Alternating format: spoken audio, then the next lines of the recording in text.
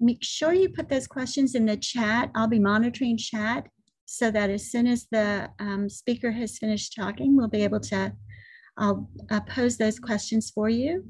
And that'll keep us on time today. Okay.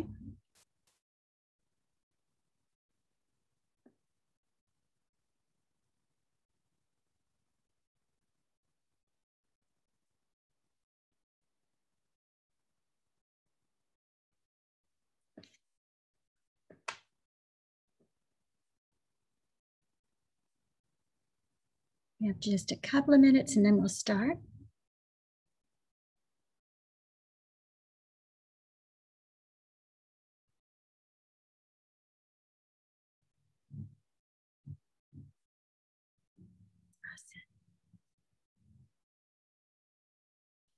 Mary, the recordings are out there on our YouTube channel and forever. You know how YouTube is. Once it's on there forever. There we go.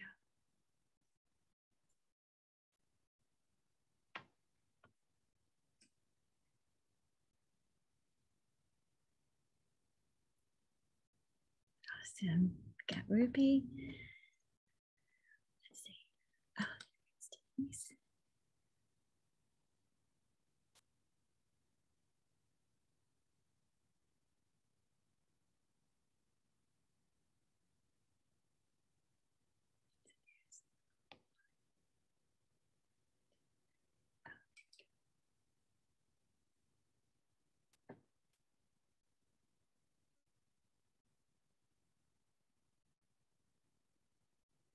Okay. All right, let's go ahead and get started. For those of you who are just logging in and joining us, we have 4 speakers today. We want to stay on schedule. So if you get a chance, make sure that all of your questions are asked in the chat. And when each speaker finishes talking, I will let them know what those questions are so we can stay on schedule. And we are ready to begin. Lisa, over to you. Okay. Hi, everybody. Glad to see y'all. I'm Lisa Tuck. I am a Texas Master Naturalist, and I was in the same intern class with Scott Ball, whom y'all usually see. I no longer remember exactly what year that was, but 3 or 4 years ago. And anyway, I'm really glad to be here and glad to see y'all. We have a superior lineup for you today. We have Susan Webb presenting on wildlife law and ethics. We have Diana Foss presenting on urban wildlife system and bats. We have Kelly Norrid presenting on herpetology, and we have Adrienne Paquette presenting on mammals, and they're all just excellent. This is going to be a truly, truly nice training session for y'all. So anyway, I would like to turn it over to our first speaker, and that is Susan Webb. And Susan, if you can tell us a little bit more about yourself, that'd be awesome. Okay. My name is Susan Webb, and I am a master naturalist with the Lower Trinity Basin chapter, and I am a retired game warden.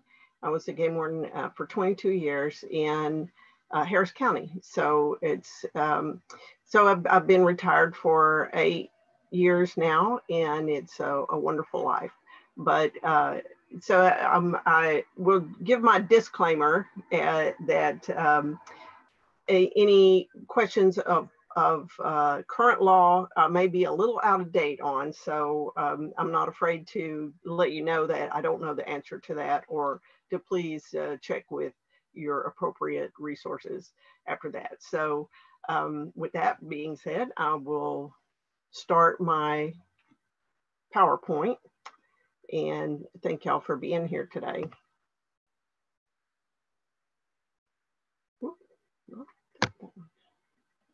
Take me a minute.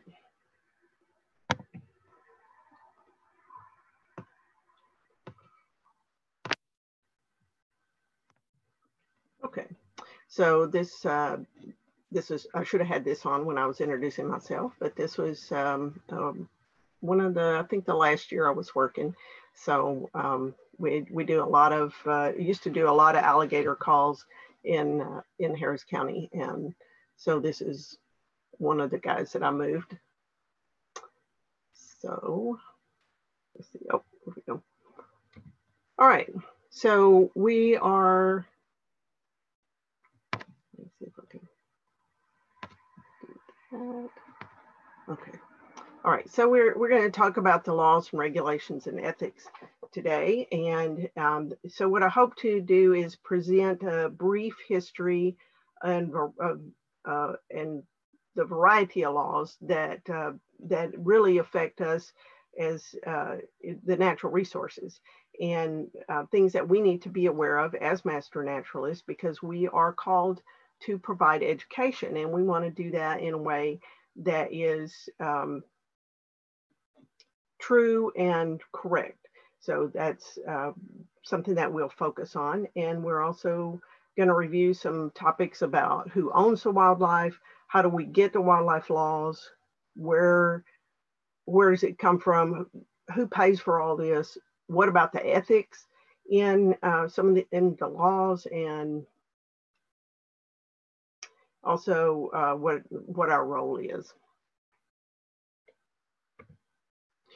So laws versus regulations, there is a difference, but the laws are established by the state, and those are called statutes. And so they're established by the legislature, and that is the legislature or the elected officials, the representatives that meet biannually. So in odd years, they are meeting to establish more regulations and address issues.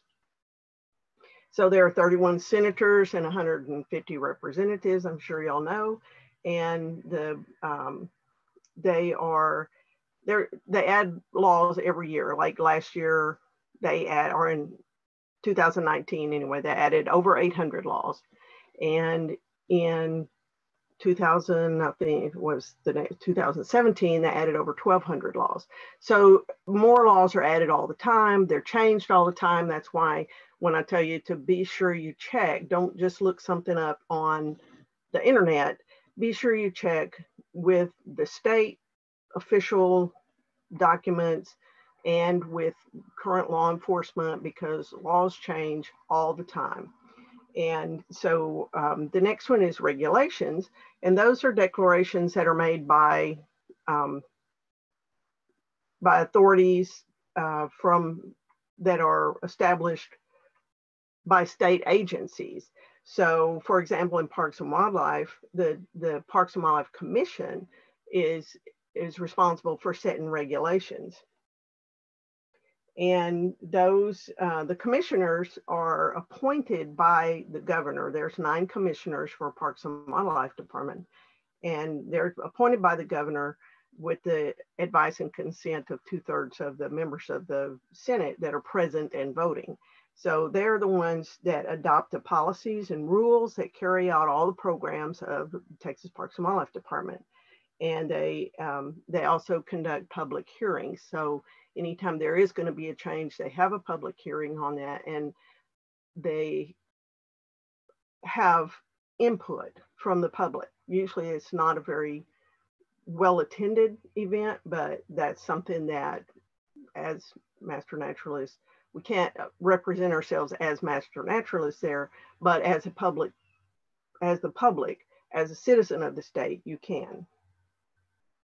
And then there's also local ordinances that are initiated by counties and cities. In addition to that, they can't be less restrictive than laws or regulations, but they can be more restrictive. So you can see that there's just layer upon layer upon layer of laws and regulations. So if something is, you hear that something is illegal in this particular way, like in your subdivision or something, it may not necessarily be a state law.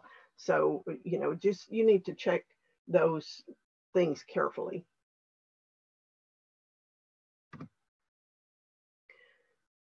So the question is always, who owns the wildlife?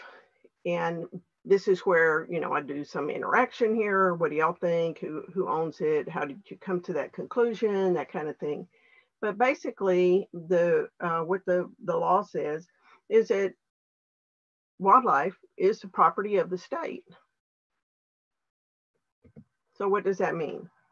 That means that what the law says, all wild animals, fur-bearing animals, wild birds, wildfowl, inside the borders of the state are the property of the people of the state. And also, all fish and other aquatic animal life contained in the freshwater creeks, streams, and lakes, et cetera, are property of the people of the state. And then also it covers the conservation of fish and oysters, shrimp, crabs, turtles, terrapins, mussels, lobsters, all kinds of marine life, also the sand, gravel, marl, shell, and so basically covers everything. And there is some level of protection of nearly every natural resource we have. So what about this? If the wildlife belongs to the people of the state, how can people have high fencing? That's a question that always comes up. And so the reason for that is the Parks and Wildlife Code says that it does not prohibit owners or occupants of land from constructing or maintaining a fence of any height on the land owned or occupied, and that they are not liable for the restriction of the movement of wild animals by the fence. But it does not, the fence does not affect the status of wild animals as property of the people of state. So that means that the wildlife that are contained within that fencing are still under the control of the state, meaning that if it's deer, they would still be required to follow any hunting regulations or that kind of thing with regards to the wildlife. So they can't just do with the wildlife as they please, but it does, it can help control the population there, the immigration or of unwanted species or of domestic species in an area, so it can help that population. But it is still a controversial issue as well. So when you look at the mission statement of the Parks and Wildlife Department, the legislature has given the authority to manage fish and wildlife resources within counties and states on that. And the mission, there's in the last time I checked with the department, we'll have to ask Diana or, but the last time I checked, there were 12 divisions in Texas Parks and Wildlife Department. And that includes the law enforcement division, the wildlife division, coastal fisheries, inland fisheries, state parks, infrastructure, and more. So sometimes they do some rearranging or readjusting, so that sometimes that's a little fluid on how many divisions there are. But they say in the law enforcement division includes game wardens, and the state parks division includes state park police and park rangers. The wildlife division includes the big game program, the small game program, the wildlife diversity program, which is what the master naturalist is under that umbrella. And that wildlife diversity program is also the urban program, the non-game and rare species, wildlife habitat assessment, and more. They do, the wildlife division does a lot. So each program has biologists that are specialized in that particular area. So just to clarify also that when somebody says the Fish and Wildlife, they usually refer to the federal U.S. Fish and Wildlife, and to that personnel, to the biologists and law enforcement agents. And Parks and Recreations usually refers to local or urban public parks and recreational public works.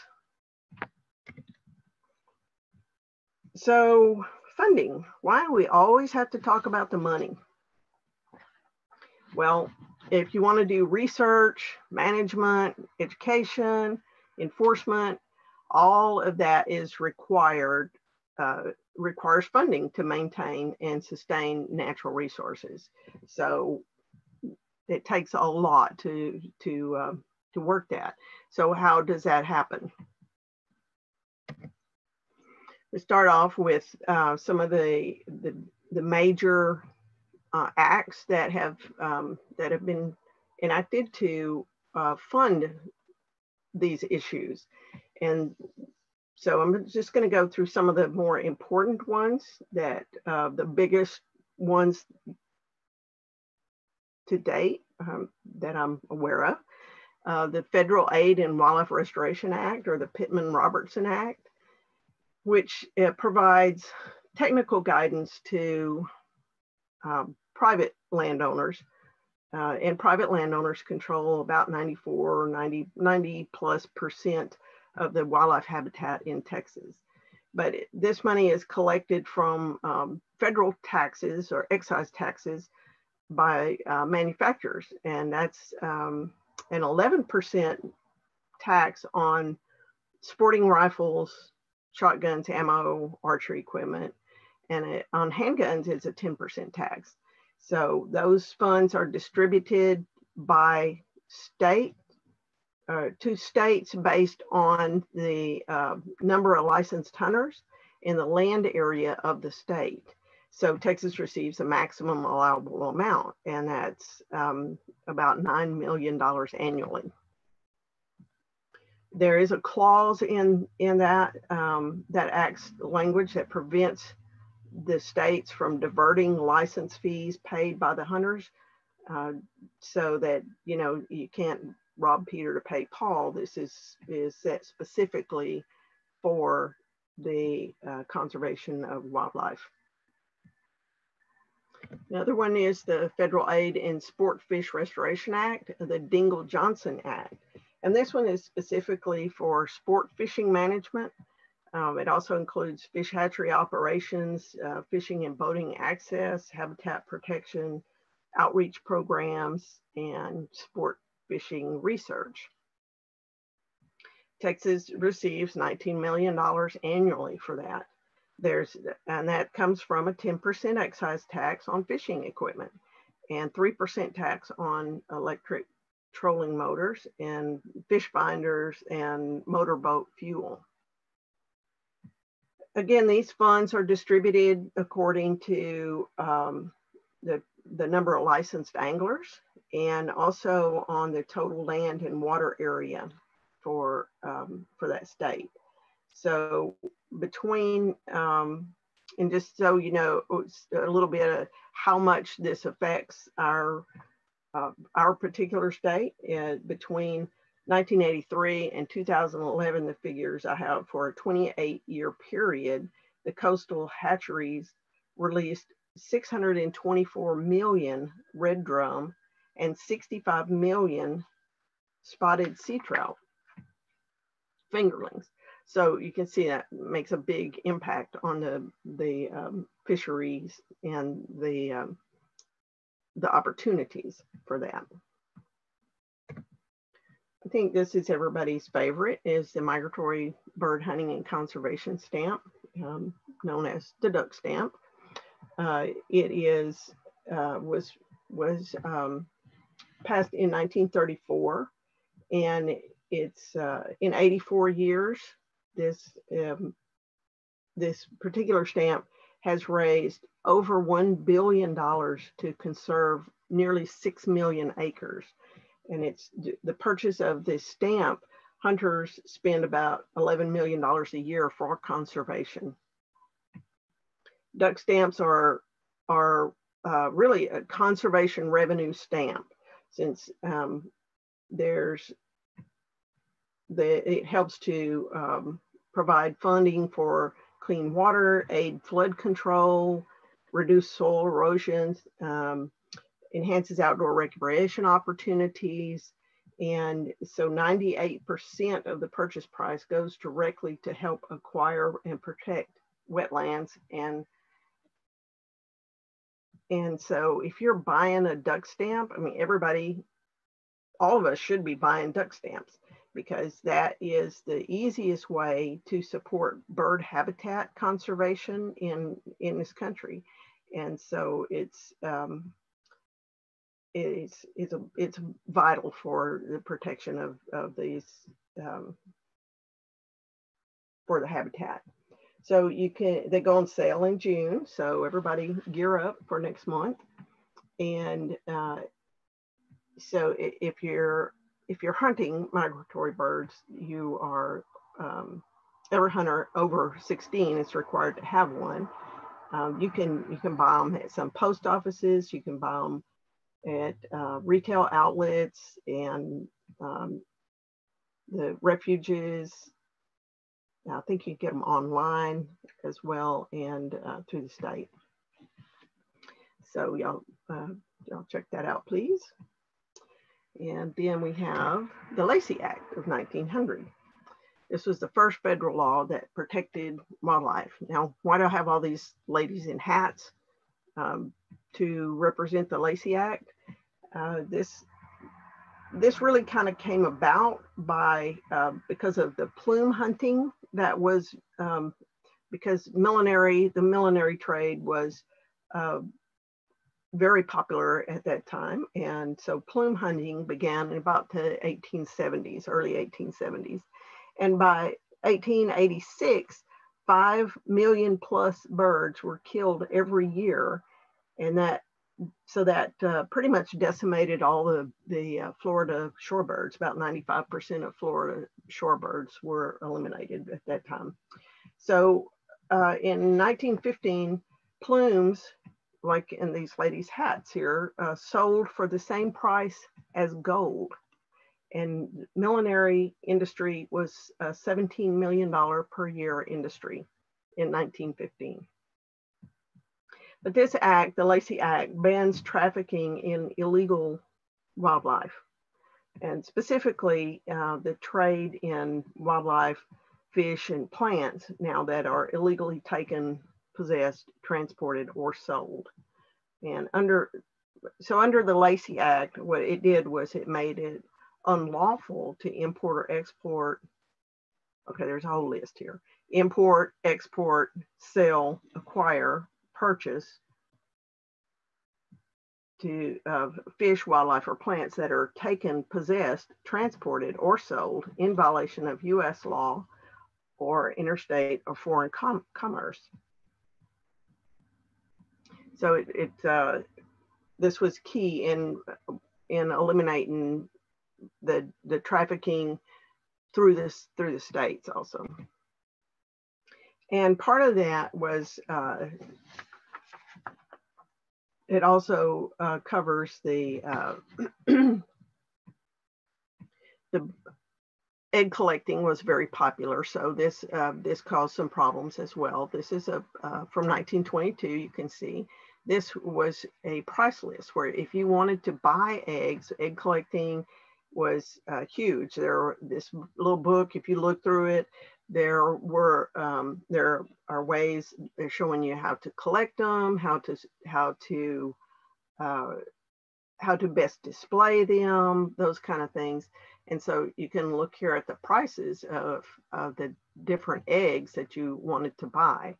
And so that was made a huge impact on the wildlife at the time as well. So this affected that too. The original act was to prevent the trafficking of wildlife and game, wild birds, and it really made it a crime to poach in one state and sell in another state, because the poaching laws were not being effective in the state. So the Migratory Bird Treaty Act of 1918 was passed in 1918 to combat overhunting and poaching that supplied the demand for the feathers. Again, the state level hunting laws were not sufficient to control that. So they had to up the game a little bit, and they made it, this statute made it unlawful to, without a permit, to possess, hunt, take, capture, kill, possess, or sell, also purchase, barter, import, export, transport, any part of a nest or egg or any such bird. So it doesn't say that if, you know, in the law now, you know, that Kelly and Diana may have more information on this, or there is a lot of there is a broad interpretation on some of this, but to the letter of the law is that even picking up a single feathers or a bird nest that is vacant, that kind of thing, is really, according to the law, is not a legal situation. Because take is defined as the pursuing, hunting, shooting, killing, trapping, killing, capturing, collecting, and so that kind of covers all of that. It doesn't discriminate between live or dead birds. And there are over 1,000 species that are currently on the list that is protected. So we move to the law enforcement aspect of things, and we have game wardens here in Texas. We're referred to as game wardens. In some states, they're conservation officers. There's some different terminologies, but game warden is here. In 1861, the first game laws were enacted, and that was to establish a closed season for quail. In 1879, the first general game laws were enacted, and in 1919, the first game wardens were hired, 6 for the entire state. So those guys were pretty bad guys, I think. But now we have over 500 to patrol the state, which is still spread pretty thin across the state. But Texas game wardens we're fully commissioned state peace officers, so we can enforcing state laws, and that can include all state laws. And we hold dual commissions as deputy federal agents under the U.S. Department of Interior. And all sworn Texas peace officers, so any police officer in the state of Texas, may enforce all state laws, and that includes Parks and Wildlife Code. Although some agencies do restrict their officers from enforcing some regulations, like you might not come across a trooper who is enforcing a fishing law. It could happen, but you're probably not going to, because everybody's busy with their own little bailiwick. One of the big differences in the way game wardens work has to do with one of the laws that is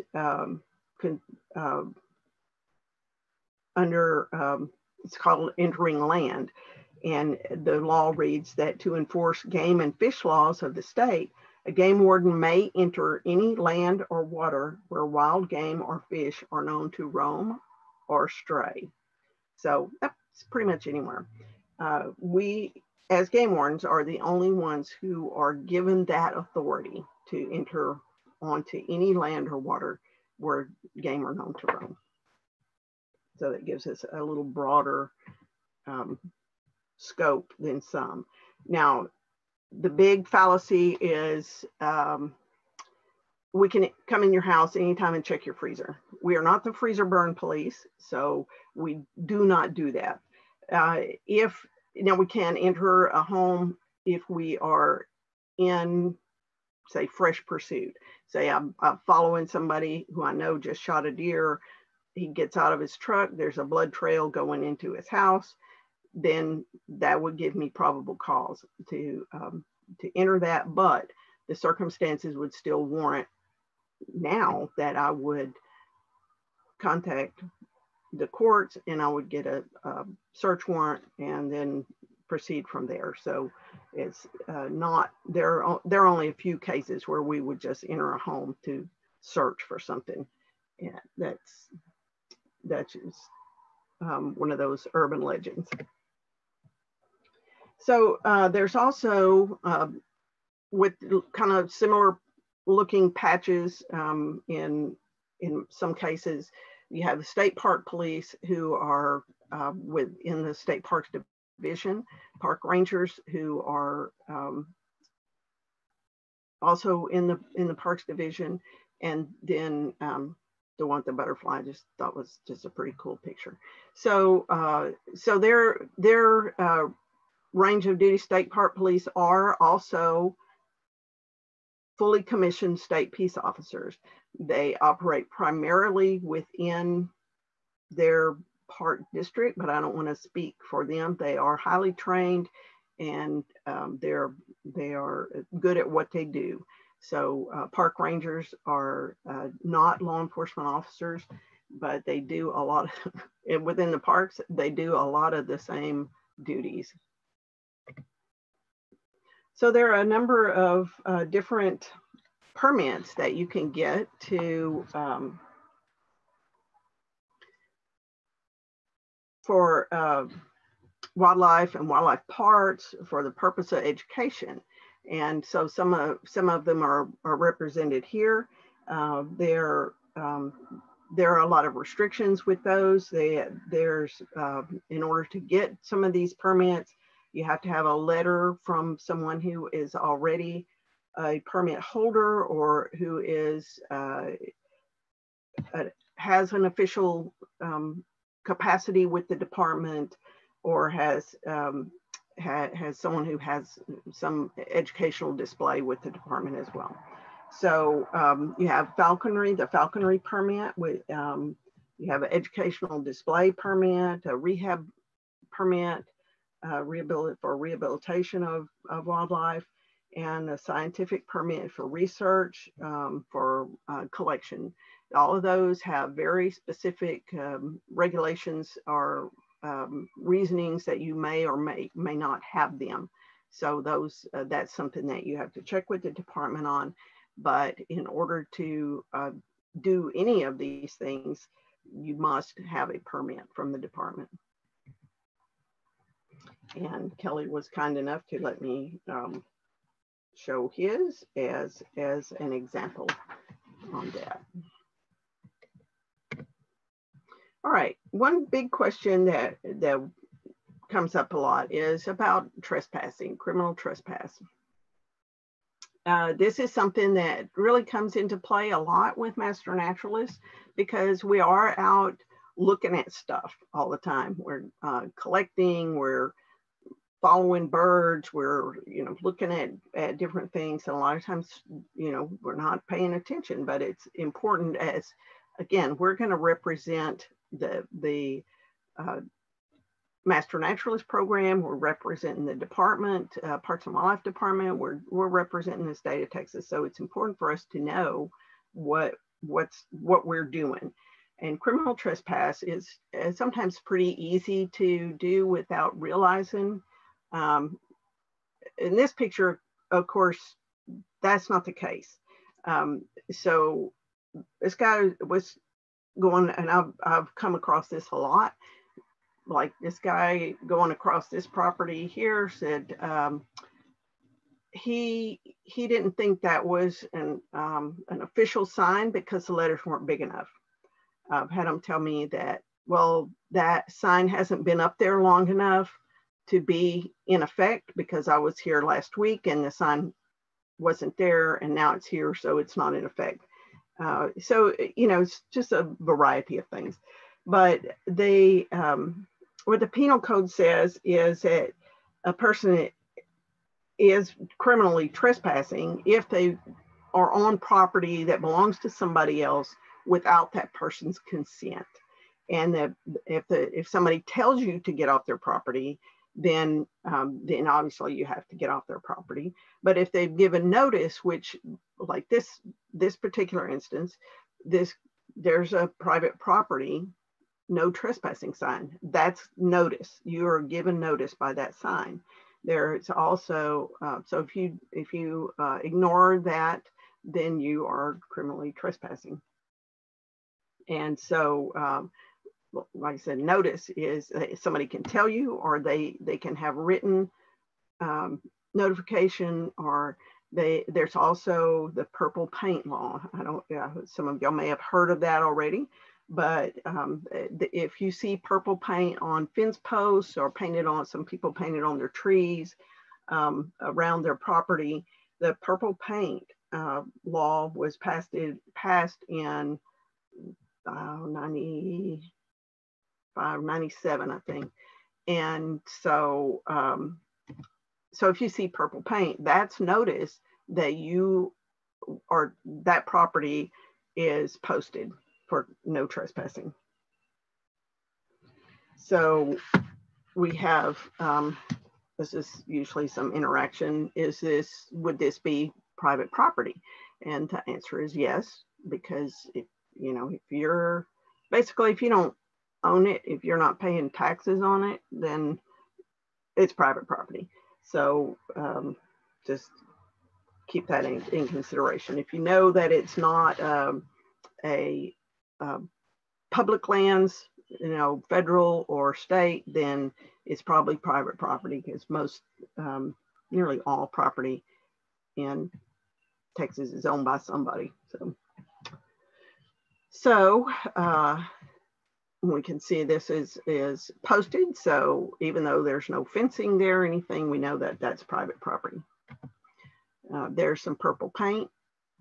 You can see there are certain restrictions on the type of, it has to be, certain height from the ground. It has to be a certain width and has to be spaced so far apart and that kind of thing. So this is just a really pretty purple gate that was, there's no fencing there, but this gate goes across the railroad crossing there. So you've been given notice that you are not to enter that property.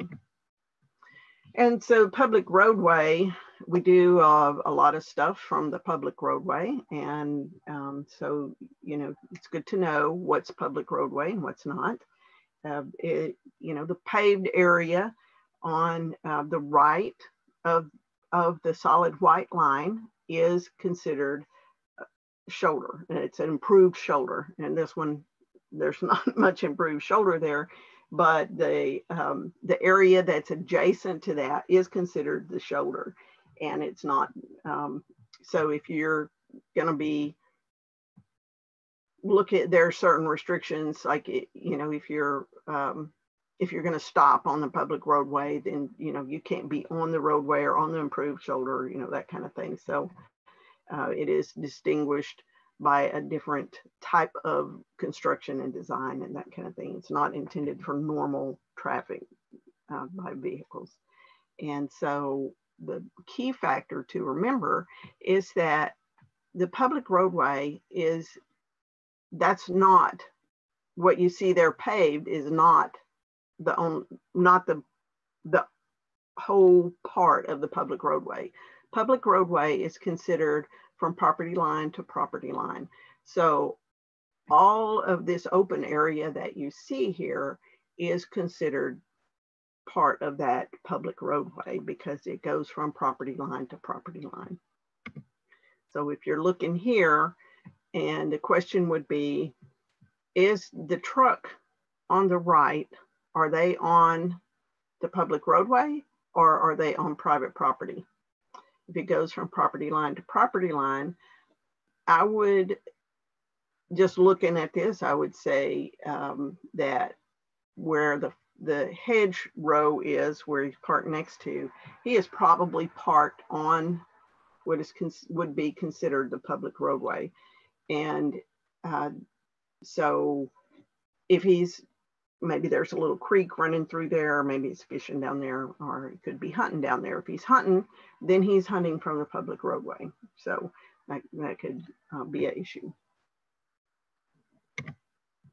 So ethics, we talk about ethics a little bit, and that's huge for us in the Master Naturalist program, because we are representing the program, the department, the state. And so we want to be very cognizant of the ethics that we are presenting. And so usually we discuss what are ethics. And so they, if you look at the definitions of them, then it's dealing with what's good and what's bad, what's morally correct. And that could be different from person to person. Morals have to do with your individual beliefs. It has to do with your own principles and regarding what's right and wrong. And some of that can be influenced by our upbringing, by our by the culture, by the area we live in. So it can be influenced by a lot of different things. What may be ethical to me may not be ethical to somebody else. And sometimes things that are legal aren't necessarily ethical. And so they may violate somebody else's ethics. So there are a lot to take in on ethics. So if you're looking at the things that influence ethics, usually attitude is kind of the main factor on that. And so those are things that you need to think through some things when we're presenting our programs. So although Leopold says ethical behavior is doing the right thing when no one else is watching, even when doing the wrong thing is legal, which I think covers it pretty well. So then we have a discussion about some different ethical issues here. So some of them are usually controversial. Some are not so much, but if we look at this, we say, okay, some people see the deer hunting with bait. That may not be ethical to some people. It is legal, but some people don't feel that that is a fair way to entice deer to be shot.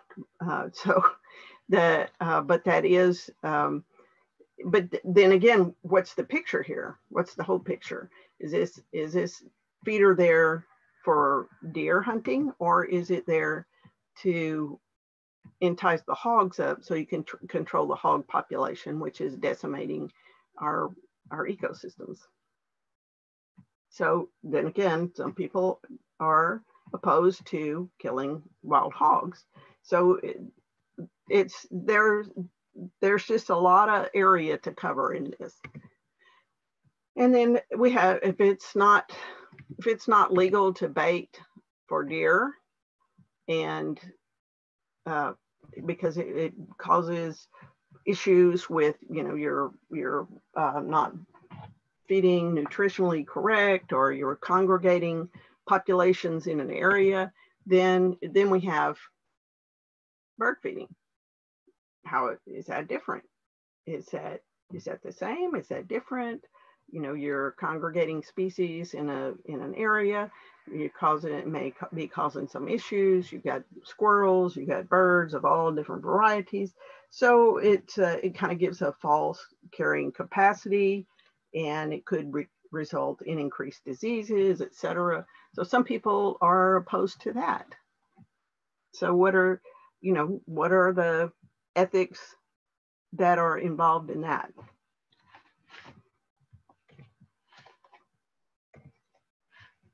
And then this is another very controversial.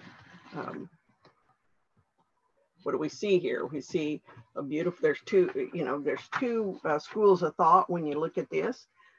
One is, oh, look, looks like a beautifully wild-scaped garden with a lot of native plantings, and and then the first thing some people see is, what's that cat doing outside?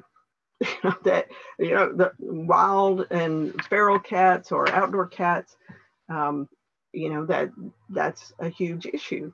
So the controversy abounds on the cat issue, cats and wildlife.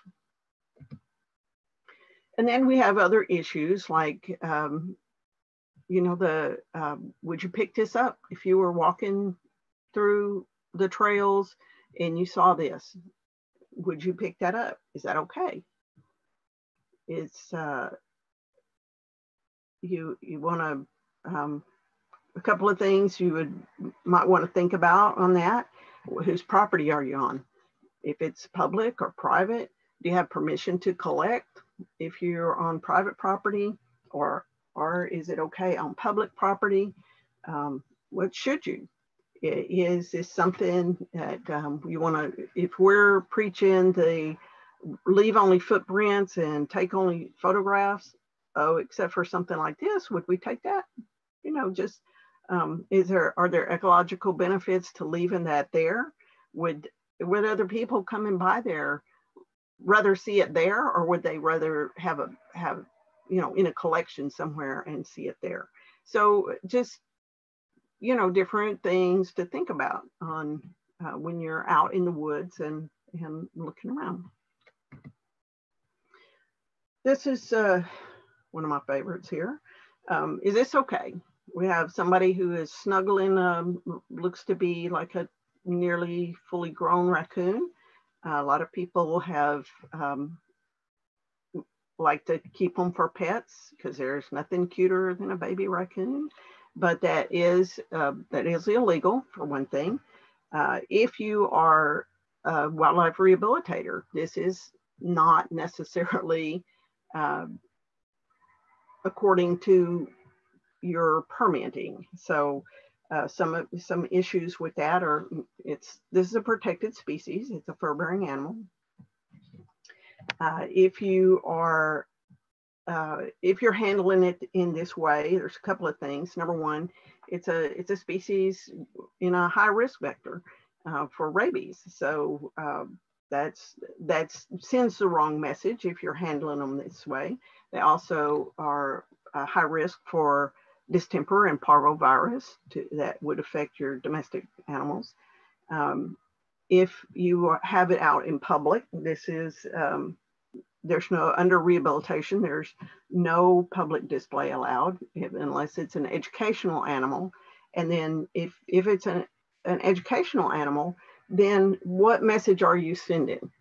You can tell people don't handle them, but if they see you handling them, that's the message they take. So, but the habituation, the imprinting is detrimental to them in their survival and in public safety. So, so this is not the message that we want to send. Okay, and so then there's something that we don't think about as much, and that is gathering of seeds. You think that, well, that's pretty basic. That's kind of seeds. There's millions of them. But I just did a little kind of a research on the coastal prairie restoration at the San Jacinto Battleground, and these are 4 of the species that they are restoring there. And so one of the regulations in Parks and Wildlife Code is the rules of conduct in parks. And it's an offense to collect, cut, or remove any plant life in the parks and any geological features. And so that could be a federal and state law protects the collection of plants and animals and artifacts in different areas. So if we figure, okay, well, I'm just going to pick up a few seeds What's the big deal? Well, let's just look at it this way. In one day at Sanderson Battleground, they have 12,000 visitors. If 12,000 visitors, if 50% of them took home a half an ounce of seeds, half ounce, that would be 187.5 pounds of seeds. And that would cost about $3,000. If 25% of the visitors took home a quarter of an ounce of seeds, or 47 pounds, it would cost $700, over $700. So if the 12,000 visitors took home 10 seeds each of a common milkweed plant, that cost to replace that would be $36,000. And I base that on the from the Native American Seed Catalog, one packet of milkweed, common milkweed. There's 10 seeds in one packet, and it's $3 a packet.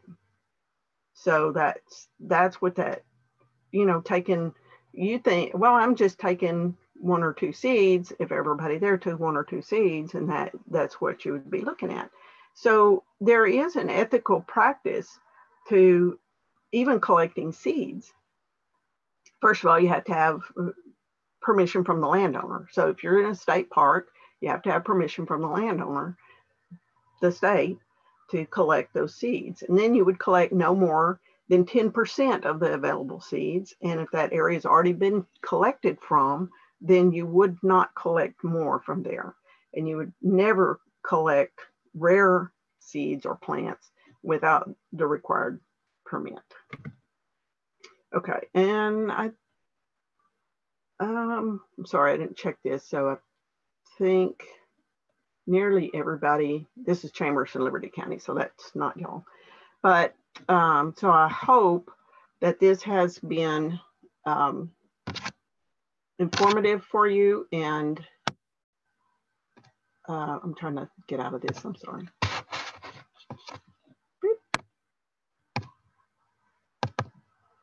Okay, well, I can't get out of there, so. Oh, there we are. All right. Okay. Now, do we have questions? We do. We had, let's see if I can go. Here we go. The very first comment we had was, my understanding is that the state passes a law and the agency passes a regulation that provides the rules for how that law will be enforced. Is that a correct assumption? The laws are passed by the legislature, by the state, and the commission then assesses, say, the commission will assess things like they address the limits to the number of fish that you can take, or the deer season, things like that. So if that's kind of what they mean. So yeah, they adopt the policies and rules that carry out the programs of the department. Someone wanted to know how the Lacey Act affects emu farms. And since they aren't native, I was supposing that they were just, because it's farming, it's just like a chicken. I might leave that more to Diana and Kelly, because they are not a native species. And I'm not sure if emus are covered under the agriculture code, or they're not addressed by Parks and Wildlife Department. Yeah. Someone wanted to know about collecting seeds along public roadways. It's the same ethical situation there. On a public roadway, you do have to be legally parked on the public roadway, or not on the public, off the public roadway. And if you have to look under the traffic code on what is legally parked on the public roadway. So that's where a lot of people get into trouble with that. Also, you don't want to be parking your vehicle on the side of the road when there's high grass, especially if the grass is kind of dry, because you will start a nice fire out there. So be careful with that. But again, it's still ethical collection of the seeds. And because if you want wildflowers on the side of the road, if everybody stopped and picked seeds, or if you see everybody that stops to take pictures, if all of those people collected a handful of seeds, then we wouldn't have any wildflowers on the side of the road next year. So again, ethical collection is really the key. Now, I had a question because I have helped rehab possums. And I don't know if this is a question you can answer, but as a master naturalist, maybe you can. We were told that as master naturalists, we weren't allowed to count those rehabbing hours as volunteer work because the animals were native to Texas and they were common, like possums and raccoons but people who rehab like owls, the raptors, owls and eagles and things like that, I was supposing that they could count those as hours. Have you heard anything about that?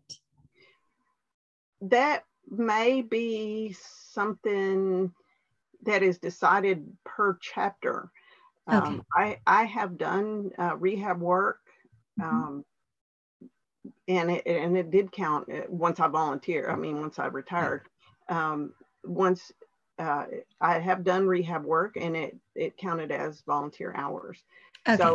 So it may just be a chapter thing, because those species that you mentioned, opossums, raccoons, squirrels, those are all native to your chapter area. So it seems that they would be allowed, because we're managing them as well for populations and health and things.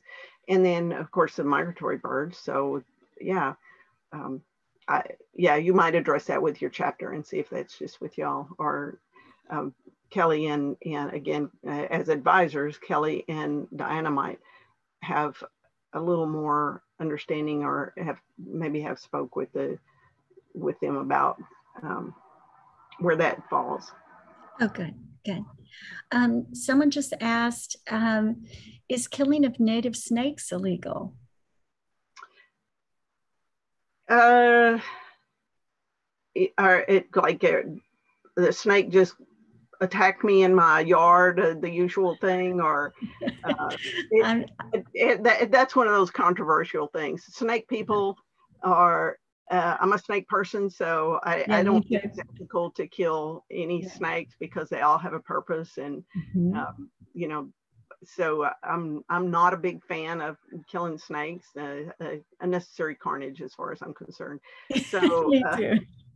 It's while it may not be illegal, I wouldn't consider it ethical. But again, that's the problem with ethics, or not the problem, I guess, but is that it's not ethical to me. But I'm sure that people who are not snake people think it's perfectly ethical. So now there are protected species of snakes that, yes, it would be illegal, like timber rattlesnakes, and in East Texas, and a variety of different snakes that are protected because of their status. So that would be illegal. So before you chop them into a million bits, make sure you identify them correctly. That's right. Before you get out the hoe. That's right. Oh yeah. I've learned so much more from becoming a master naturalist, when immediately the instinct when I was growing up was, my dad would run and get a shovel. That was his answer to every snake. And he was quite the outdoorsman, but snakes, and some people like that, let's see. I think those are all the questions we have so far. I just wanted to ask you, what is your favorite animal to rehab? I like possums, opossums a lot. Just because they're they're cute as bugs when they're little, and bless their hearts, they live hard and fast, and they do such a great job in the environment. And you know, they don't want to hurt nobody, and you know, they're just I like them. Yeah, maybe because they're the underdogs, but you know, those are my favorite too. And they don't pee on you like a squirrel will. Yeah. Squirrels are like, I'm going to pee anywhere. Yeah. Okay. So let's see. Oh, someone said, do you visit public schools because you would be a fantastic hometown hero for girls? Oh, I used to do a lot of programs with the Girl Scouts in the because I was a lifetime member of Girl Scouts, and I did a lot of programs with them. I did a lot of public school programs, so yeah, I enjoyed that a lot. Yeah. I can't wait for everything to open back up so we can start doing that again. It's coming. Our days are coming. Thank you so much. I so appreciate you coming, Susan. That was wonderful. Oh, and if anyone has any further questions, I will email them to you and we will share them next time. Okay. And feel free to check with your local game wardens. Again, don't rely on, you know, some blog you read somewhere for information. Go straight to the source. Go to the Texas websites, or go to the local game warden, or your regional office for law enforcement, for game wardens, if you have questions about any of that, and they'll be glad to help you. Perfect. Thank you so much, Susan. Thanks for having me. And now we are on to Diana. Diana, are you ready to unmute and show us your screen and show us you? There's Diana. Diana is our advisor from TPWD. And I will say, before Susan, well, I think she just left, but Susan's also on the Houston bat team. And so she does talks, even when she isn't admitting it. So she does talks on the boat. So anyway, she's done media stuff too for us. So it's pretty cool. Anyway, okay, so are you guys ready to switch slightly? So we're going to start on urban systems. Let me flip up my slides here.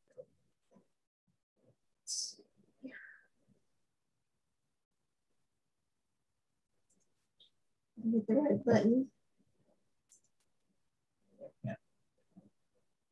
Okay.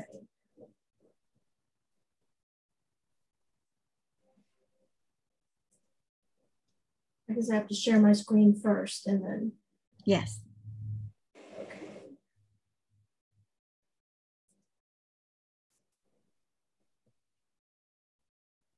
I see your screen, Diana. Okay. Can you guys see my screen that says urban systems? Yes. Okay, awesome. Is it annoying to have my little picture up there? And is there a way to take that off, or? I think what Susan did is she stopped sharing her video. Okay, I can do that. I can figure out where that's at. All the way at the bottom on the left-hand corner. Okay, there we go. Perfect. All right. Okay, so we're talking about urban systems here, and it's not the most necessarily fun topic. Susan made hers really fun, and I'm hoping I don't put you to sleep on this one. So the first part of this is a little bit depressing because it talks about how we impact systems, right? Ecosystems in our area and elsewhere. Anyway, so I forgot to introduce myself. Diana Foss. I'm an urban wildlife biologist. I work in Harris County in Houston. I work with Kelly Norrid, who's also going to be your next speaker. And so we cover kind of this whole area and surrounding counties. We work into those surrounding counties, usually on urban stuff when the other biologists don't really want to deal with it. So anyway, I've been with Parks and Wildlife 28 years now. And it's been amazing how much Parks and Wildlife has changed and how much it hasn't changed. So Susan was asking about number of divisions within Texas Parks and Wildlife, I don't have the faintest clue. They change them all the time. You know, it's like lumpers and splitters, right? So some they consolidate, some they take apart. I don't know. I don't know how many we have right now. So anyway, okay, urban systems. Sorry, I'm getting scattered. So unfortunately, the image that you see when you talk about urban areas is endless houses, endless roads, and you kind of think, where in the world does wildlife fit in this kind of a system? And it's kind of amazing how adaptable some wildlife species can be, whereas others obviously are not, and they're not found in these areas.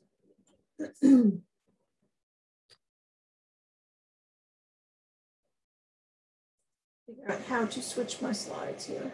There we go. All right, are you seeing a picture of the sky? Night sky. We are seeing the night sky, Diana. I'm also seeing your next slide. So I think we may be on the presenter view instead of the. How do I flip that? Let's see.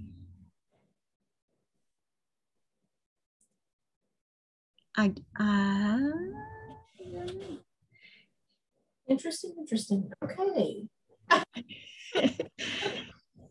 Yes. Wait So a second. Oh, there we go. Yeah, let's look in there. Swap. There you go. Okay, did that work? You did it. Hopefully. You got it, Diana. Thanks. Oh, sorry, you guys. That's okay. Crazy, but all right. So John Burroughs, a quote from John Burroughs said, "I go to nature to be soothed and healed, and to have my senses put in tune once again." And this is a picture of the night sky in Maine, and it's one of my favorite images when I think about Maine, the coast of Maine, and looking at all the stars at night. And if you think about various places that you've been that have just been one of those moments when you go, you know, this is soothing, this is peaceful, this is where I want to be. It's amazing how attuned to nature we can be and how much we need nature. And I think a lot of us in the Master Naturalist program and in Parks and Wildlife, you know, this is the kind of thing that we seek when we're highly stressed. So there has been research done about how much we need nature and how much nature helps us. So one of the studies found that more than 2/3 of people chose a natural setting to retreat to when stressed. So when you think about this whole COVID 2020 thing, people going outdoors, you know, even though we were wearing masks and trying to social distance, we were still walking and getting out, looking at green, even sitting out in the backyard, you know, was a big deal. Just trying to escape the urbanness, you know, man-made structures and things like that. Another study found that natural landscapes gave a stronger positive health effect when compared to urban landscapes. So just looking at natural green space was important. Views from a window, just looking out a window. So if you think of, like it hit home for me when my mother was in a nursing home, and just looking out the window on green space was important to her. It was less stressful. So people after surgery, they found that patients after a surgery with a view of nature out the window suffered fewer complications from that surgery. They used less pain medication and they were discharged sooner than those who were looking out on a brick wall or on concrete. Other studies have shown that within 3 to 4 minutes after viewing nature scenes, blood pressure, respiration rate, brain activity, and the production of stress hormones all decreased, and the person's mood improved. So if you've been to a hospital lately or to like a medical clinic or something like that, and you look at a lot of times the framed pictures on the walls are of natural things. It could even be a child with a pet, you know, a dog, a cat, could be paintings of a forest or something. But a lot of the medical clinics and medical field are really getting into all the you know, the nature scenes and things. So in a stressful area, like if they're drawing your blood, if you can look at a photo of something natural, it helps you stay calm. So the other thing I'd say about natural areas is it gives a place for wildlife to be rather than places not to be, right? There's so many times when we get, Kelly and I get phone calls about, you know, oh, I've got a fill in the blank, you know, a possum, a snake, a something in my yard, and come and get it, you know, Parks and Wildlife, it's your animal, come and get it. Or, you know, they're frightened and they can't go outside, right? But if you have a natural area, even if it's a green belt or a creek side, you know, a creek that goes through the neighborhood, even a green ditch, you know, it gives wildlife a place to be, like a little corridor, rather than some place where they shouldn't be. So what's replacing the natural areas in our area? Most of it's lawn, you know, exotic plants that we buy at who knows where, you know, big box stores, buildings, houses, parking lots, all of it's kind of man-made stuff, you know, urban sprawl. Not a lot of us are putting stuff back in to make it natural. And hopefully Carolyn will be able to talk about the program that Heartwood is starting up to help put some of that nature back in. But where will our nature be in the future, right? In our yards, hopefully, right? Around our businesses, along our creeks. If we're going to have nature in the future, we need to start now, because as fast as we are developing areas, we're taking out natural spaces quicker than we can replace them. So I saw Houston Galveston Area Council has a map of what they think by 2030, what the natural landscape is going to look like. And it was amazing how denuded of nature a lot of our counties were in this area, drastically reduced, you know, 50% of the bottomland forest gone, you know, prairie systems already decreasing now and dramatically gone. So how can we help put some of that back in? Because once we lose those habitats, we lose the wildlife species that go with those habitats. So the more diversity we have in the habitats, the more diversity we'll have in wildlife. And sometimes just by planting certain plants in your yard, you're increasing the diversity for that wildlife, and they will find it, they will come. It's so true, you know, that old thing of if you plant it, they will come. It's very true.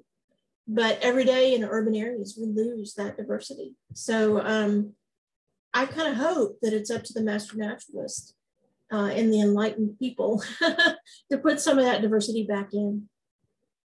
So some of the things we do when we develop creates situations that are difficult for wildlife to try and overcome. And one of those things is habitat fragmentation.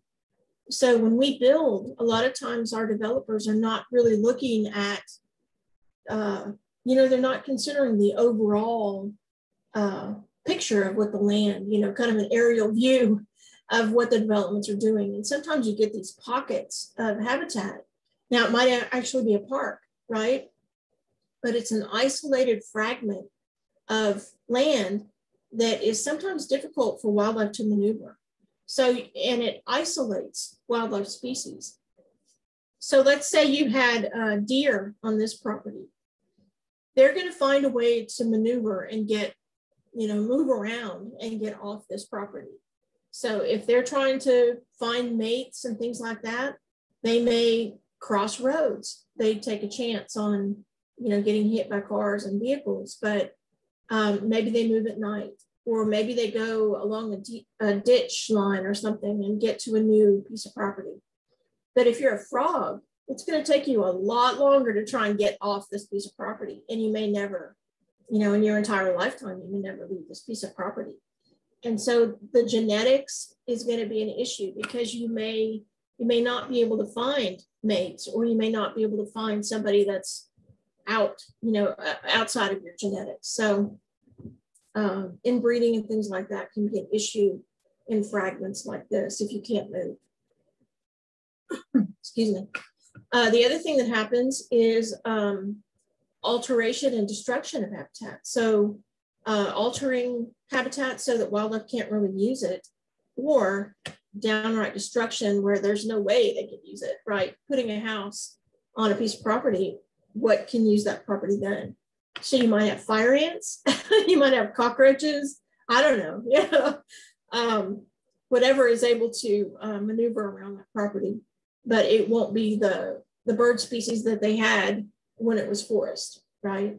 So if you look at the picture of the forest there, in a forest, there's layers of habitat. So there's the canopy, that's the very tall trees. Then you've got some mid-story trees a little ways down. Then you've got the small trees and the understory. And then you've got ground covers. And most of the bird species and wildlife species use the bottom 2/3 of that habitat, of that forested habitat. And so unfortunately, a lot of times when we are developing, we take out that bottom 2/3 of the habitat. So in order to have wildlife species use your property, you need to put some of that back in. So put the understory back in, or put some small trees back in, or something to build that understory layer back up. So the other thing that happens when we take out like the forest vegetation or the prairie or whatever, we leave the soil bare, and it starts to compact the soil. When rain falls on it, it moves the soil around. We may end up with runoff, right? Soil running off into the storm drains. There are rules for developers on certain size pieces of property that they have to put up erosion barriers, right? So that black plastic stuff around the edge of the development so that it prevents erosion or soil movement, sediment in the storm drains. But it still doesn't heal the soil. So if you try and grow something on that soil, it's a lot more difficult. The higher the sun beats down in the soil, causes higher soil temperatures, kills off the microbes in that soil. And so it makes it a lot more difficult for plants to grow then. So a lot of times in order to rehab that soil, you have to put compost or mulch or things like that back on to try and reestablish the microbes. And then the other thing that happens is that as we develop these surfaces, not just hard packed soil, but actually concrete and other layers of hard surfaces that causes the water to run off rather than infiltrate into the soil. And so as the water runs off, it carries with it all kinds of pollution and chemicals and things like that into the bay, into Galveston Bay, and then into the Gulf of Mexico. And part of the issue is flooding. So one of the things that happens with impervious surface, the more hard surfaces we have that don't soak up that water, it ends up with flooding. And we're seeing that happen now. So even though you haven't flooded now, maybe your house hasn't flooded, you need to watch for what happens around you, because if they put in a new housing development, it might have changed the hydrology of the water, and you may end up flooding this time, right? So it's kind of it's a big issue here, and water management is a big issue. Some of it, the problems, we've created it ourselves, but hopefully we can manage it ourselves too. One of the things that could help us is if we had riparian areas along our bayous and creeks and waterways. But in the old days, they wanted the water to move off the land quickly. So drain off and move away quickly. And so one of the solutions was to concrete line a lot of our creek beds. So we have these systems that are not ecologically I guess viable would be a word. They just don't work from an ecosystem standpoint. So when you concrete in a system, you're removing any of the vegetation, any of the root structure, any habitat, right, that's available. There's no pools, there's no deep water, there's no food web. You may have some exotic fish species that can handle the heat, the hot water, and handle this situation. Maybe there's some that eat algae, right? And we're seeing that in some of our bayou systems where we have algae eaters that are exotic fish and they can survive, whereas a lot of our native fish cannot, just because of the way we've constructed some of our bayous. Some systems, they've lined the creeks, but they've put the habitat on the upper edges, which is, I guess that's a step forward. I'd much rather have it look something like that, right?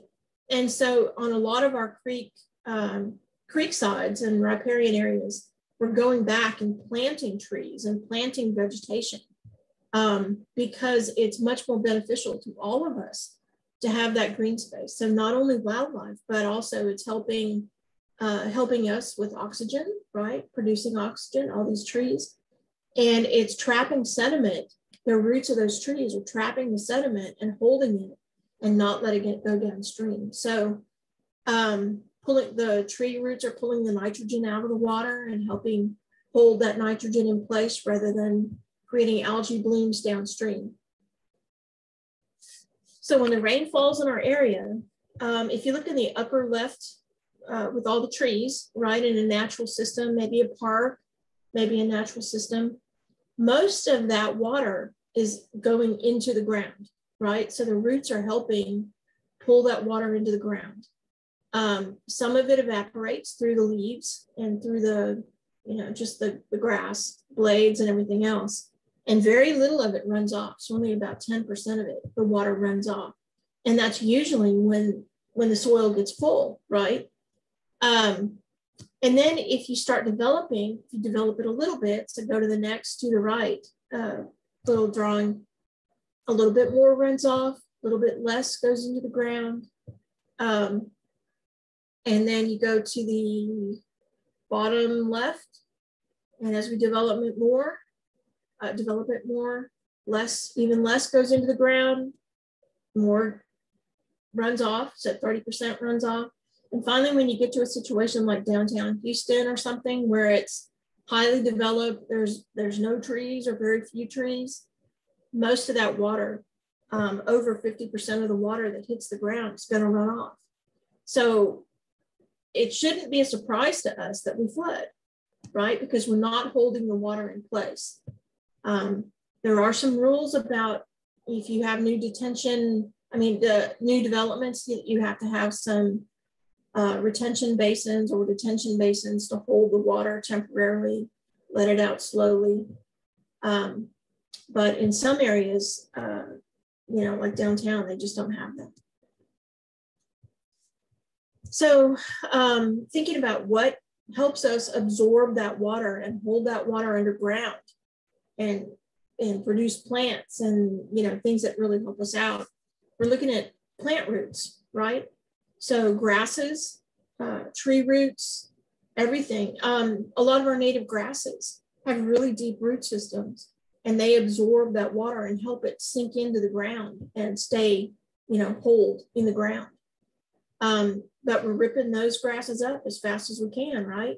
If you look in the, on the left-hand side, you'll see where the turf grass, like St. Augustine grass, look at how shallow the root system is, right? I mean, you can go out there with your hand and pull up St. Augustine grass. But our native grasses and our native perennials are the ones that are actually having the deep roots and holding that water deep. One of the things we do, we talked about it earlier, is simplifying the habitat. So we go in and we take out the bottom 2/3 of that habitat because that's what we like, right? We like to be able to see our surroundings. If you talk to a police officer, this is a little community park. You talk to a police officer that has to drive around and make sure that the public is safe. They like this situation because they have an endless view into the park, right? So they can see if there's any trouble. However, this simplification of the habitat has also simplified the diversity of wildlife that's going to live there. So the animals that need that thick vegetation or the berry producing plants, seed producing plants, things like that, they're not going to be there. So in this habitat, you've got grackles, you've got, I don't know, maybe blue jays or something, squirrels that can use the trees, but you've simplified that habitat and simplified the wildlife also. So diversity is low in this situation. And also when we plant vegetation around our houses, we're not really going to the native plants as much. So there are people that are promoting natives more. Kelly and I promote native all the time. And so does Parks and Wildlife. You guys are super lucky in that you've got at least 2 of the best native nurseries right up in your area. So the Arbor Gate and Nature's Way Resources, they both have awesome native plant nurseries. And so there's really no excuse not to buy native, right? It's easier to go to a big box store or some other nursery and buy whatever they've got. Now, the one thing they'll tell you is the plants that you're buying, oh yeah, they don't have any insect problems. That's because they're from some other country and the insect that fed on that plant did not come over with that plant. So yeah, they're hardy here. They can be invasive here, but they're not helping anything either, right? So our native insects aren't eating them. And so they're not getting any benefits from those plant materials. So you're creating kind of a sterile habitat by having exotic non-native plant species in your yard. It might be easy maintenance, but you're not going to see the butterflies and things like that in your yard. So why native plant species? One of the things, they're better adapted to the growing conditions here, right? They have been here for millennia and they've learned, what to do in a drought, what to do in a flood, right? Just kind of hold still and hunker down and you'll be fine, right? They're more familiar to the wildlife species that are going to be using them. So those relationships with the wildlife species have been established for a really long time. And so those animal species, they raise their young to know, yeah, use this plant, get seeds here, eat this, this time of year. And they're more resistant to the insect damage and diseases that we have here. Again, they've been around for millennia. They know how to react to this stuff. Now, the other ones, water conserving. When we have droughts, a lot of people, they shift to native plants and they say, oh, I'm going to use natives because they require no maintenance and no water. And that's not true. They're still plants, right? They require some maintenance and some water, but it's less usually. So anyway, but they have a lot of benefits to us and to our landscape. So I'm pulling from Douglas Tallamy.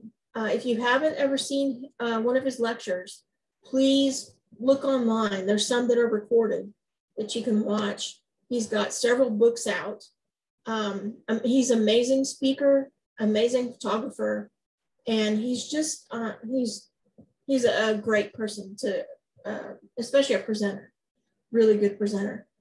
But one of the things out of his book, he talked about chickadees, right? So he received a bird nest from a neighbor, I guess, as like a housewarming gift or something. Put up the bird nest, bird box, and he had a family of chickadee, or he had a couple of chickadees move in. And so being the photographer that he is, and he's also an entomologist, he wanted to know, what are the chickadees feeding their young? Because he was assuming that there's 2 chickadees in my box, they're probably building a nest and they're going to be feeding their young. So he set up his camera and started snapping pictures and IDing the insects that were brought to the nest box. Well, what he found out was that the chickadees were feeding their young primarily caterpillars. So that's really important because those caterpillars are a huge source of protein for young birds. So when they're growing as little nestlings, right, they need that source of protein. So the birds were finding caterpillars and bringing them in. So he said, well, how many caterpillars does one nest of chickadees need, right? One clutch. So he started counting what were brought in. And he said they brought in 390 to 570 caterpillars every day to the nest. And of course, it depends on the number of little chickadees in there. But so they fed the nestlings for 16 to 18 days in the nest. And then several days after the little birds came out of the nest and were hopping around the ground. So the answer to his question was they fed between 6,000 and 10,000 caterpillars for one nest of little chickadees, right? One clutch. The reason that the chickadees chose that nest box and chose his yard is because those caterpillars were there. The caterpillars were there because the native plants that they feed on were there. So he influenced that nest of chickadees because he planted native plants in his yard, and those native plants were what the butterflies and moths laid their eggs on, and then those little caterpillars were what fed the chickadees. So he and his students have come up with lists of native plants and moths and butterflies, the species of moths and butterflies that use those families of trees, right? Trees and bushes. So for the mid-Atlantic states, which is where he's at, they found out that oaks were the most important family of trees because they fed 534 species of butterflies and moths. So that's primarily where the butterflies and moths were laying their eggs, and that's where the caterpillars were eating leaves, right, on the oaks. Prunus is another big family. So plums, black cherries, things like that. And you can see 456 species of butterflies and moths were using those trees. You can kind of go down farther. Look at the non-native species. So ligustrum, they counted 24 species of butterflies and moths, which I was surprised. I didn't think there would be that many on there, but only 24. Look at Chinese tallow tree. Only one, and it's the Chinese tallow moth, right? That's the only one that lays their eggs that eats the leaves of the Chinese tallow. So when you consider what you're planting in your yard, non-natives versus natives, which one are going to be more beneficial to the wildlife species? Well, based on his charts, it's going to be the native species. So the more natives you have, the more food sources you're going to have, not only for birds and other wildlife species, but also to raise the young for that next year. So the other thing too to consider when you're talking about wildlife in yards is pesticides and herbicides. So one of the things we do, oh my gosh, we've got an infestation of something, right? And we go out and spray it. Well, that spray sticks around a lot of times. And if we're not spot treating, some of these species can really be impacted because you're taking away that food source, right? Those insects that all these different species are feeding on. So we've got birds and frogs and toads and lizards and everything else that are our daytime insect control. And then we have bats and things like that that are our nighttime insect control. So if we can cut back on the use of insecticides and pesticides and really target what we're trying to take out, right? And only hit that, or use an organic method of some sort. I mean, that's even better. So anyway, we have a lot of impacts on things and we don't really think about it. And then also through negligence or through on purpose introduction, we've introduced a bunch of different non-native things. So the bottom left is, I call them plecostomus, but they are algae-eating fish that normally are found in aquariums. And they've been dumped, through the sewer system or dumped into bayous and creeks and things like that. And now they are a huge problem. They burrow into the banks, cause sedimentation. They've gotten huge. They bust through nets. I mean, they're crazy things.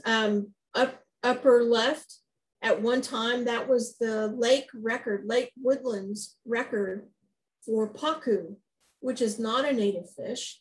It's related to piranha. The pacu are vegetation-eating fish, though. Then we've got apple snails, all different kinds of other types of insects. So things that have been introduced that maybe we didn't intend to, or they just came in accidentally, but they can create a challenge to manage without hurting our native stuff. And then we have non-native plant material that's also being brought in, whether it's on purpose through the nursery trade or the aquarium trade, or for medicines, things like that. They can be a real problem here, and trying to eradicate them can also be a big issue if you're trying not to hurt the native vegetation. So anyway, it can be an issue. So what's the answer? Living with urban systems is a challenge, right? And one of the things that Kelly and I try and promote, and Parks and Wildlife promotes, is trying to live in harmony with wildlife and nature. We can't just come in and decide, okay, we've moved into this nice natural piece of property outside of Houston. Now we're gonna mow it all so it looks just like a suburban lot. I mean, you can still do that, but you're taking away the opportunity to enjoy nature and have nature around you, right? We need to preserve as much natural green space as we can and habitats. And then we also need to be responsible for actions that we do that impact ecosystems and wildlife, right? Any solutions we can come up with to kind of, be better, to live in harmony, yay, rah, rah, let's do that. So conserving habitat wherever we can, especially in parks. This is a golf course, and they have decided to be an Audubon certified golf course. And so they're preserving habitat everywhere they can. So the greens, the roughs in the golf course are really rough. The water hazards could be a hazard because you could have an alligator in the water hazard. So, but there's still habitat here. You could have a bald eagle on this golf course, right? I mean, you could have all kinds of different wildlife species, but it's habitat. Protecting riparian areas and greenbelts, the more we can do that, the better off we'll be. And these help us with water quality, water quantity, and it helps our Gulf, Gulf of Mexico stay less sedimented. Little places like detention basins can also be habitat. So this one actually started filling in with vegetation, and they're leaving it. So instead of walking around a dry, deep hole, right? There's actually vegetation and plants and animals to look at as you walk around the trails. Protecting snags is super important. So these old dead trees are home to a lot of our wildlife species. They're using them as den sites and nest sites and food sources. So keeping old dead trees if you can, is really important. And then there's, at least in Harris County and in Harris County, Galveston area, there's a new low impact development guideline manual. And you can look at it online. The website is right there and there at the bottom. And it's encouraging developers to use low impact development techniques. And so parks are now being developed with this. Roads are being put in using these techniques. And usually when they use these techniques, their permits, the developer's permits, get approved faster and they save money. And it's also helping to retain water on site rather than run off really quickly. When they develop this way, there are subdivisions that are seeing increases in property values because they still have left natural vegetation, trees especially. So this one is just one example where they actually use the low impact development techniques. They have actually designated habitat areas and green belts and all kinds of things. And they're seeing the benefit of that. People are flocking to that subdivision to live there because they like what they're seeing and their property values are high. So they're using wetlands to try and clean the water before it goes off site. They have no-mow areas that happen to be prairie. So anyway, they're doing a lot of good things, and you'll see some of these developments that are doing a lot of these conservation techniques. Then you can do this at your own house too, your own yard. Putting in gardens that hold water on site, rain gardens, things like that. Creating habitat in your landscape. We'll be happy to help you, right? So just let us know. But choosing the right plants is really important. So choosing the plants that benefit wildlife. And then the last thing I would say is changing attitudes about wildlife. They're not bad, right? They're just maybe something that we don't know about. So maybe we don't know about coyotes. So we assume, oh my gosh, it's going to attack me, right? So we need to maybe change some attitudes, learn more about those species, and change some management approaches to work with wildlife rather than against it. One of the handouts that is going to be sent to you by email is a coyote management sheet that we give out to HOAs and different type of management groups. And it talks about coyotes, what to look for, right? You're looking at the coyote behavior and you're wanting to see, does it look threatening? Is it not? Is it normal? Is it not normal? If it's normal, if that coyote's out at nighttime and it's going down the street, that's totally normal.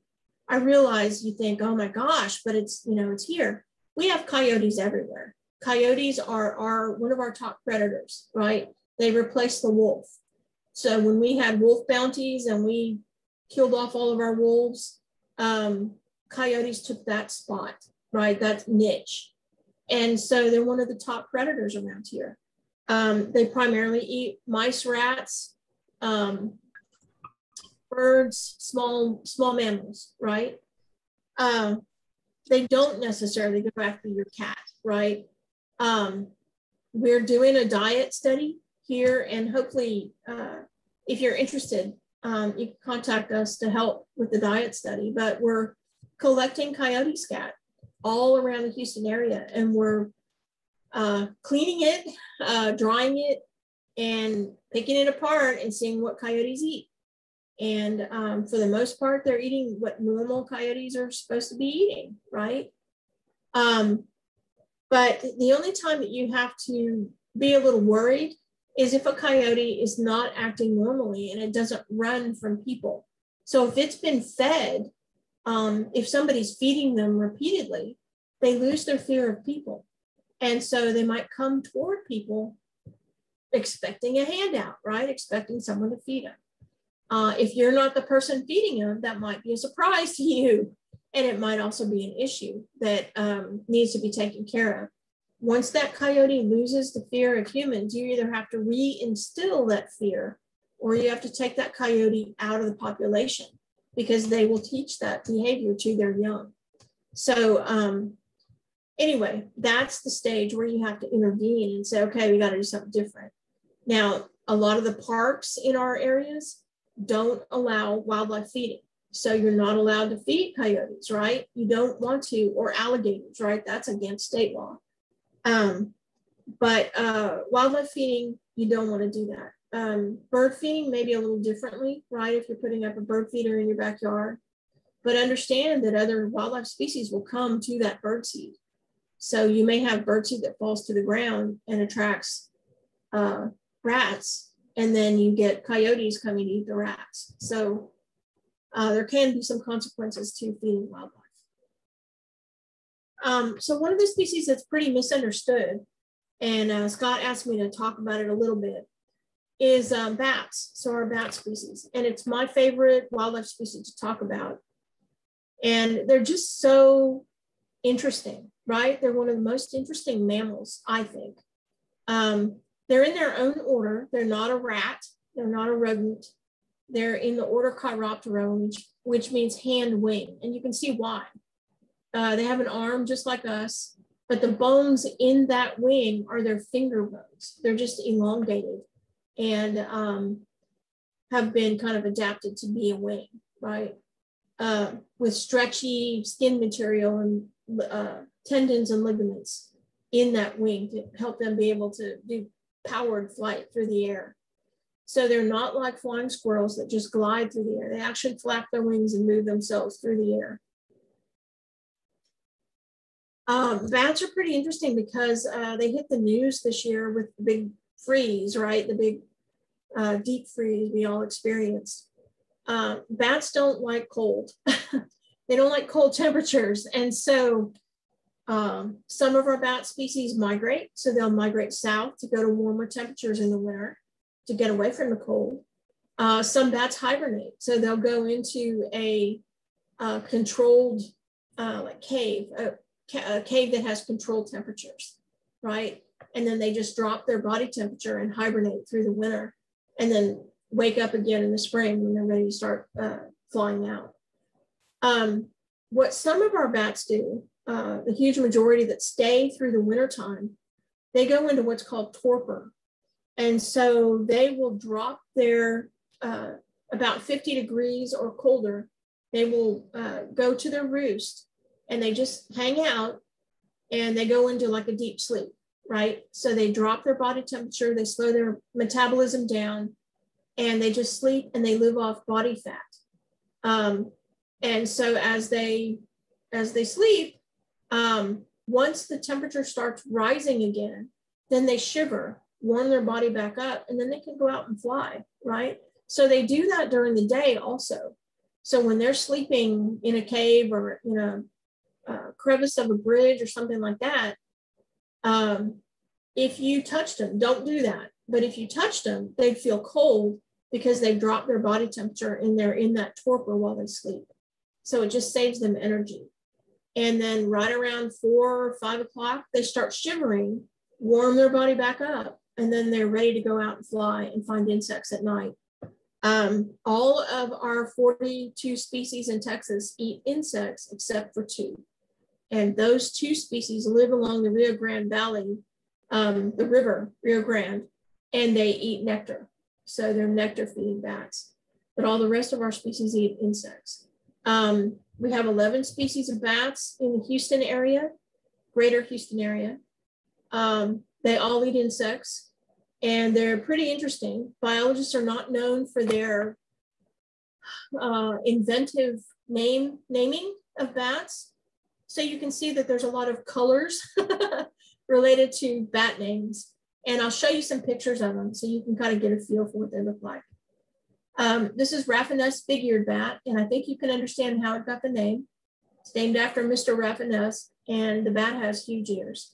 This is called a whisper bat. They use their hearing to listen for insects, and then they fly closer, land, and then they might send out a barrage of echolocation to pinpoint exactly where that insect is on the leaf, and then they dive in and grab the insect.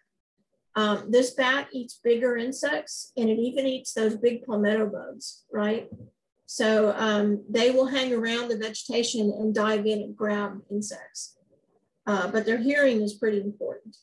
And the farthest west record of a Raffinus big-eared bat is Jesse Jones Nature Center in Humboldt. You guys have them up in your area. So they're around in the trees, and they like big hollow, like black gum trees and things like that in kind of swampy areas. Southeastern Myotis, same kind of habitat, little tiny bat, and it eats mosquitoes, little tiny insects, small moths, things like that. Silver-haired bat, this one kind of flies through.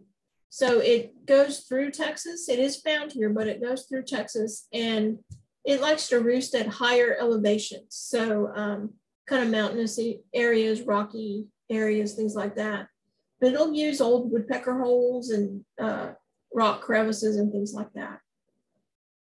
Hoary bat, you can see it's a beautiful bat, several different colors in its fur. And it also kind of flies through, but we see this one a little more often. This one is killed by wind turbines though. So you'll see this one get listed on the mortality list quite often with wind turbines. Eastern red bat is one of our most common bats. Lives all around us. You'll never even know they're there. Gives birth to usually twins, but they can have up to 4 pups. And you can see that in this picture, it's one mother and 2 little pups, and the pups are just about as big as she is. Fully furred, they're really beautiful bats. They live out in the foliage, so they don't live in any kind of protected areas. And a lot of times you'll see this bat around your house if there's been a big windstorm during the summer. So usually the mother bat is trying to take her young to safety.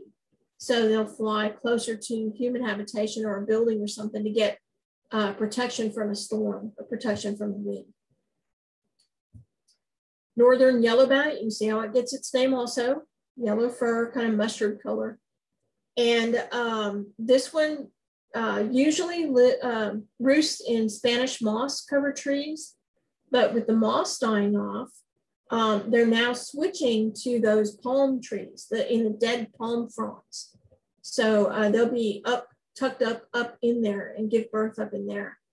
So they give birth to twins this time of year. Seminole bat, another little pretty bat, eats lots of different things, including crickets and beetles and moss.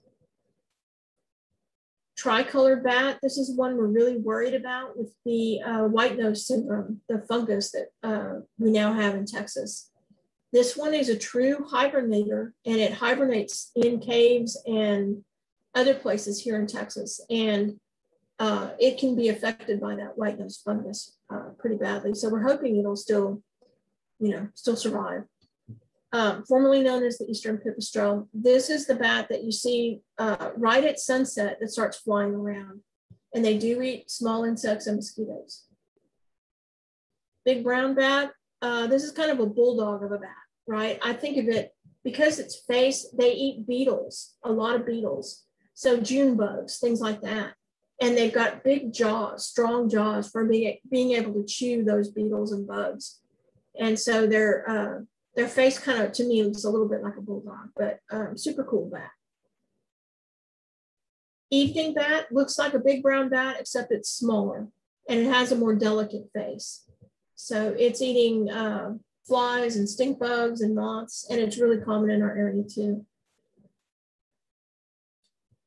And then the most common is the Mexican free-tailed bat, and this is our state flying mammal. They have a wingspan of about 1 foot. So when they spread their wings completely out, their wings it's about 1 foot across. They live in bridge colonies a lot of times. And we have probably, based on our database, probably 30 plus bridges that have colonies of Mexican free-tailed bats. And so they're a big insect eater. And they will live in bat houses and things like that too. But they only give birth to 1 pup a year. So if something happens to that colony or something happens to that pup, then they have to wait, another year before they can produce another pup. So some of the bats do migrate, and some actually overwinter here.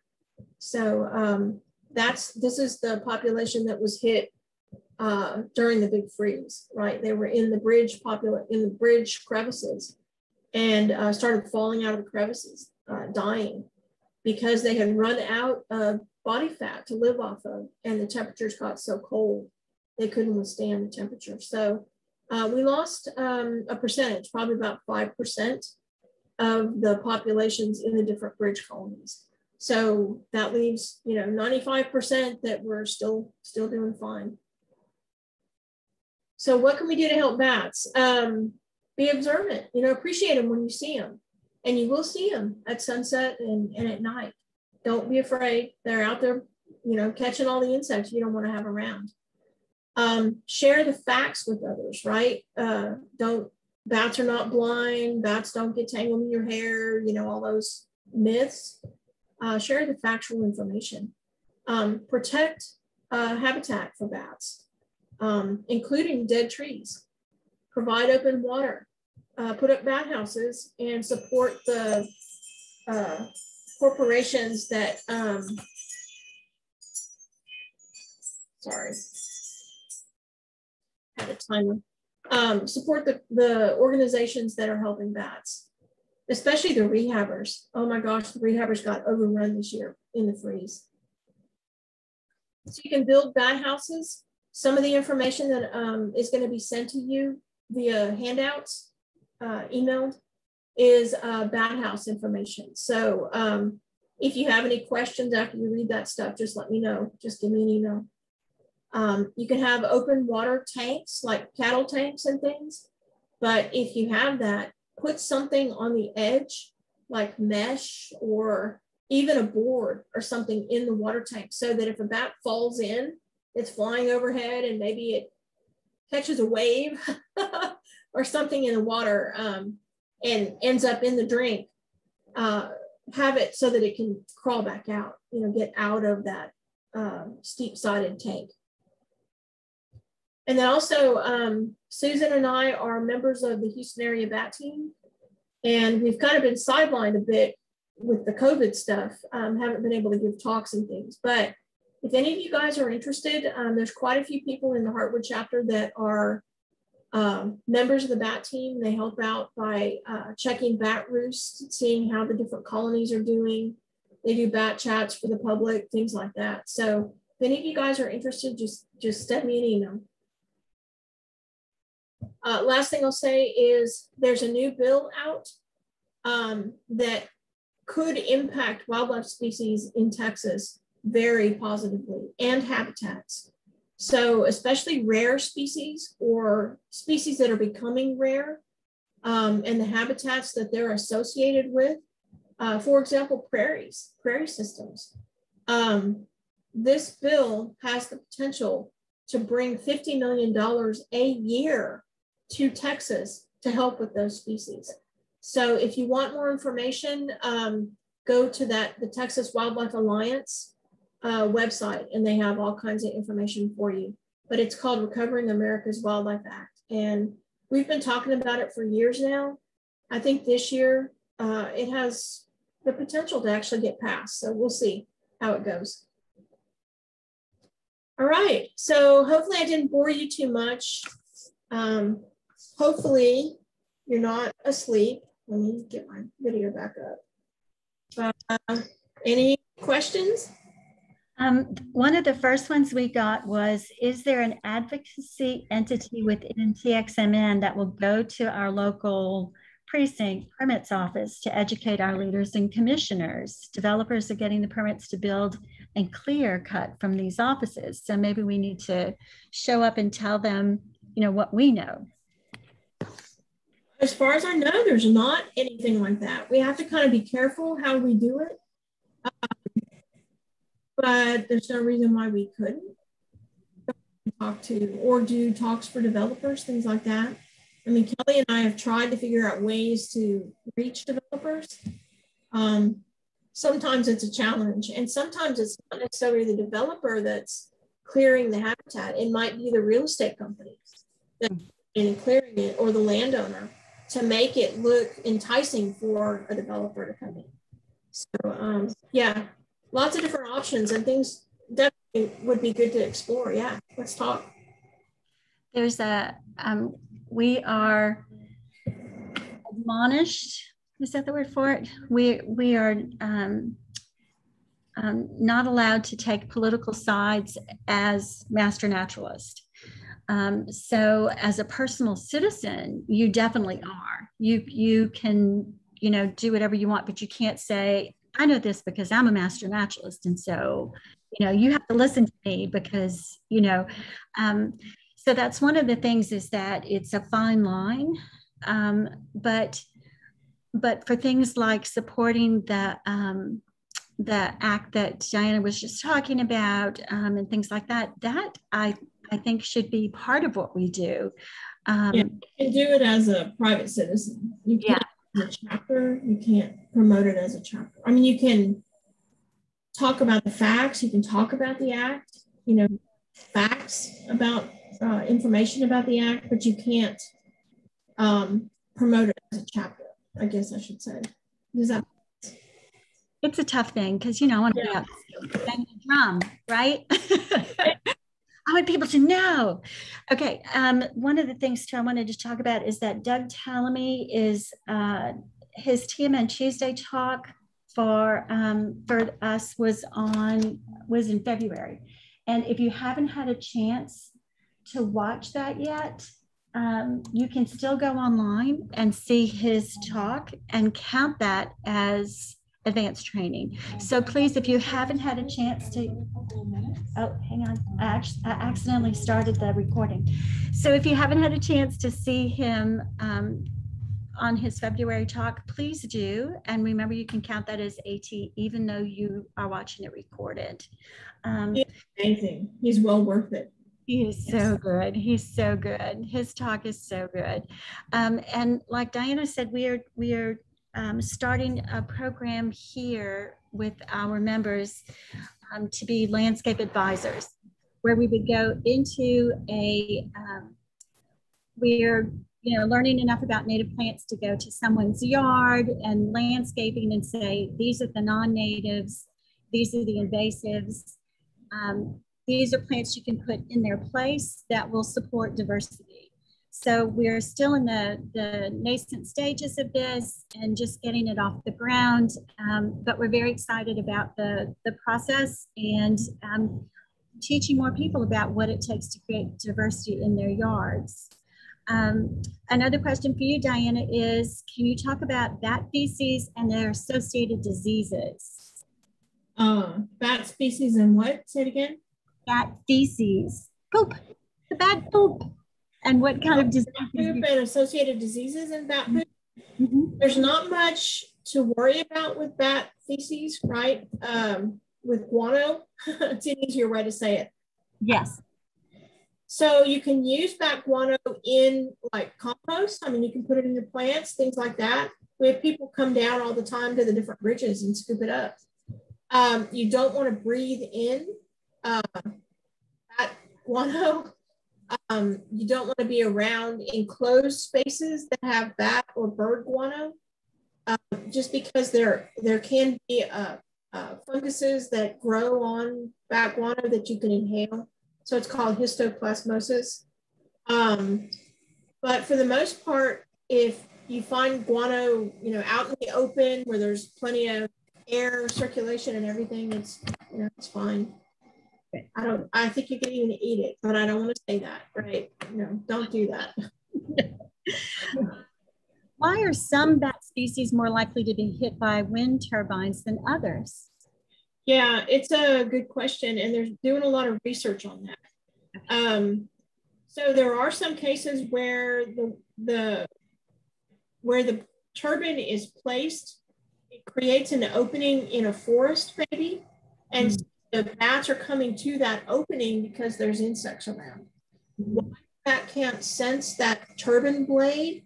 I don't know. Some bats actually fly toward the turbine blade. So they're still trying to figure out what is it that's attracting the bats to the blade. And they're working on some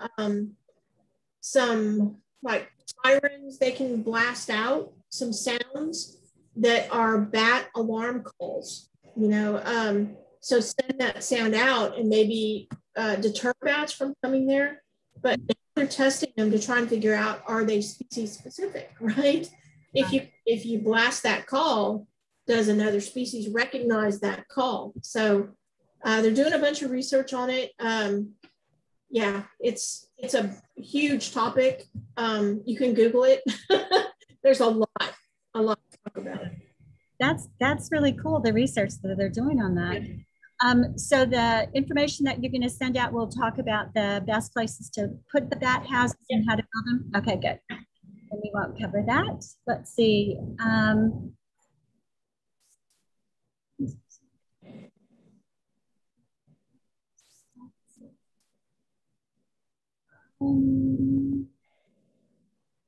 Oh, they wanted your email address again.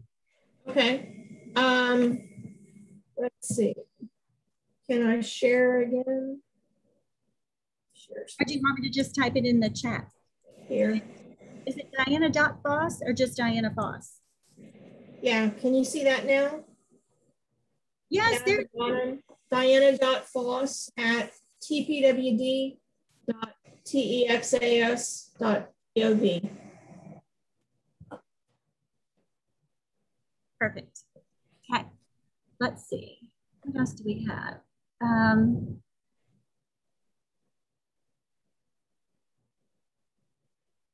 Oh, this is an interesting idea that Roz has regarding public land purchase. She was thinking tax revenue from buying plants from the big garden centers could be set aside to purchase land, just as purchases from fishing equipment goes to the fisheries to restock for recreation. Wow. That's an idea. That's an idea, wouldn't that? Uh-huh. Yeah. That is really an awesome idea. Okay. Great, good idea. Let's see. Have anything? And a new message. And okay, I think that's it for the questions. And what I'll do is I will share the chat with you when we're finished. Okay. And then if there are other questions in there that you'd like to address, you know, if you need email addresses for any of our members and stuff, we'll be able to get those. That's sounds good. Thank you guys. Thanks for inviting me, and thank you so much, Diane. Enjoy the rest of the day. You too. Thank you. Great job, Diana, and great job, Susan. Okay, right now we're going to take a 10-minute break. So my computer and my Fitbit say 10:34. So let's take an 11-minute break. We'll see y'all back at 10:45. Hey, Carolyn and Lisa, during the break, can I test sound and share screen and stuff?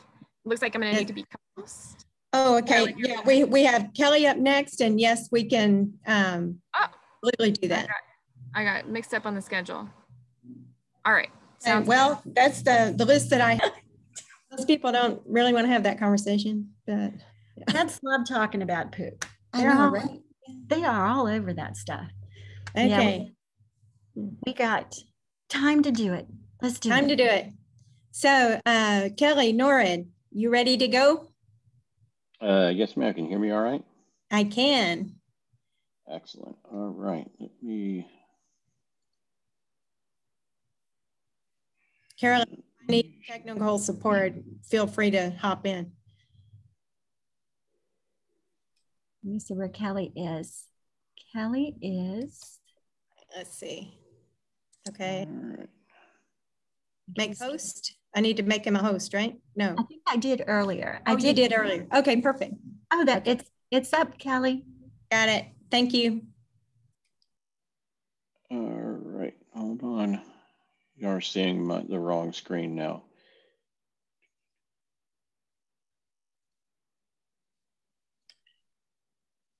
You were in the right thing a while ago. Go back to slideshow and do start. Yeah, click on that. And then from the beginning. Yeah, it's showing you my main screen. It's showing my presenter view. Or it's showing my main screen over on the other screen. I just have to switch screens. Okay. Oh, that's great, Bella. I'm glad this is your third favorite topic in a row. Oh, perfect.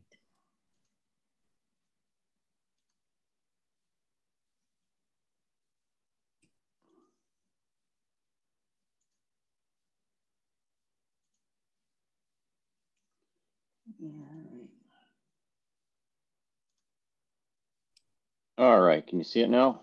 That's perfect, Kelly. Thank you. Excellent. All right.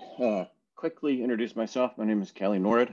I am, as Diana said, I'm one of the other urban wildlife biologists here in Houston and work with Diana for basically Harris and surrounding counties.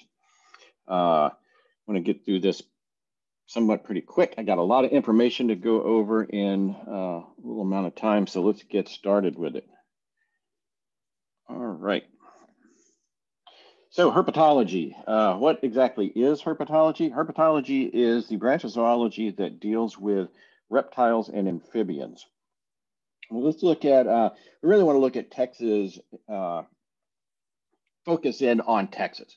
Grand total of about 238 species of amphibian and reptile in the state of Texas. #1 overall diversity in the US, first for reptiles and 9th for amphibians. We have about 44 frog and toad species, 27 Newton salamander, 1 crocodilian, 31 turtle, 54 lizard, and 81 snake species. These realized species numbers are kind of fluid. One day it is the Texas rat snake, the next day it's the western rat snake. So these numbers change actually quite a bit. But why do we have such a diversity? Why do we have such numbers like this in the state of Texas? Well, first and foremost, as everyone knows, Texas is big. In regards to the, we have about 800 miles east and west on the state of Texas. And the state of Texas occupies about 7.07% of the land mass of the continental United States, or of the United States, including Alaska. As you know, we have a very vast, if you think back to your ecosystems and ecosystem management classes, Texas is extremely diverse when it comes to our ecosystem. And that's it's very similar in rainfall. We get as little as anywhere from 7 to 8 inches of rain in West Texas a year to upwards of nearly 60 inches of rain in the east part of Texas. And the same with our temperature. We have a pretty vast temperature gradient throughout the state of Texas. And these temperature gradients are, when I say consistent, I don't mean consistent as in it's the same year round, but there isn't much of a climatic change in the temperature variations throughout Texas. There was one exception, is the Trans-Pecos Mountains. So you see here over in West Texas, you have the 63 degrees, which is in 60s and 70s, where more the valley areas, you're going to have more of 80s, upper 80s. But this is just really to demonstrate the temperature variance that we have in the state of Texas.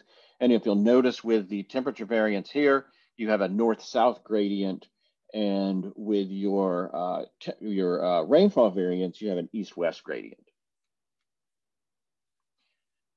So long-term averages will create what we know as our ecoregions, and there are 10 basic ecoregions in the state of Texas.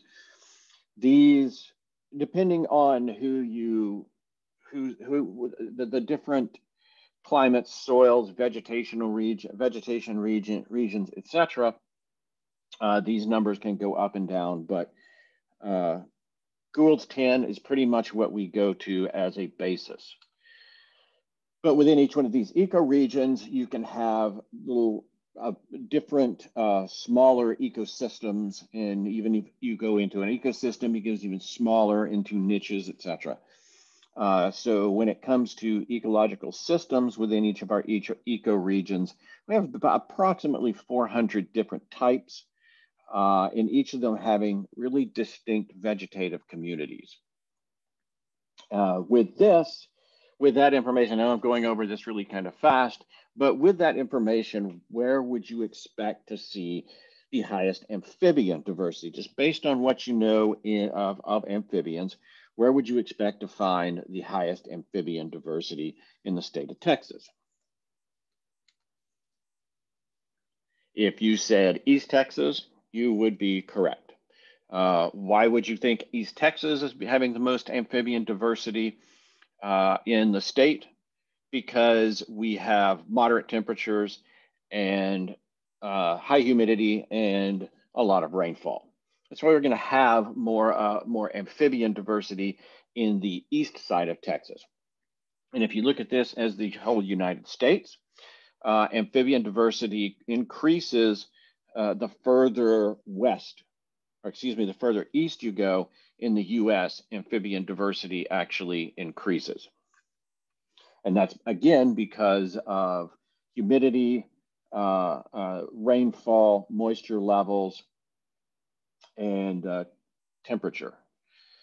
For reptile diversity, Texas is across the board with reptile diversity because reptiles, as you'll see throughout this presentation, reptiles are more adapted to occupy more areas, more ecosystems, more niches than what we have for amphibians.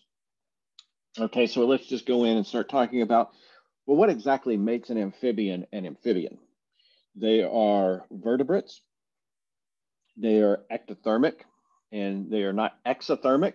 I hear people say exothermic. I actually went to do a talk at a nature center that will remain nameless, and they had a list of this is what makes an amphibian an amphibian, and they had ectothermic, and I had to correct them and go, no, they're ectothermic. Exothermic is striking a match. That's an exothermic reaction. They are tetrapod, which means that they have 4 appendages, 4 legs, and most of them live 2 lives. And what exactly do we mean by 2 lives? I'm sure you can remember this is one of the first things, I remember this is kind of one of the first things you learn in your science class, or your whatever, your close to science class that they have in like elementary school. This is one of the first things that you kind of learn about is metamorphosis. You don't really learn the minutia of it, but you learn about metamorphosis and how frogs and toads and salamanders kind of reproduce. Well, the idea of 2 lives is basically saying that most of our amphibians start off life in the water. Some will remain primarily aquatic. Others will move their way into being totally terrestrial. But they all, most share this trait of starting their lives off in aquatic situations. There are 3 amphibian orders. That's the Caudata, which are the salamanders, the Anura, which are your frogs and toads, and the Apoda, which are your caecilians. Class Amphibia, you have your Anurans, which are your frogs and toads. What distinguishes them is no tail, at least no tail in their adult form.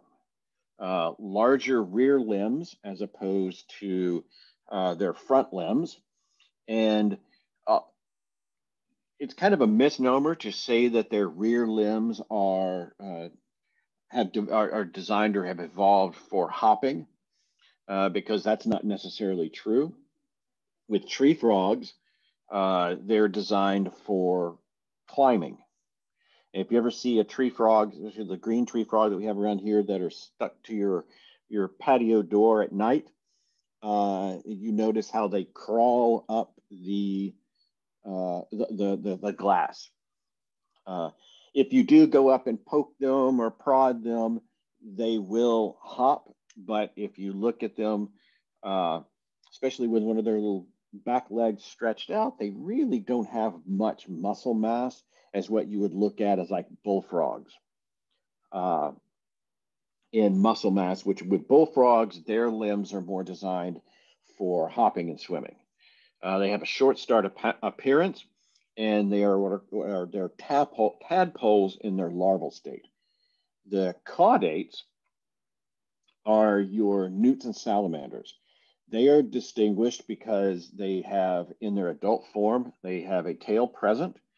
They have all four of their limbs are very similar in size.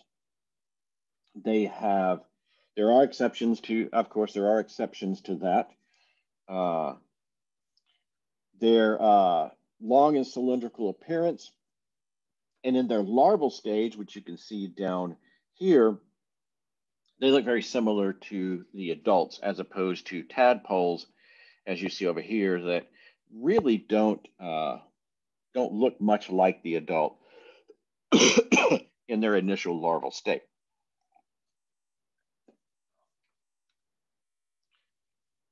Order Caudata means bearing a tail. So we'll start with the salamanders. About 340 species worldwide. We have about 27 species in Texas. This number changes a lot because we're finding more and more and more of them, especially in the karst areas of Texas, which is like the Llano Uplift, the Hill Country, that area.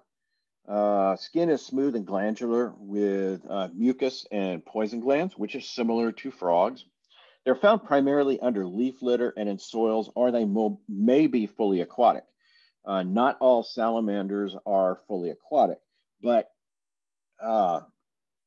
salamanders really need to stay around areas that are, there is an amount of moisture throughout their lifetime. So you're going to find them more in leaf litter. You're going to find them more in areas that kind of hold moisture for a longer time. Most have internal fertilization, and they're all predaceous. With Anura, it's external fertilization. With salamanders, you're going to have most have internal fertilization.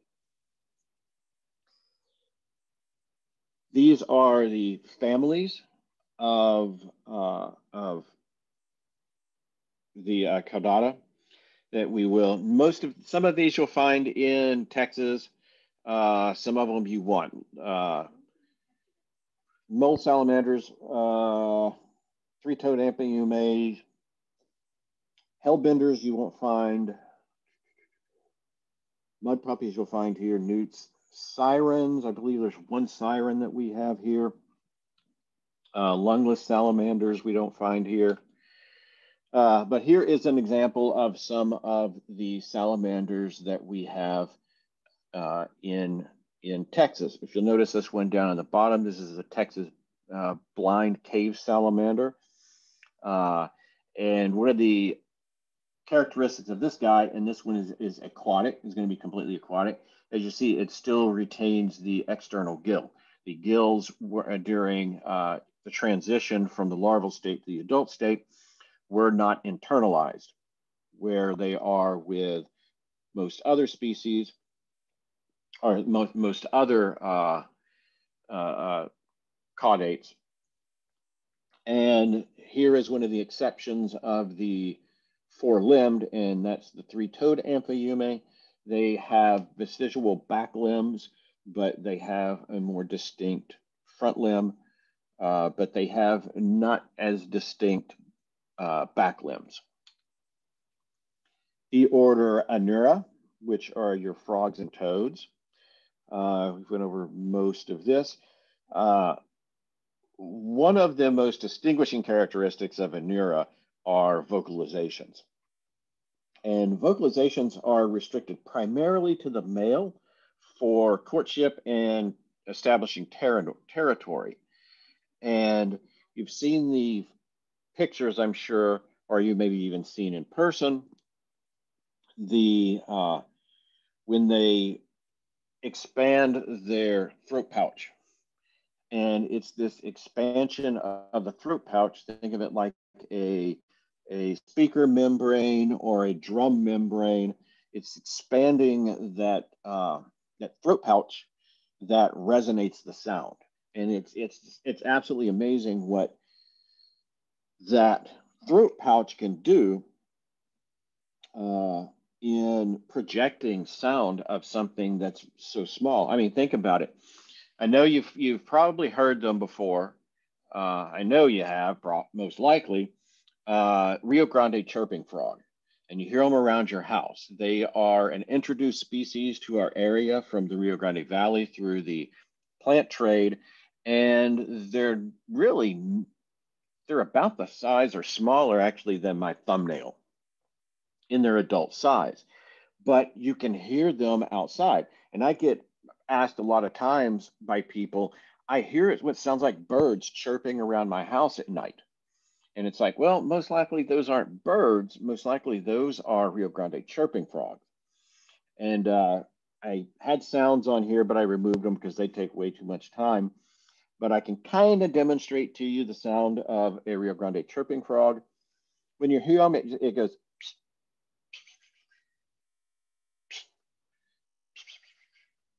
That's a Rio Grande chirping frog. And to think you can hear that sound for quite a ways, made by a little critter that's smaller than my thumbnail. And again, like I said, most Anura, the frogs and toads, have external fertilization as opposed to the order Caudata, which most are internal fertilization. All right, these are the families of toads, and these are the families of, Anura frogs and toads, and these are found worldwide. There is, like with the family Bufonidae, are there Bufonidae in North America? Take, for example, the Gulf Coast toad. Just Google the name changes and the family movement of of the Gulf Coast toad, which is now called the coastal plains toad. Gulf Coast toad has basically been moved down further south into Mexico, and they remained in the family Bufo, whereas our Gulf Coast toad, which we call it Gulf Coast toad, which is now the coastal plains toad, has been put into a different family.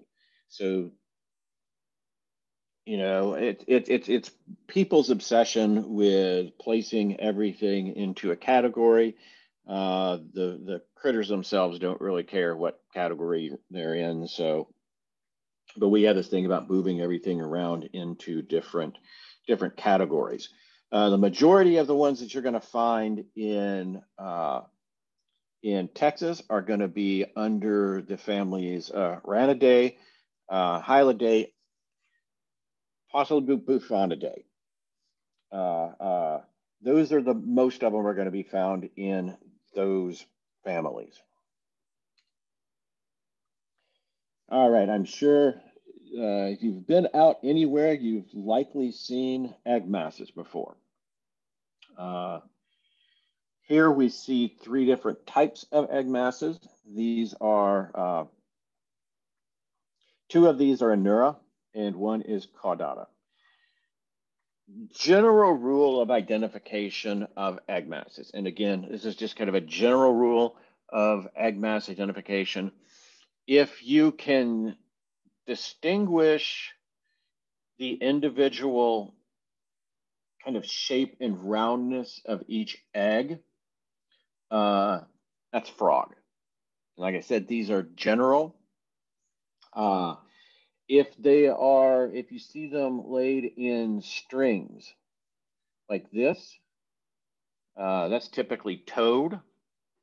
And if you see them where they're kind of where they're more encompassed in this gelatinous casing or covering around the eggs themselves, that's Caudata. That's the salamanders. So again, rounded where you could see kind of the individual eggs, frog, in strings like this, toad, and covered. You can see how the eggs are kind of in the center of the gelatinous structure around it. Here we see the larval phase of a frog with the tail they will start budding legs. And once they start budding the legs and start looking more like a frog, they go into what's called metamorph. And this is a bullfrog. And this kind of shows you the stages of metamorph throughout the life, or throughout the metamorph throughout for a bullfrog, where they absorb the tail. At this point, you know, they're kind of a salamandery almost looking critter until they totally absorb the tail and become a bullfrog, or become an adult, should I say. All right, the last order is Apoda. The term Apoda means without legs. They're a very worm-like animal. They are fossorial, meaning that they spend most of their time underground. About 160 species, but we will not find these species in Texas because they are restricted to the tropics and subtropics, not, you know, just around the equator. Okay, it's a bit north and south of the equator. Their eyes may be covered by skin or even bone. They have tentacles on their head that may serve as a chemosensory organ to detect underground prey. And this is probably one of the most interesting things about this particular order. The young can be up to 60% the size of the female's body when they're born. I mean, imagine if that were the same with people. Giving birth to your child when they're 60%, even 30% of their adult body size. And another interesting fact about Apoda is the fetus is supported by a yolk sac, and the embryos will feed on a uterine milk secreted from epithelial walls of the oviduct. So it's kind of interesting. They have these characteristics. Is this the link between like birds and mammals and amphibians and reptiles? This is the range that you will find the order Apoda. They're very worm-like looking amphibians. Now, these are not to be mistaken for a species of reptile that we have here in the US that I will be talking about later. One is a reptile, one is an amphibian, and you will not find Apoda anywhere in the US. Very far southern Mexico is the closest you'll find these to the US. All right. First, let me just ask, does anyone have questions concerning amphibians? I know I kind of went through everything kind of quickly, but are there any particular or specific questions on amphibians before I move over to reptiles? I don't see any questions particularly. I do see where someone said that that they have seen blue-tailed skinks and they were very excited to see those in their yard. Yeah, absolutely. They're fairly common up here. Now, is it that the young and the females have the blue tail? Is that what I remember? It's juvenile. Juvenile. Yeah, even the female will remain. Actually, as a matter of fact, remind me, actually have a picture of a male and a female as my background on my computer. So whenever I get through this, I can throw that up real quick and show you the difference. But the female will lose the blue tail. Okay. So that's a juvenile trait. But the female looks, sorry, hold on. the female will stay, in general, will look like the juvenile, except without the blue tail. The males will turn kind of almost a greenish grayish color and have a red head. And I'll show you those. Oh. And I'll show you those afterwards. If somebody will remind me. When I stop sharing, I'll try to show a picture of those. I took a picture of a couple of them in my backyard not too long ago. All right, let's talk is there anything else? There's another question. Are there any invasive exotic species around here of the amphibians? The only amphibian really that we have around here that is really would be considered invasive or introduced. Well, there is the Cuban tree frog, and you can find that down in Houston. So this is the Cuban gray tree frog, and it's really more considered invasive. It's kind of that thing of how do you define invasive? Is it anything that's introduced, or is it something that's introduced that has to have a negative effect on native population? Other than that is the one I spoke of as the Rio Grande chirping frog.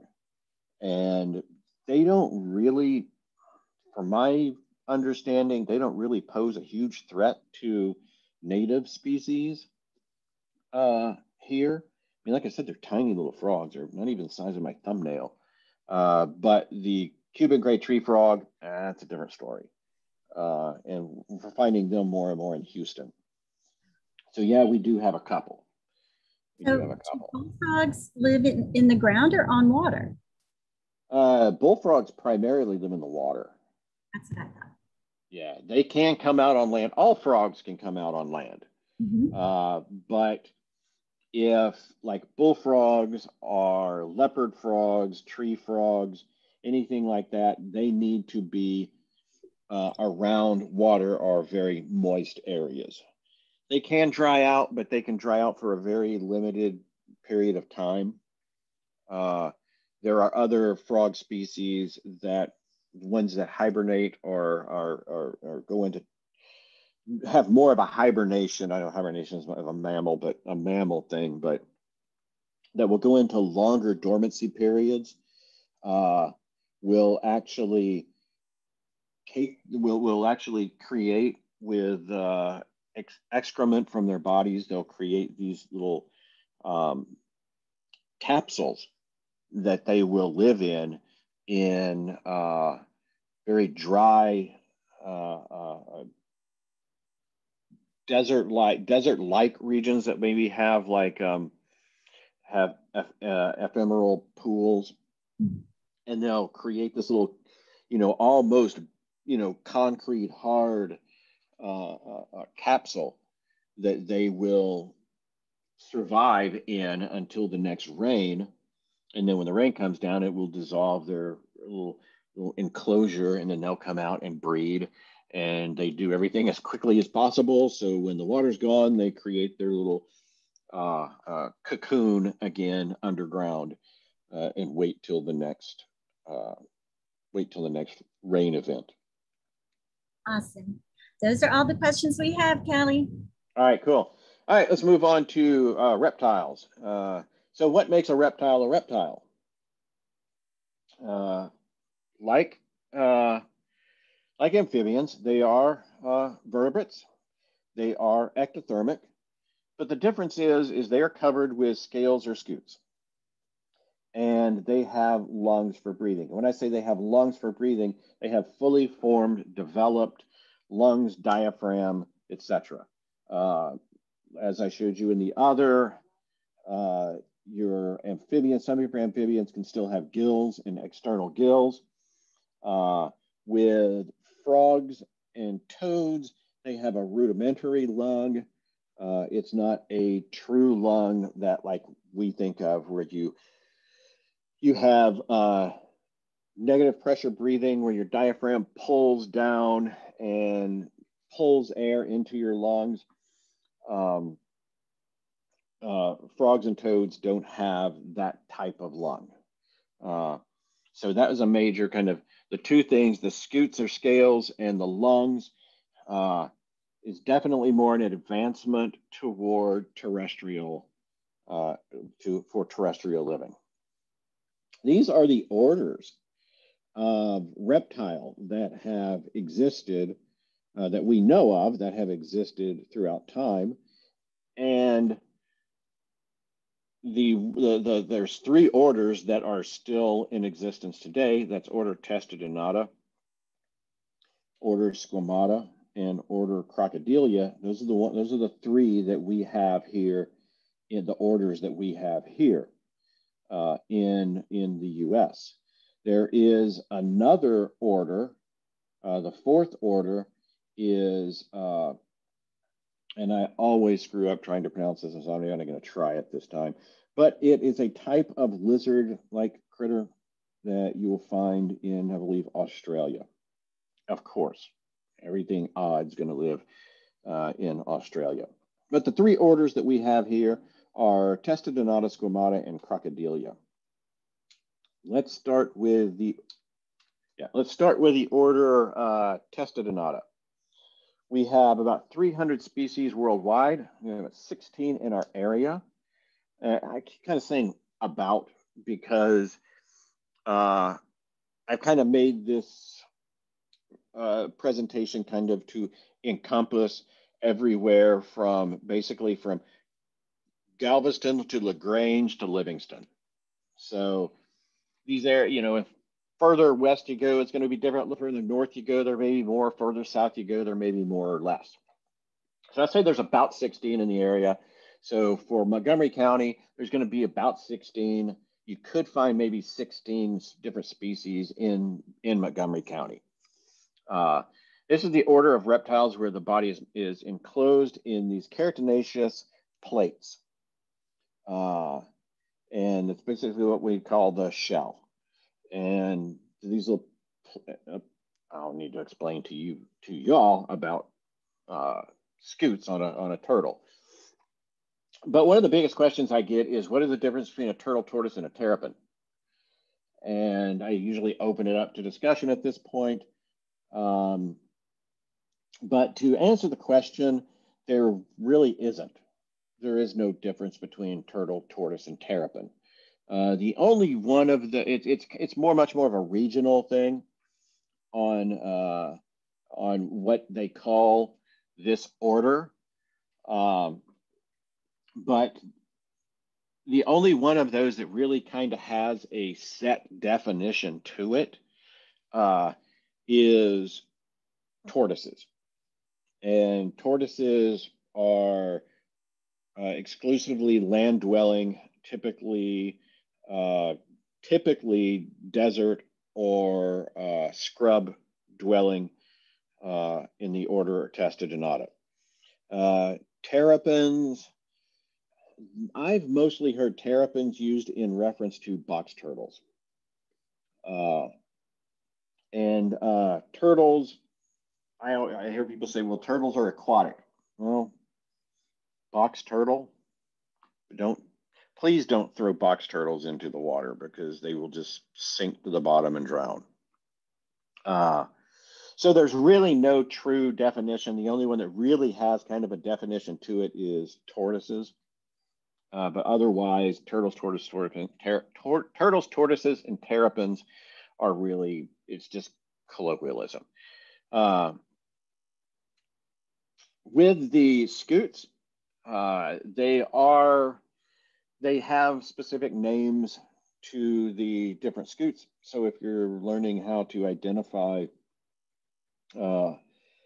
turtles, you really need to learn the carapace. Well, there's two parts to the shell. There's the carapace, which is the upper shell, and on there you have the neutral scute, marginal scute, central scute. The marginal scutes are the ones that go around the edges.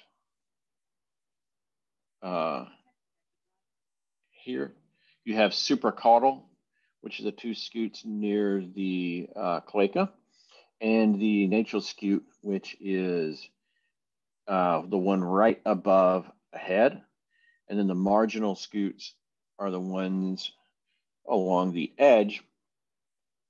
Costal scutes are these on the sides, and then central scutes, I've also heard these called vertebral scutes, either way, are the ones that go along the spine.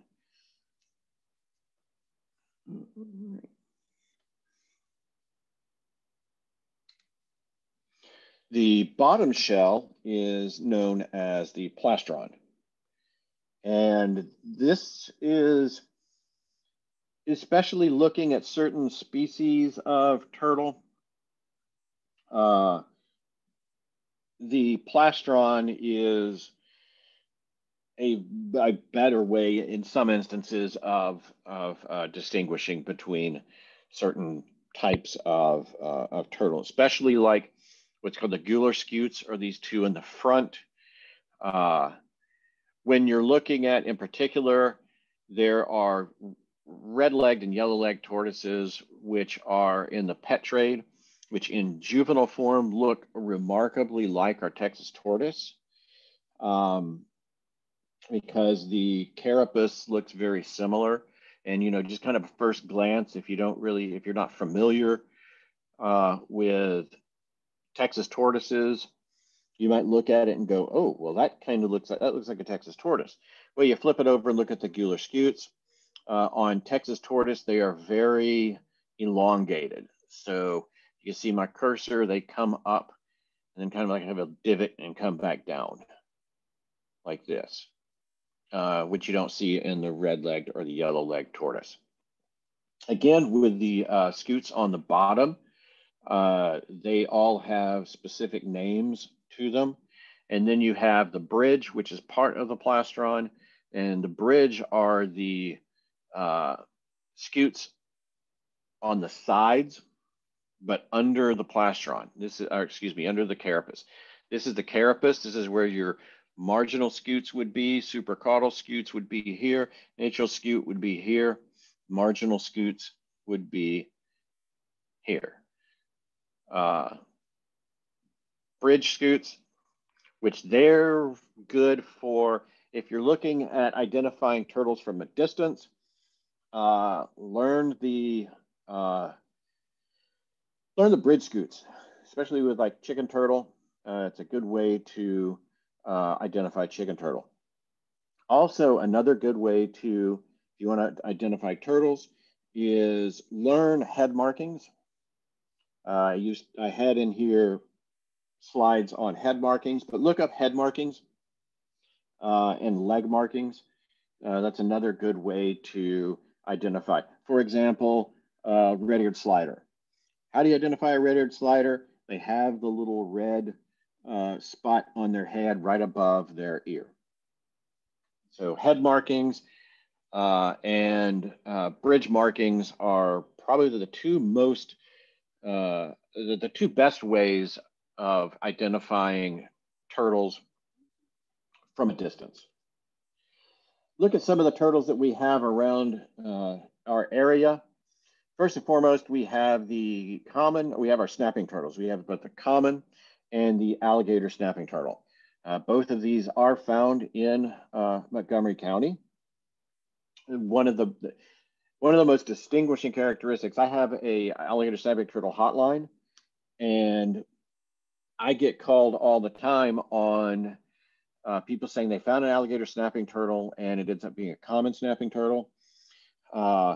As you can tell, there is a very distinct difference. And what I tell people is 90% of the time, if it's on a road somewhere, it's a common snapping turtle. Alligator snapping turtles don't move around much. They pretty much find one area and they stick to it for their lifespan, which could be, 150 plus years. So, and alligator snapping turtles are much more, as they're called, the dinosaurs of the turtle world. But over age, these scutes along the ridges on their scutes with age can smooth out. So you can have them to where the ridges on their scutes are much smoother than this. But distinguishing characteristics are, number one, just the look. The head is much broader on an alligator snapping turtle. The head is a bit longer. They have this hooked beak and a much shorter tail. You know, a common snapping turtle. And another way I can tell, you can find a big difference between a common snapping turtle and an alligator snapping turtle. If it's lunging towards you and snapping and biting at everything that comes by, likely you have a common snapping turtle. They have a lot more aggressive disposition than alligator snapping turtles. And alligator snapping turtle is a protected species in the state of Texas, and it is actually being petitioned to be listed as a threatened or endangered species under the U.S. Threatened and Endangered Species Act. The mud turtle, you're going to find these around. This is an adult size of a mud turtle, so they're a very small turtle. One of their characteristics is they have this hinged plastron. So if they're not too chubby, like this one's kind of a chunky little, this little turtle's been eating well. Some of them are able to actually close this hinged plastron, closed for protection. This is the gular scute right here, natural scute right here, marginal. These are your central. These are costal, marginal here, supracaudal, and natural would be here that you really can't see, but you can see it right here distinctly. And contrary to, I'm not, hopefully not say popular belief, but turtles, their scutes are joined with their skeleton. So it's not like the astrodome. You know, it's not these plates that are all kind of stuck together and create this shell. There is a framework underneath, and the framework underneath is ribs and spine and bone. So the scutes are actually part of their skeletal system. This is the chicken turtle. This is where I was saying these are your bridge scutes right here. Head markings are a good way. Chicken turtles are also a protected species in the state of Texas. There are U of H Clear Lake is doing a study right now on Western chicken turtles. You can also tell Western chicken turtle because they have the yellow on their back legs and the yellow on the sides. So like your red-eared sliders, river cooters, other fully aquatic turtles are going to appear different. And then it makes it a little more difficult with your fully aquatic turtles when they have algae and stuff growing all over their shell. Map turtle. Distinguishing characteristic of the map turtle is you can see these little ridges on their central scutes. So if you find a turtle that's got these little points on their scutes, then that is a map turtle. Northern map turtle is one you're going to find mostly around here. Smaller, they don't get as large as some of the other water turtles that we have around here. For example, the river cooter. This is river cooter. River cooters are larger. They're pretty good sized turtle. So the way that you distinguish them is the plastron shape. They don't have the red ear, but you can have melanistic red-eared sliders that don't have the little red above their ear. Texas river cooters have a tendency to be larger, but they are very common in our area. The eastern or the three-toed box turtle.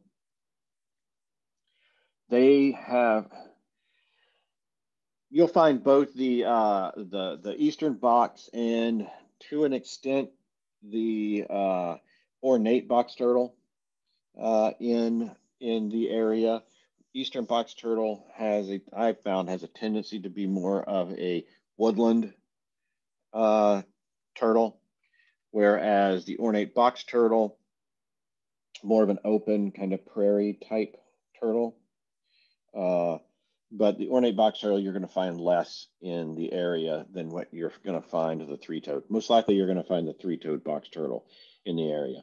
And I've heard that there is some discussion or debate on if the three-toed and the ornate box turtle aren't really the same species or subspecies of each other. Right. And the red-eared slider. If you've never seen a red-eared slider, you've never gone outside and gone near any water body in Texas. I would say this is probably the most prominent turtle that we have in our area. These are the ones that you see basking all the time in lakes. They're the ones that you'll see just totally crowding up a log. They'll crawl on top of each other to bask. These are extreme baskers, let's say. So if you're at a lake or something and you see just massive amounts of turtles on a log, most likely you're finding red-eared sliders.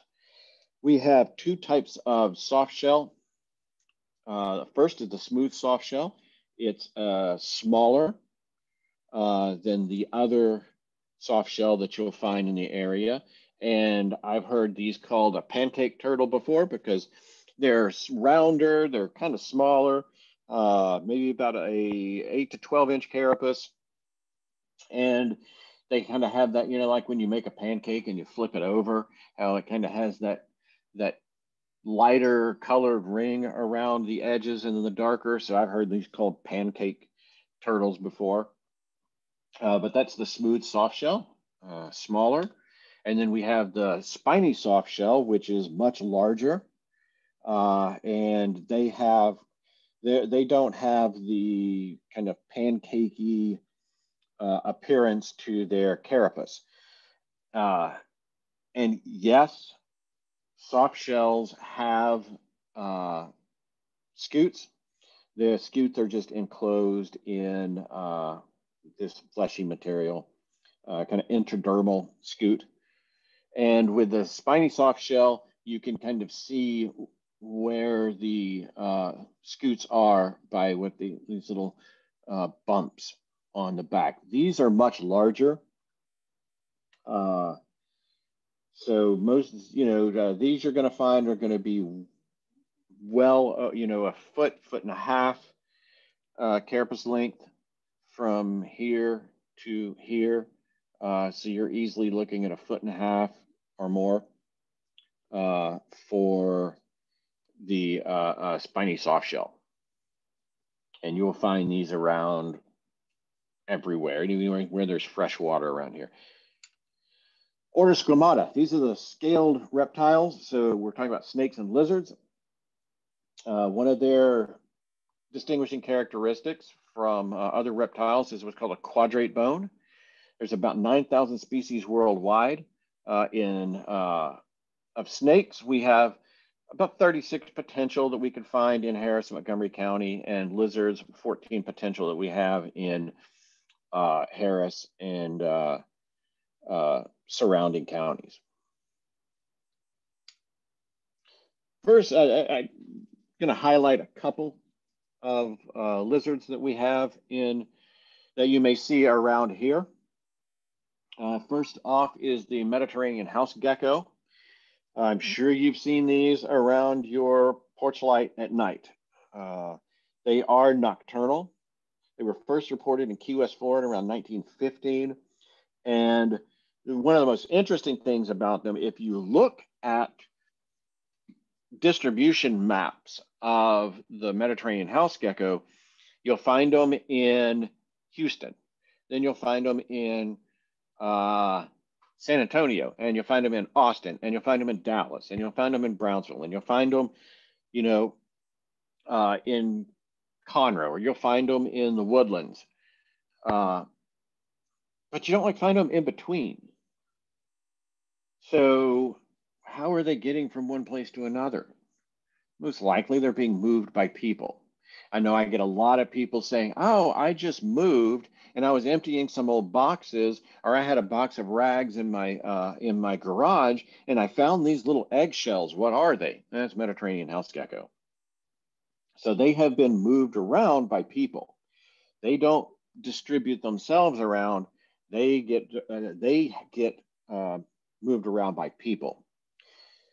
And here we go with this little green fella. I'm sure you've seen these around. One of the big, I don't want to necessarily say controversy, but one of the things about here is how exactly do you say this?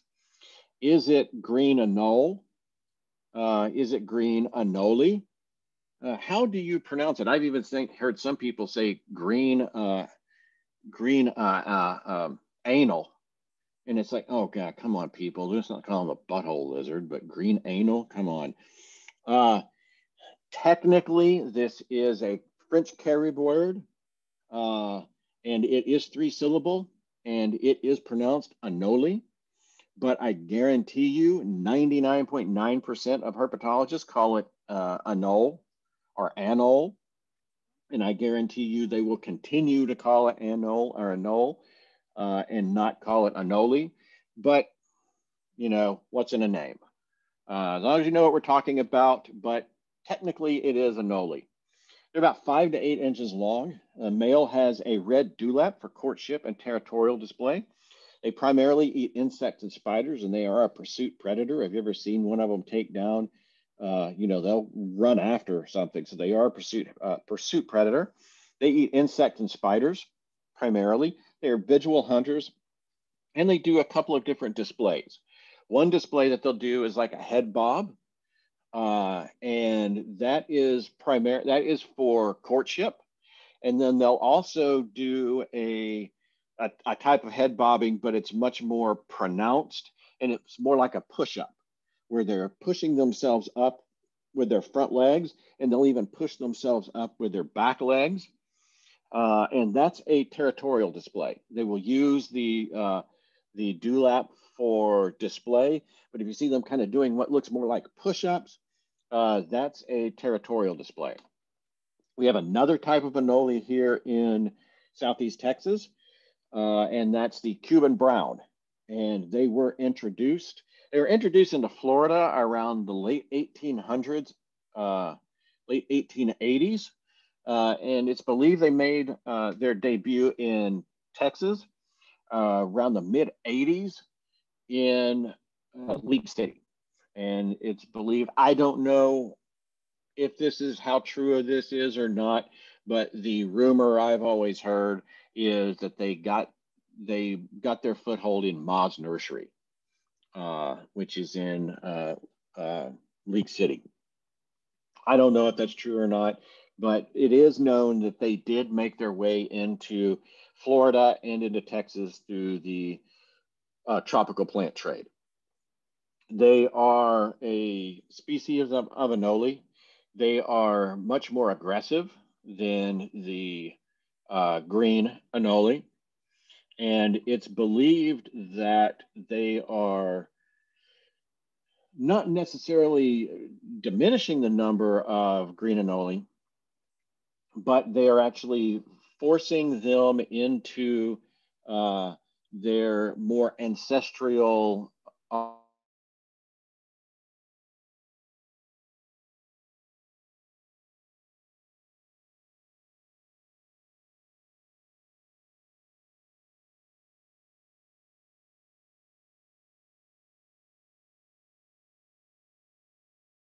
I gave a whole talk on the difference between green and brown anole. If you are interested, I would be more than happy to do that for your chapter also.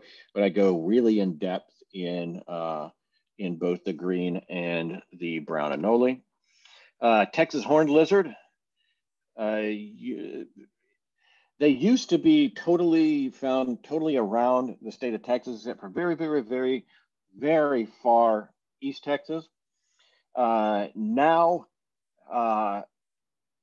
there hasn't been a confirmed, as far as I know, there has not been a confirmed breeding population of Texas horned lizard, essentially east of I-35.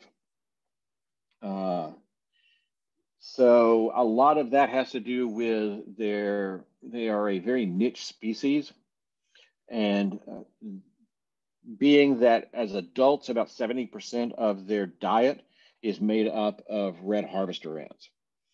So if you have a species that has a very distinct diet or a very limited diet, that even makes, when there are pressures on their niche, it makes it even more difficult for them to survive and rebound. And also pet trade was a big, big, big issue with Texas horned lizard in the past, and agriculture.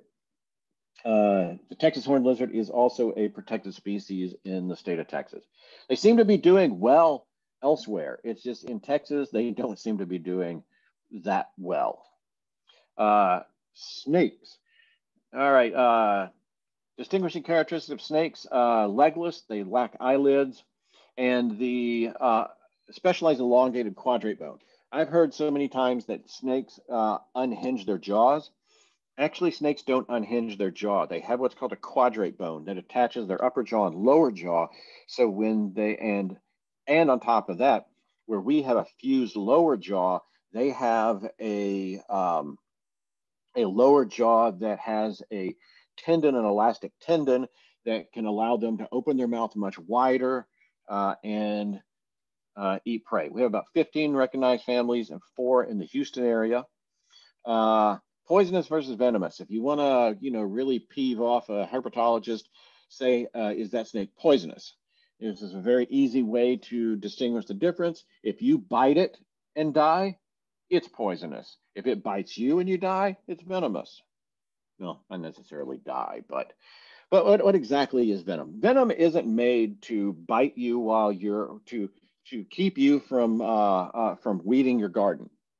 Venom has very distinctive. It was evolved for distinct reasons. Prey acquisition, begins prey digestion, and it can be used for defense against predators. But even when snakes bite in defense, a lot of times they have what are called dry bites. And that is a bite which they bite without injecting any or injecting very little amounts of venom. I have heard that more than 50% of the snake bites that go into emergency rooms are actually dry bites. I don't have any statistics or whatever to back that up. That's just what I've heard from different sources. As you can see, there are many different types of venom, and they affect different areas of the body. I believe that snake venom is a complex mixture of molecules and peptides and proteins. They are extremely, extremely, extremely complicated, to the point of it's extremely difficult, if not impossible, to synthesize these in a lab.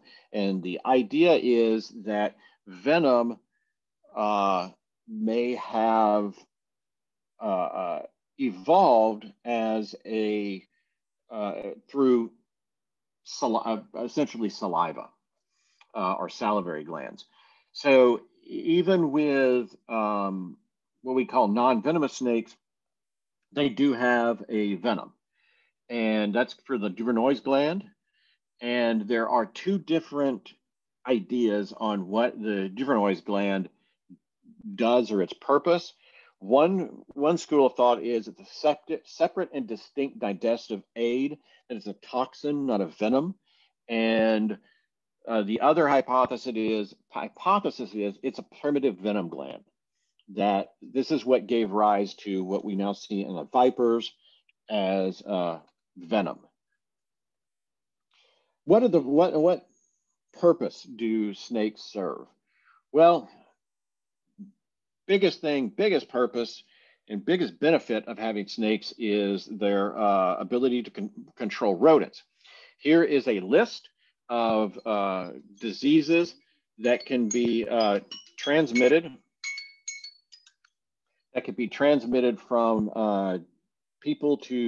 from rodents to people. I even have plague on there, and you'd like, really, plague? Yeah, plague still exists, and this isn't probably not the best slide for the New Mexico Arizona Tourist Board, but yes, since there have been reported cases of the plague in the U.S. and still do. It's not prominent, but it does exist. These are the diseases that you get transmitted by snakes, and most of these are gotten through husbandry, through improper cleaning of tanks and enclosures, or when you pick up a snake, it'll do what's called musking, which is basically it's pooping on you. So if you don't want to get a disease from a snake, number one, don't lick your fingers after it poops on you. And number two, just don't lick a snake or a dirty enclosure and you'll be fine. Real quick, we're going to go through some snakes more common snakes that you'll find in our area. And the most common, it's the largest snake family, is the Colubridae. And these are the largest snake family. Most are non-venomous or mildly venomous. The most common you're going to find in this area, they're all constrictors except one. And this is kind of a catch-all category. If it doesn't fit anywhere, they kind of throw it in the Colubridae. These are the colubrids that you could find in this area, so large number. I tell people all the time, it's easier for you to learn what the venomous snakes are than to try to learn what all the non-venomous snakes are. Once you determine that you can identify the venomous snakes, then the rest of them are going to be non-venomous. The Texas rat snake, also known as the chicken snake, is one of the longest snakes in Texas.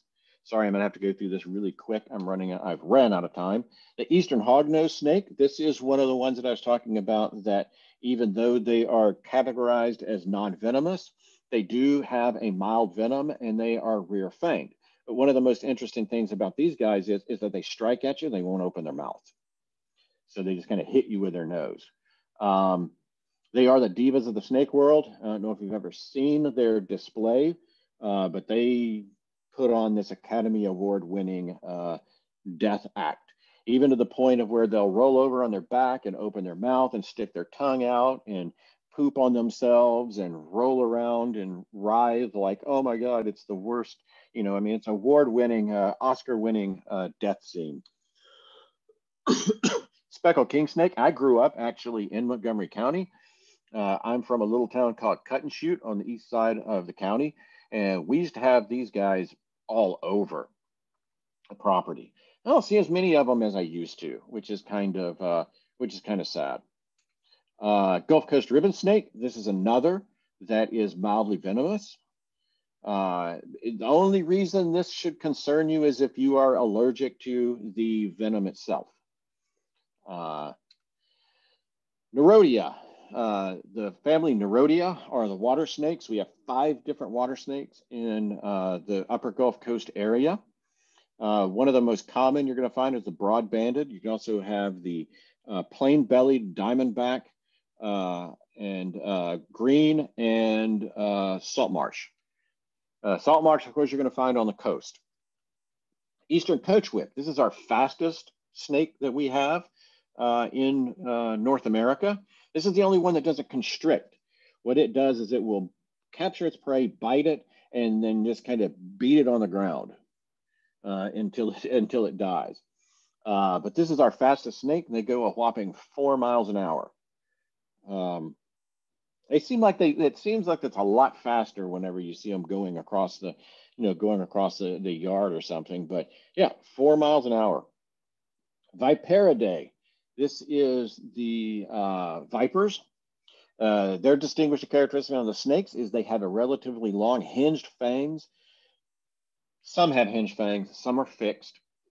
Well, actually, no, with Viperidae, they're all hinged. We have 5 species in the Houston area. That's the copperhead, the cottonmouth, which should be western cottonmouth, western diamondback rattlesnake, pygmy rattlesnake, and timber rattlesnake. Timber rattlesnake is the one you're gonna find more in the northern areas. So you in Montgomery County are gonna see timber rattlesnakes. Harris County, maybe Kingwood, Crosby, Kingwood, that area you may find timber rattlesnake. Same with pygmy rattlesnake. Pygmy rattlesnake you'll find in Sam Houston National Forest. Western diamondback, you're going to find more on our western side or along the coast. If you're going along the coast, they're all over the coast. But then you come in about a mile or 2, 3 miles inland, and they just seem to disappear, and then they'll pick up again west of here. LaGrange, Giddings, that area west, the numbers start to pick up again. Southern copperhead, you're going to find everywhere, and the cottonmouth you will find everywhere. Southern copperhead at Kistrodon, they are distinguished by their Hershey kiss patterns that you see on their side and on their back. They can be anywhere from like a salmon color to a brown to a pink to almost, I've seen some that are almost red. At Kistrodon also is the cottonmouth. So the cottonmouth and the copperhead are both closely related. Are both related. Cottonmouth is distinguishable by it's a shorter, stouter snake, and it has this what's called an ocular stripe that goes from its eye to the back jaw. But think of them, if you see them, you're going to look at it and you're going to go, oh, that's a fat looking snake, because they have much more of a wider body profile. And one of their characteristics is if they get aggravated enough, they will open their mouth and they'll show the lining on the inside of their mouth, which is cotton, really white. That's what they call cottonmouth. Timber rattlesnake, you're going to find, also it's called canebrake rattlesnakes. You're going to find them in more sandy, loamy soils. Like I said, really Kingwood North. They used to be a protected species in the state of Texas, but they have been removed from protected status in Texas. So they used to be a threatened species, but that has changed very recently. Western diamondback, like I said, with these guys, you're going to find them around the coast, in the sand dunes around the coast, and probably about a mile or so inland, and then they just seem to disappear for some reason, and then pick up again west of the Houston area.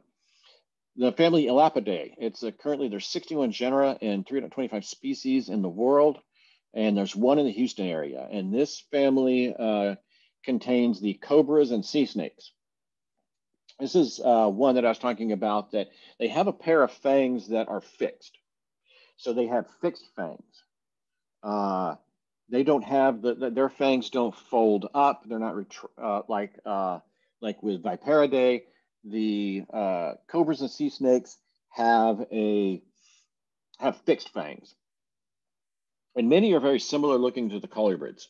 And that's kind of the whole idea that if it has a triangular shaped head, then it's venomous. That's simply not true. Does anybody know what the cobra that we have in Texas is? This is where everybody starts shouting things out. It's the coral snake. So the coral snake is in the cobra and sea snake family. Red touch yellow killifelia is not necessarily true, because there are different color phases that you can have coral snakes. I've seen them solid black. I've seen them with lacking certain bands. Just get an idea of what it looks like. The last snake that we're going to talk about today is the family Leptotyphalophidae. This is the one I was talking about earlier when it came to the apoda, which is the amphibian that we talked about earlier. There are 2 genera and 87 species worldwide. We have 4 species in Texas, 1 in the Houston area, and these are the blind snakes, or the thread snakes. So if you've ever been digging around in your flower bed or something and come up with a funny looking little earthwormy looking thing, most likely what you have is Rena dulcis, which is in the family Leptotyphalophidae. And the way you can distinguish them, they have a very blunt, well, first off, they have scales. Next, they have a very blunt head and tail, and you can see they have what's left of eye spots. These are, they don't actually have sight, but they do have these little eye spots.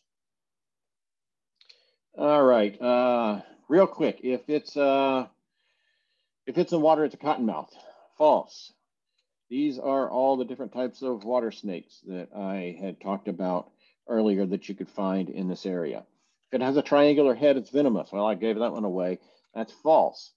As you can see here, this Neurodia, when scared, will flatten its head out. If it has a triangular head, it's venomous. Again, false. If you can see here, this is a coral snake, and that head is no way, shape, or form triangular. Red touch Gillokilifella, false. These are all wild-caught coral snakes. So you know what? My thing is, if you don't know what it is, just don't touch it. Leave it alone. We've gone through the snake myths real quick. American alligator. It's the only species of crocodilian that we have here. We have 2 species of crocodilia in the US. The other is the American crocodile, which you'll find on the very southern portion of Florida. The alligator range in the state of Texas, which you see does take in our area. They are ectothermic. They go into a state of, I'd like to call it kind of couch potatoism, which they don't really go into hibernation. What they'll do is they'll just kind of veg out for a while, even to a point to where they'll sit in one spot and detritus will accumulate on their back and you don't even see them. Adults range from about 8 to 14.4, about average size about 7 feet. Sexual maturity about 5.5 feet, and their lifespan is about 30 to 45 years. Male alligators grow faster than females. Males will reach about 14 feet and about 500 plus pounds. Females seldom get to over about 9 to 10 feet, and the state record for Texas is 14'4". They have about 15 to 50 eggs per nest. They have about 65-day incubation rate, and they'll hatch typically within the first couple of weeks of August. They've hatched. They're about 8 inches at hatchling, and they'll grow from about 6 inches to 12 inches a year till around 4 feet.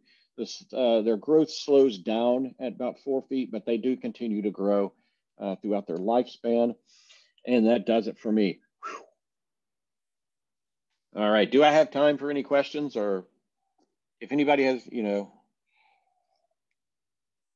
questions?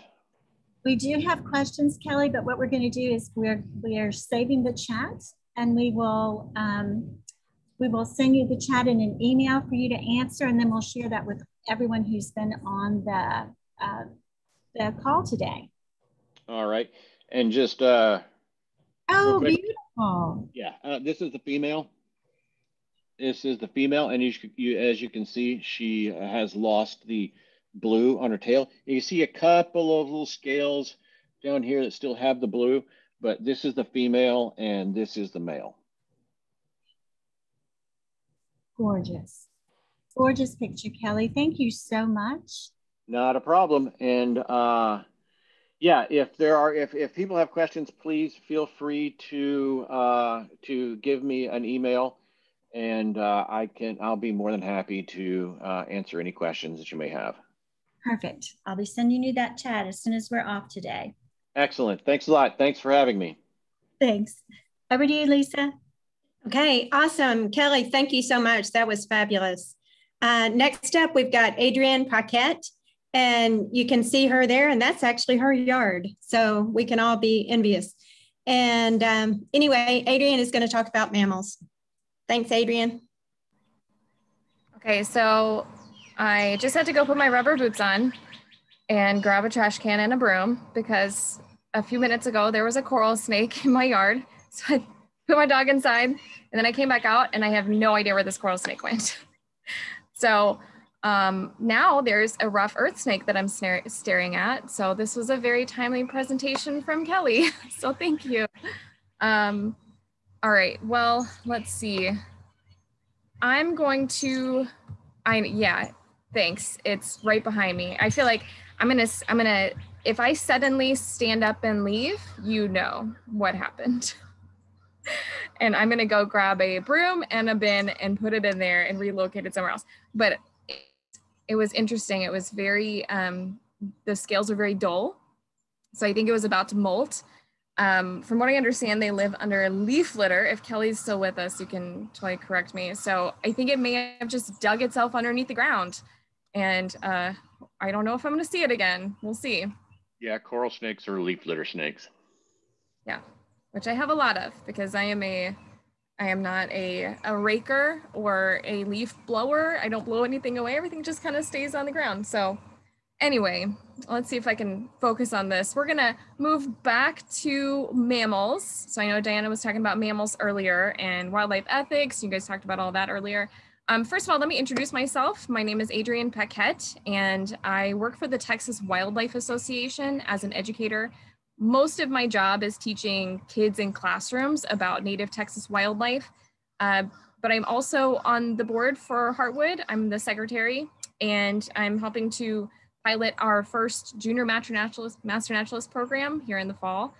So if you guys have any experience with teaching and want to join me on this quest to educate our youth about Texas Master Naturalists and Texas nature, you are welcome to send me an email. I can give you guys my contact information here in a little bit. You should have it through our Harwood secretary, the email that I have for our Harwood chapter group. Let's see. A lot of my volunteer service comes from rehabbing wildlife and helping at the intake center at Friends of Texas Wildlife. So if you have questions about that, I'd be happy to answer that too. So what we're gonna do is I'm gonna share my screen with you guys. We're gonna go through a PowerPoint and we're gonna talk about identification of mammals. I feel like a lot of us are pretty good at like, oh, that's definitely a fox or that's a squirrel. We're going to talk more in detail about what makes a mammal, when you find kind of biofacts from mammals, what to do about it and how to identify it a little bit better. So this includes skulls and tracks. So let's get started. At the end, I'm going to quiz you guys about skulls and tracks. So let's start with a little PowerPoint here. Let me share this guy. All right. So again, this is me and I work for the Texas Wildlife Association. And our mission is serving Texas wildlife and its habitat while protecting property rights, hunting heritage, and conservation efforts of everybody who is valuing and stewarding our wildlife resources. And if you recognize this picture in the background, one of our inspirations for our organization is Aldo Leopold, which you guys have the Sand County Almanac. And if you've heard about the 5 tools of conservation from Aldo Leopold, you'll know the axe, plow, cow, fire, and gun are really important for conservation. But I like to add another very important component to this. I'm going to make it an even 6, and that is education. One of the most important things that we can do is educate ourselves and educate each other on native wildlife. So when we talk about native Texas wildlife, let's kind of break this down piece by piece. Native, of course, is something that's, and I hate using the word in the definition, but something that's native, something that's natural to a given region or ecosystem.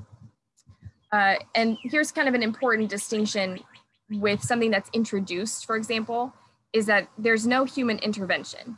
So I'll discuss at least one example of something that that people have introduced to this area, and we may consider it a naturalized species. It may be something that's invasive. Oh, here's the coral snake. I'm gonna pause really quickly. I'm gonna be right back. So Lisa or Carolyn, give me just a second. I think this coral snake is about to eat this rough earth snake. I'm gonna probably mute myself because there may be some expletives. So give me just a minute, if you will, please. Okay, I wanted to hear the yelling. Oh, yeah. I was just reading something recently that said that coral snakes like to eat other snakes. I think somebody put that in the chat and said that's what they like to do. So I'm not surprised it showed up after the other snake. That's pretty exciting stuff Adrian's having to deal with over there. Oh, there she goes. She's got it. She's getting it. Oh, this is exciting.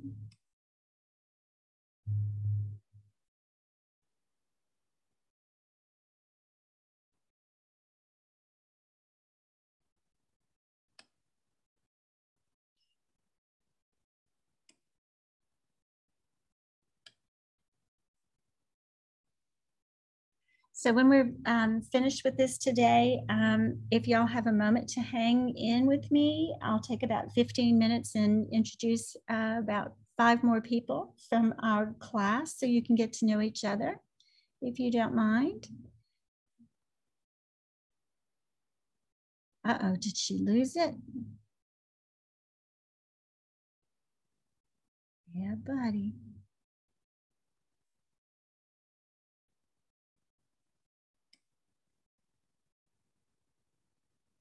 Yay! She got it. Oh, good job, Adrian, the snake vanquisher.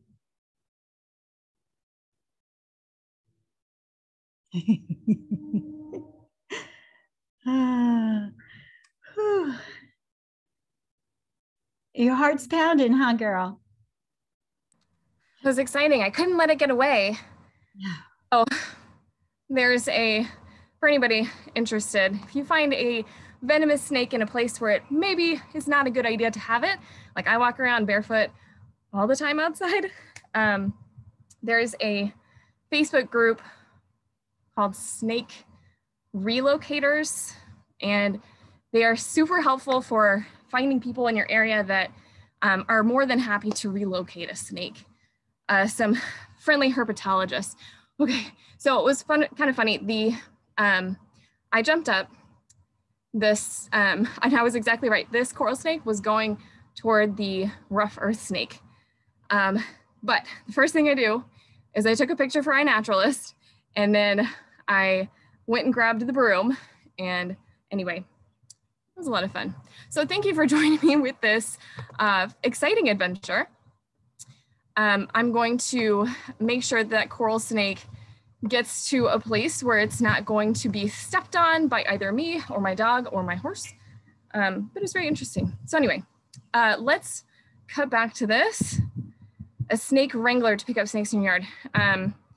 The best thing is a broom and a dark place. So they like to be in dark spaces. So it kept trying to dig underneath the ground. And so I gave it that dark space by giving it the trash can, and it happily took it eventually when it realized that was an option. All right, so back to this. Native Texas wildlife, we know what Texas is. So wildlife is something that's not domesticated. And in Texas, I may have missed out on the wildlife ethics part of this earlier, but of course in Texas, it's not legal to take care of or keep any native Texas wildlife. So that's a very important distinction with the native there, because it would be legal to keep something that's exotic. And this is where we come into issues with that tiger that was recently let loose somewhere in the Houston area. And there are more tigers in captivity in Texas than there are in their native wild area. And so people are not very responsible. It has been proven. So we need to keep wildlife wild. All right, so jumping into the kind of stuff we're gonna look at here on our skulls, we're kind of looking at their adaptation. So something that it has or does that helps it to survive in its environment. So something that it has would be something that's physical.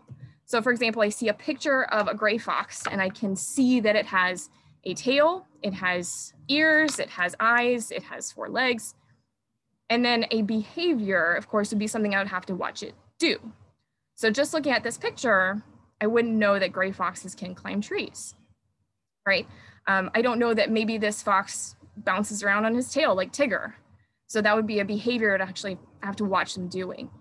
So what we're going to be looking at mostly today is physical stuff, because I'm showing you guys skulls, right? They're not going to be doing anything. But sometimes we can get an idea of their behavior based on these physical characteristics. So this is where this is important if you're, or kind of just interesting, I guess. If you're looking at an animal, you can look at these different kinds of clues on this animal and piece together part of this animal's life. I mean, even if it's just the squirrels in your backyard, it's kind of fun to look at these individual little characteristics and learn a little bit more about them. So let's start with horns and antlers. So I have the chat open so I can see you guys chatting here.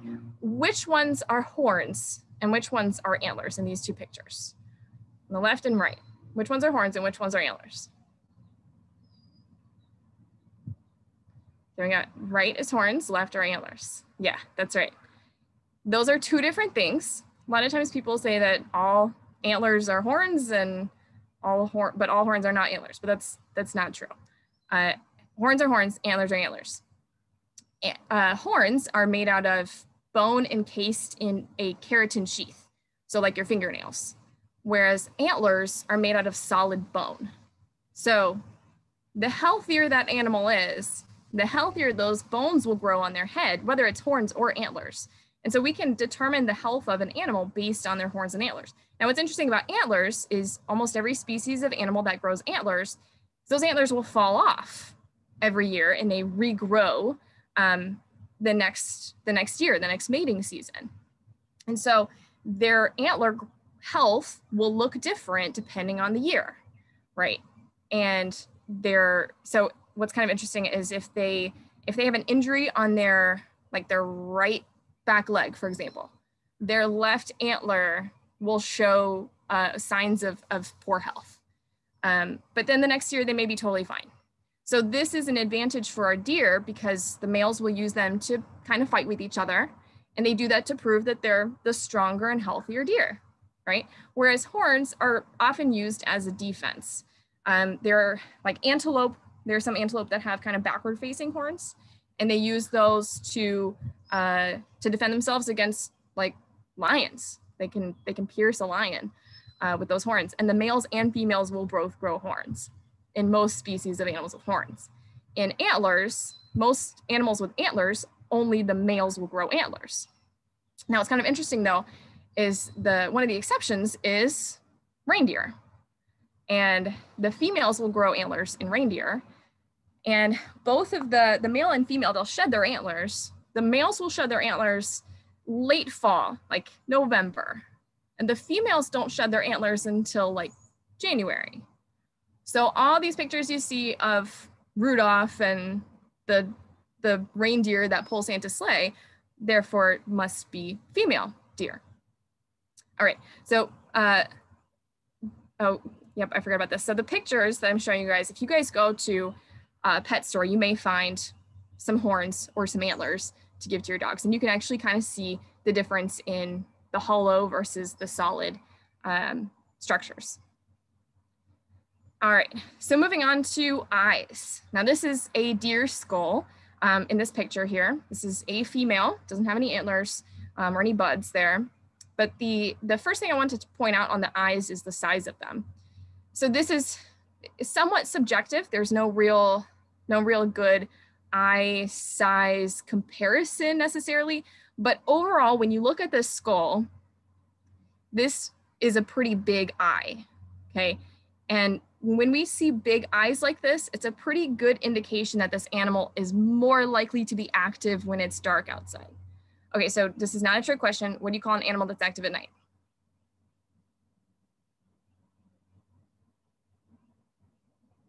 Nocturnal. What do you call an animal that's active during the day? Good, Eric, on your game, diurnal.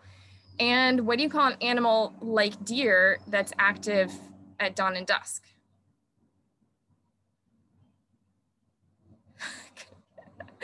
That's a good excuse. I can't spell it. It's crepuscular. So crepuscular is from a Latin word that means twilight. In Spanish, I found this out. It's kind of interesting. I was at a a book fair at a middle school, and they had a table of books that were in Spanish. And you know the Twilight series? Well, the book is called Crepuscular because it means twilight. So anyway, in animals that are active when it's dark, so sometimes crepuscular and sometimes nocturnal animals, you're going to find larger eyes. And that's simply because that surface area there's more surface area for there to be light reflecting inside of that eye for them to see better in the dark. Now, deer, in particular, when we talk about like deer in headlights, we're like, oh, deer are stupid because they just stare at the bright light. What's happening there is their eyes are very adjusted to the dark. So when they look up and there's a bright light in their eyes, it paralyzes part of their brain. And so they physically are stuck. They can't move because of the kind of physiology of their eyes and the way that they're processing that image. So once they're then unstuck, you see them kind of scramble and they're like, oh, I got to get out of here. So it's not that they're stupid, they're just paralyzed. To be clear, I'm not saying that all nocturnal or diurnal or crepuscular rather animals have big eyes, but when we see big eyes, it's a great clue that that animal is nocturnal. Think about cats, owls, right? There are lots of like lemurs. What is that?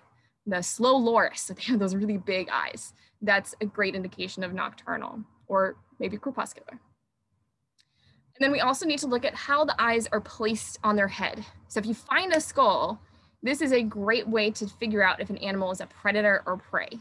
Looking straight at this animal, and by the way, this is just applicable to mammals, and I'm going to say birds as well.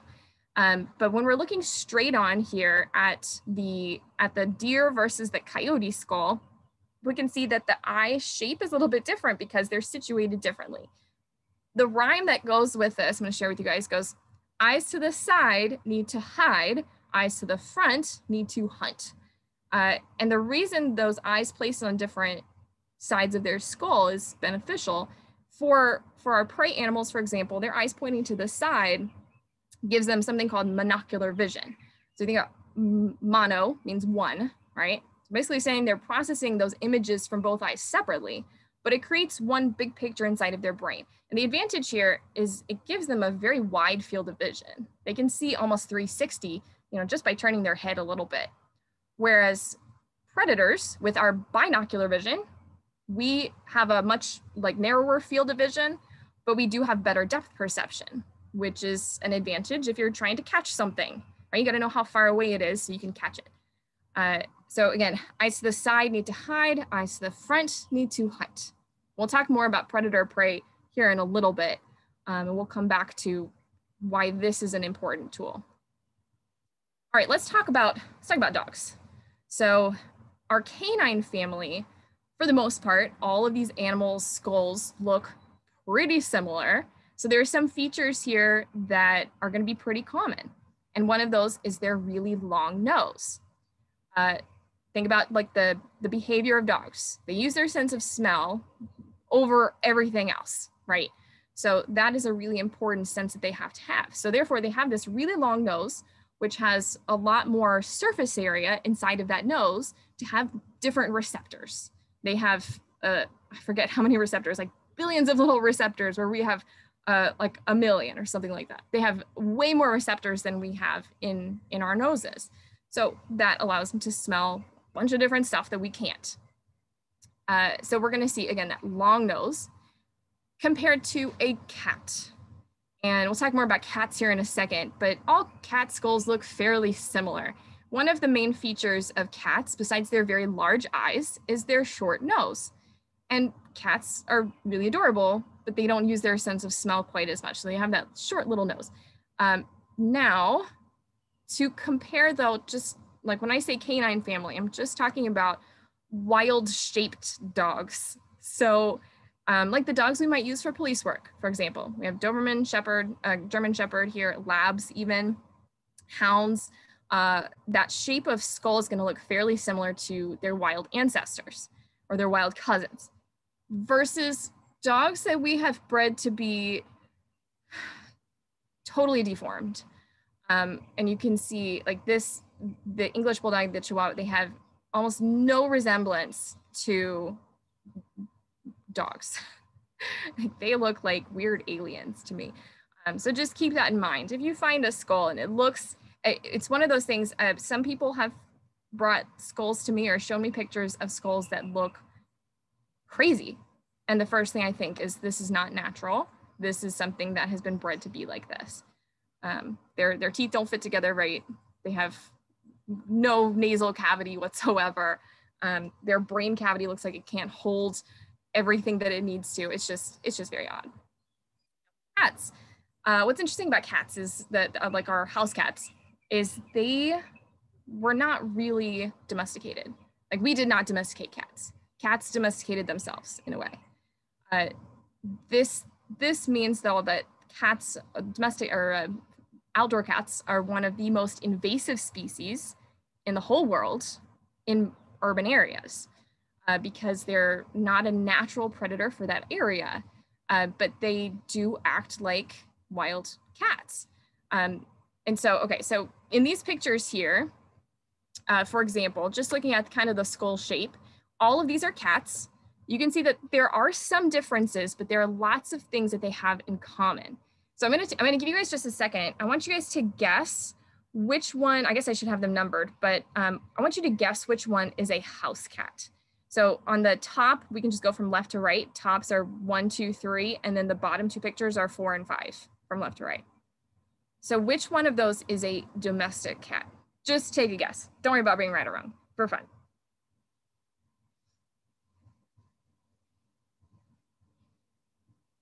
This is really fun. Is this fun for you? Is this fun for me? All right, so a lot of you guys said 1. 1 is a, get my mouse here. 1 is a bobcat. Some of you guys said 4, so we'll get there here in a second. Number 2 is a mountain lion. So obviously it's a little bit bigger. They have that kind of longer canine tooth. Number 3 is a Bengal tiger. So whoever said not 3, you're correct. Number 4 is an African lion. So much bigger, but still kind of same features, right? Kind of interesting. And then number 5 is domestic house cat. So you can see, again, how they've retained those wild features even in our pets. All right, let's talk about auditory bullae. So auditory sound, of course, this is connected to their ear canal. So, and I'll show you guys this on a real skull here in a little bit. But those little bulbs that are sticking out on the top left pictures, those are coyotes. And you can see that bulb that's there, that actually houses some of their inner ear organs. So it makes sense that for a lot of animals, the larger their auditory bullae, the better they're going to be able to hear. Now, if we're looking at a physical characteristic on a live animal, you're not going to see the auditory bullae. What you're going to see, of course, is the ears.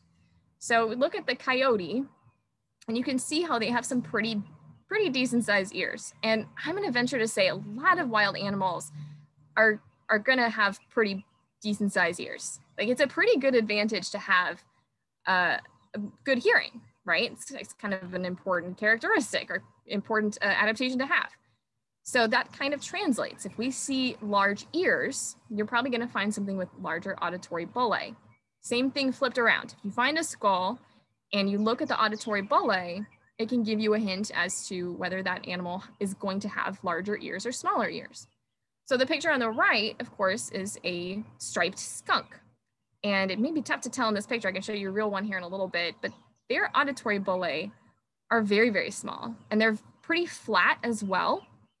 And so they do not have the best hearing, but we know skunks don't really need it, right? They have some other adaptations that are far more important to protecting themselves, which we'll get to here in a little bit. But you can see in the picture reflected on that cute little skunk, they don't really have very big ears, right? So again, those two things kind of go together. All right, moving on to teeth. So this is something that a lot of people are a little more familiar with, but I want to make some clear distinctions here. So first of all, brush your teeth, otherwise they look like this. Obviously there are no deer dentists walking around cleaning deer teeth.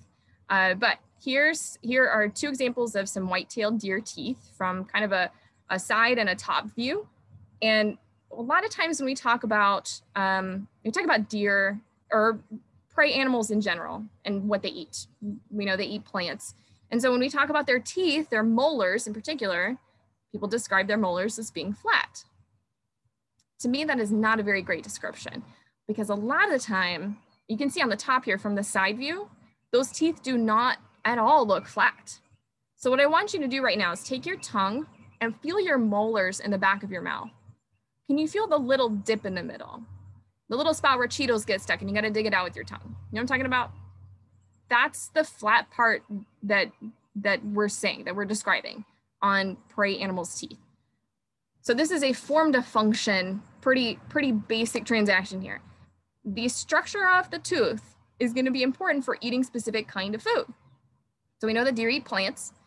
Plants are really difficult to digest. So in order for our bodies to use those nutrients to create energy, we have to grind it down into really tiny pieces.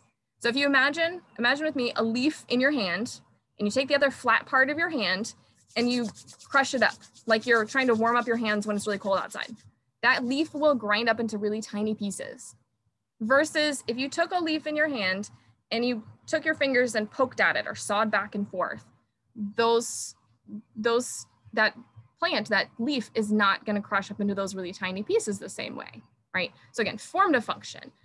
When you see this top view, it may be a little bit easier to kind of see that little dip or groove in the middle. But again, that's what I'm talking about. But this is just our molars. Now, on something like a cat, this is again a bobcat, and cats are obligate carnivores. They're complete carnivores, which means that like 90% of their diet has to be meat. So I get this question a lot from people I'm talking to this about. Was like, well, my cat likes to chew on plants.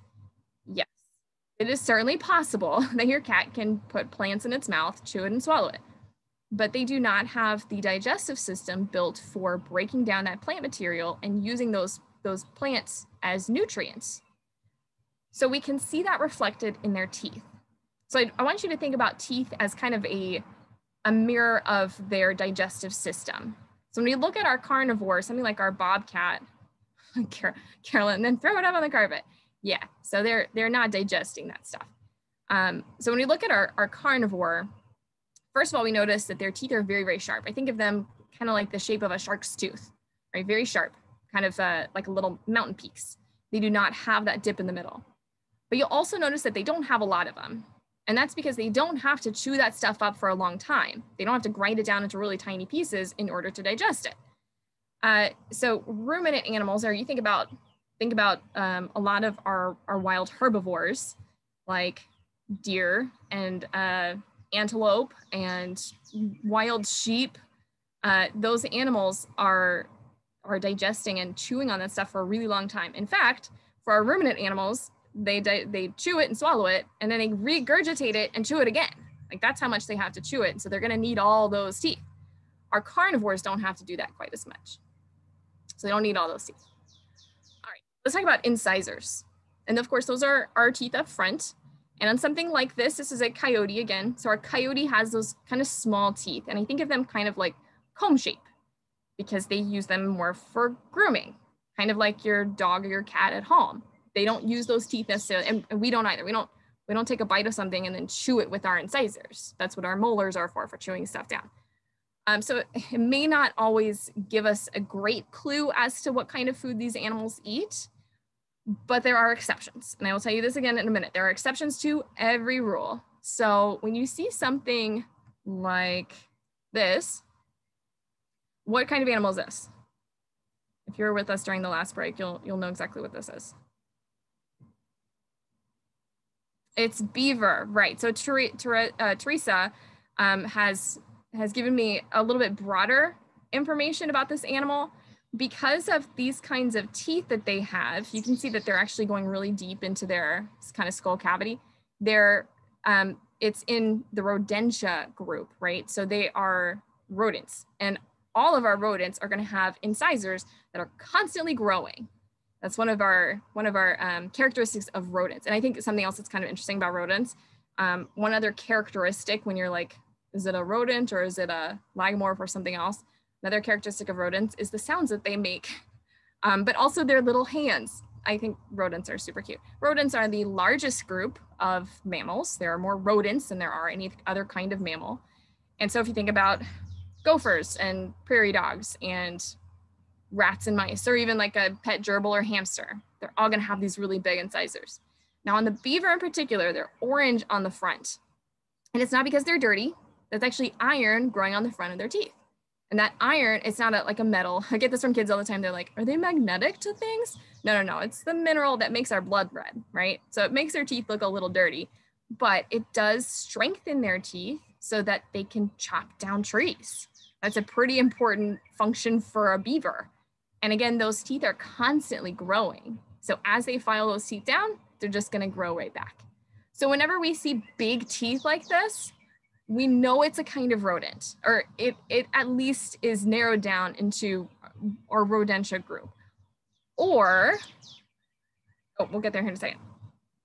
So I'll get back to what I was saying here in just a second. So just a kind of a comparison here, Carolyn, what I was talking about earlier is beavers are our native animals. A lot of times I get pictures from people, or people bring me skulls. They're like, what is this? It looks like a beaver. And they get really excited. And then I tell them that it's a nutria. So one of the main differences that you're going to find here is, can you guys see my mouse? This hole here, right kind of below their ocular, or their orbit, right below their eye, is that they're going to have this big hole here on our nutria. So if you find a skull and you're not sure if it's a nutria or a beaver, just remember that nutrias have more holes in their heads. Teresa, what is their iron source? From what I understand, it's not synthesized in their body, but it's something that they get from the plants that they eat. You know, we don't think of iron coming from plants as much as meat, and of course, rodents. Most of our rodents are herbivores, but there's enough there that they're getting the iron that kind of gets on the front of their teeth. So, all right, from what I understand. All right, so yeah, here just highlighting those holes again. All right, so another kind of group of animals that are gonna have big incisors, but are not rodents, is lagomorphs. So here's our eastern cottontail, and the difference here, so you can see these big incisors, but the difference here, it's difficult to highlight it. Hopefully this is an okay picture to show you guys, where you can see the front two incisors. Right behind those big two incisors, they're gonna have an extra set of teeth growing right behind them. And I think of them like herb scissors, you know, where you have multiple blades stacked right next to each other, and it helps you to kind of cut up those plants into smaller pieces. It's kind of like that. So lagomorphs includes hares and rabbits. All right. Let's move on to our canine teeth. And we're a little more than halfway done, guys. So our canine teeth, of course, we think of being found on predators. They're gonna be two on top, two on bottom.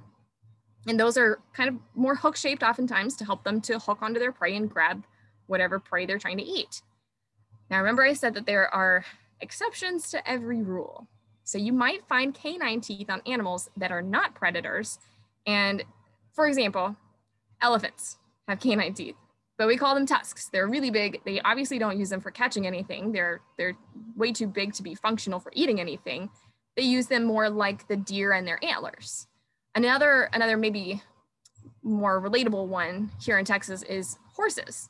Male horses will often grow a set of canine teeth. We might call them wolf teeth. And sometimes they get pulled because they're obnoxious and there's no use for them in domestic horses. But in wild horses, the males will use them, again, like antlers on a deer. They use them to kind of fight with each other. So sometimes those teeth can be more functional besides catching things. But here's where you can double check your work and go back to looking at their eyes. So when we see a predator, they are gonna have canine teeth, but they're also gonna have those eyes facing forward. On something like this animal, so Jamie, this is kind of where we're getting here. This picture is not a pig. Do you guys know what it is? I'm gonna let you guys guess what it is. It looks very similar to pigs, but it's not technically a pig. But they have, I'm gonna kind of describe it here. I'll give it away here in a second. Yeah, Eric, it's a javelina. There you go. So our javelinas and wild pigs, they have canine teeth, but they're situated to kind of rub against each other. So they can sometimes use them for communicating with each other, and it makes like a horrible nails on chalkboard kind of sound. I have a javelina skull, and I'll show you what I'm talking about. Maybe, I don't know, I haven't decided yet. It's really an obnoxious noise. But they also use them to root around. So, but again, you're gonna see those canine teeth, but double check the eyes. Straightforward, this picture in the middle, you can see these eyes are not facing forward. So this is not technically a predator. So that, again, gives you kind of a hint as to what kind of animal this is. It's not something that's a predator. They are mostly eating plant matter. All right. Let's see. A few other kind of interesting things. A lot of times I get in urban areas, in the Houston area, we have both red and gray foxes. The gray foxes are a native animal. The red fox is a naturalized animal. So it was introduced along with, as humans moved, so did the red fox. So they're not technically a native animal. But if you find a skull and you're not sure whether it's if you like look it up and you're like, oh, it's a fox, but I don't know if it's a gray fox or a red fox. If you remember their scientific names, you can remember whether it's a gray fox or a red fox. So the Eurasian, the gray fox, they have a U shape on their skull. This is called their sagittal crest. So their sagittal crest kind of has this U shape, whereas the red fox, the vulpes, they have a V shape. Let me go back to remove those and you guys can maybe see what I'm talking about. So this one is a broad sweeping U-shape sagittal crest, and the red fox has this deep V for the vulpes. All right. Let's see. I'm going to, let's talk about our opossum. Well, you know what? I'm going to kind of, okay. Let me come back here. Let's talk about our opossum really quickly because they're one of my favorite animals and I think it's worth talking about. So our opossum is our only marsupial native to North America. So we can see on the picture on the right, our mama opossum is carrying up to 13 babies after they leave the pouch. But what's interesting things on their skull, this is one of the most common skulls that I'm going to find or people bring to me is opossums. And one of the things we know about opossums is when they're confronted by our dogs barking at them or whatever in our backyards, what do? They open their mouth and they hiss at us. And they're trying to show all their teeth. And they have they have 50 teeth, more than any other land mammal here in North America. So they have a lot of teeth. And if you think about what an opossum eats, a lot of insects like ticks and cockroaches, then they need all those little tiny teeth to help them crush and grind up the exoskeletons of those insects. So, and we see this on a lot of our insectivores, and technically opossums are omnivores, but anything that eats a lot of insects, including bats, they're gonna have these little tiny teeth that help them to kind of crush up insect exoskeletons. Armadillos are the same way. Now, I say opossum. I know I grew up probably saying possum. I don't think I said that word very often, but I just want to distinguish the difference here. It is opossum because possums live in Australia, and that's the animal on the left. So you got to say the O, otherwise you're not talking about the one that lives here. Of course, colloquially, everybody knows what you're talking about, but now you know there is a difference. All right, let's talk about tracks at the same time. So when you find tracks in muddy areas, a lot of times they're going to be animals that are coming down to get a drink of water. And I want you to not only notice their fingers or their paws necessarily, but also the way that they track. So I'll talk more about that here in a minute. But just notice here, our opossum, they have little hands. And one way to distinguish these from raccoons, first of all, is they're going to be a little bit smaller hands. But they also, on their back foot, have that opposable thumb that helps them to climb trees. Raccoons have more of a flat paw. Sorry, there's a plane going over. It might get a little loud here in a second. All right, so this one here is our raccoon. And I like he's showing off his little hands, little jazz hands there. But our raccoon is one of the other very common animal skulls that people send to me or show me or show me a picture of. And so this is one to kind of keep in the back of your mind. If you find a skull, like I'm gonna say it's probably 7 times out of 10, it's a raccoon skull in our urban areas. And that's just because they're really common. But they have, I'm going to say like medium everything. So when we're looking at the size of their nose, it's kind of not very long, but it's also not really short. It's kind of medium. The size of their eyes is also kind of not very big, but also not really small. It's kind of just medium. Same thing, I guess this picture doesn't show their auditory bulli very well, but their auditory bulli are kind of medium. They have kind of just medium everything. It's also kind of a medium-sized skull. Like it fits in the palm of your hand, but it doesn't extend past your fingers. So kind of a medium-sized animal. But you look at their tracks. So just to kind of distinguish between our opossum tracks, I find probably more raccoon tracks than opossum tracks. Raccoons are pretty bold little animals. So they have our little cute little hands. And again, their hind foot does not have that opposable thumb. All right. So again, so here are 2 different tracks.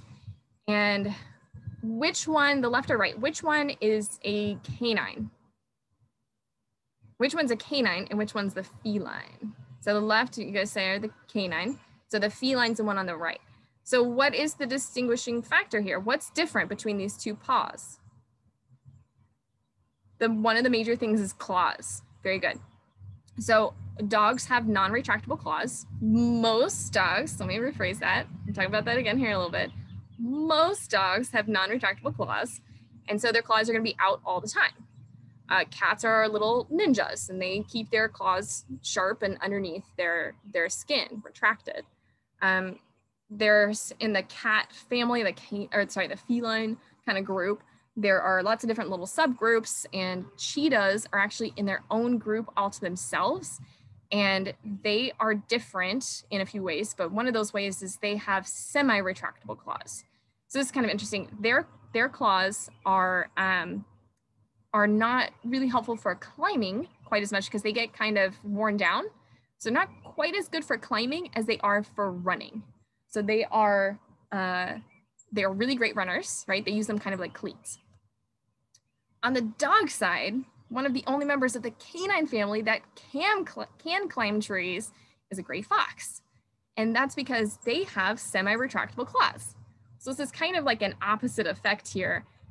Gray foxes, their claws are kept a little more sharp, which allows them to climb trees. So there you go. There are varying degrees of retractableness of claws. All right. So again, talking about track pattern really quickly, and this is one of the last things we'll do, and then we'll kind of exit out of here. So our track pattern can kind of give you a guide as to where this animal lives. So things that can climb trees, I'm going to say are the ones kind of on the right are the ones that are, maybe that's not great. So a lot of the ones on the right are going to be the ones that can climb trees on the, right top. And so here you're going to see, so our black bear, our raccoons, our opossums, they're the ones that are kind of tracking where, if you think about like if you watch a squirrel climb a tree, and they're kind of placing one foot after in the exact spot that the last foot was in. And that's to keep them balanced and keep them from stepping on things that are not so strong. Dogs do not track exactly in their footprints. So you're gonna see all 4 feet tracking one after the other. Let's see. If we think about like the way that animals move, so rabbits, for example, they will often put 2 feet out in front, and then they lean on both of those front feet while they move both of their back feet together. So you end up see the box on the bottom right, that red box that's highlighted, you're gonna see their back feet in front of their front feet. So their track pattern, again, can just kind of give you some clues as to what animal you're looking at. If those feet are very similar in size and shape to something else, that the pattern of it can give you a good clue as well. All right, so quiz time. Let me exit out of here so you guys can look at my beautiful face. Let me spotlight myself. All right, let me make sure, did I miss any questions that you guys had really quickly? Pig track is similar to moose, I believe, except size. Yeah, so our two-toed ungulates are hooved animals with two toes. So this is deer, the ones you're gonna see here, deer and pigs, pretty much. You can distinguish between deer and pigs because pigs have more of a rounded hoof, whereas deer have more of like little pointy knife hoofs. But they'll also, when they're running, those hoofs will splay a little bit. So it'll look like, it'll look more like Spock hands. But you may also see they have I guess it's an ergot. It's like a little a vestigial opposable thing, or I guess not opposable, but like it's a vestigial digit that might press into the ground as well. Okay, is there any other kind of questions before I move on? The last thing we're gonna do is I'm going to, while you guys are thinking of that, I'm gonna show you guys some skulls that I have, and I'm gonna quiz you guys and see if you guys can tell me what kind of skull I'm showing you. It is a little bit different looking at a real skull in my hand versus a picture of a skull. So I'm gonna tell you something that I tell kids all the time. In science is great because you can be wrong, and it's okay. Your guess can be wrong, right? Your hypothesis can be totally wrong, and it's okay. And then we learn what's right, and then we can use that information to do the right thing. So a lot of times I get people who are hesitant to give me answers because they're afraid to be wrong. And I don't want you guys to feel that way ever. So I'm gonna show you guys a skull. I don't see any questions here. And I want you guys to guess what it is.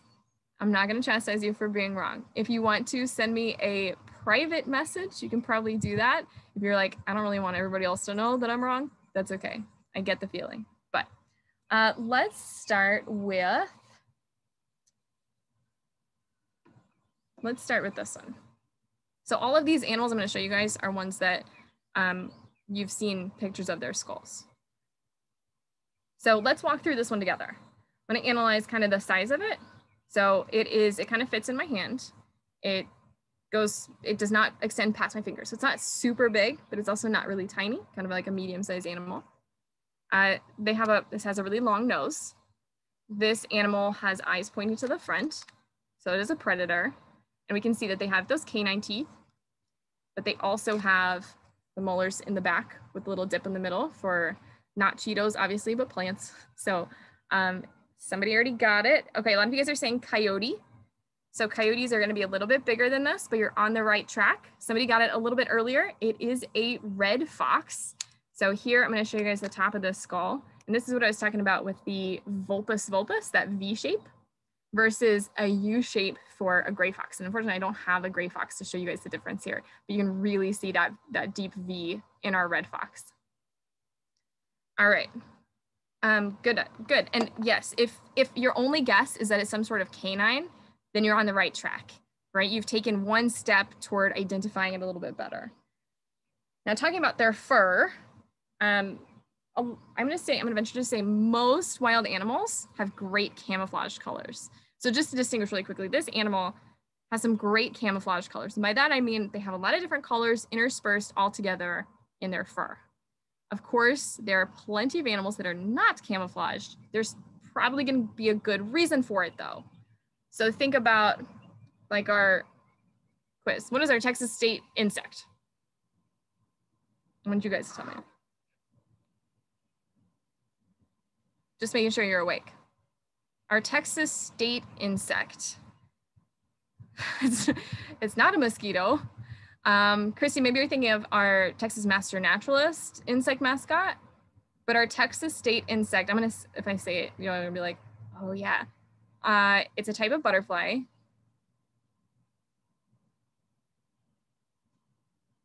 It's our monarch butterfly, right? Okay, so they are bright colored because of course they're poisonous.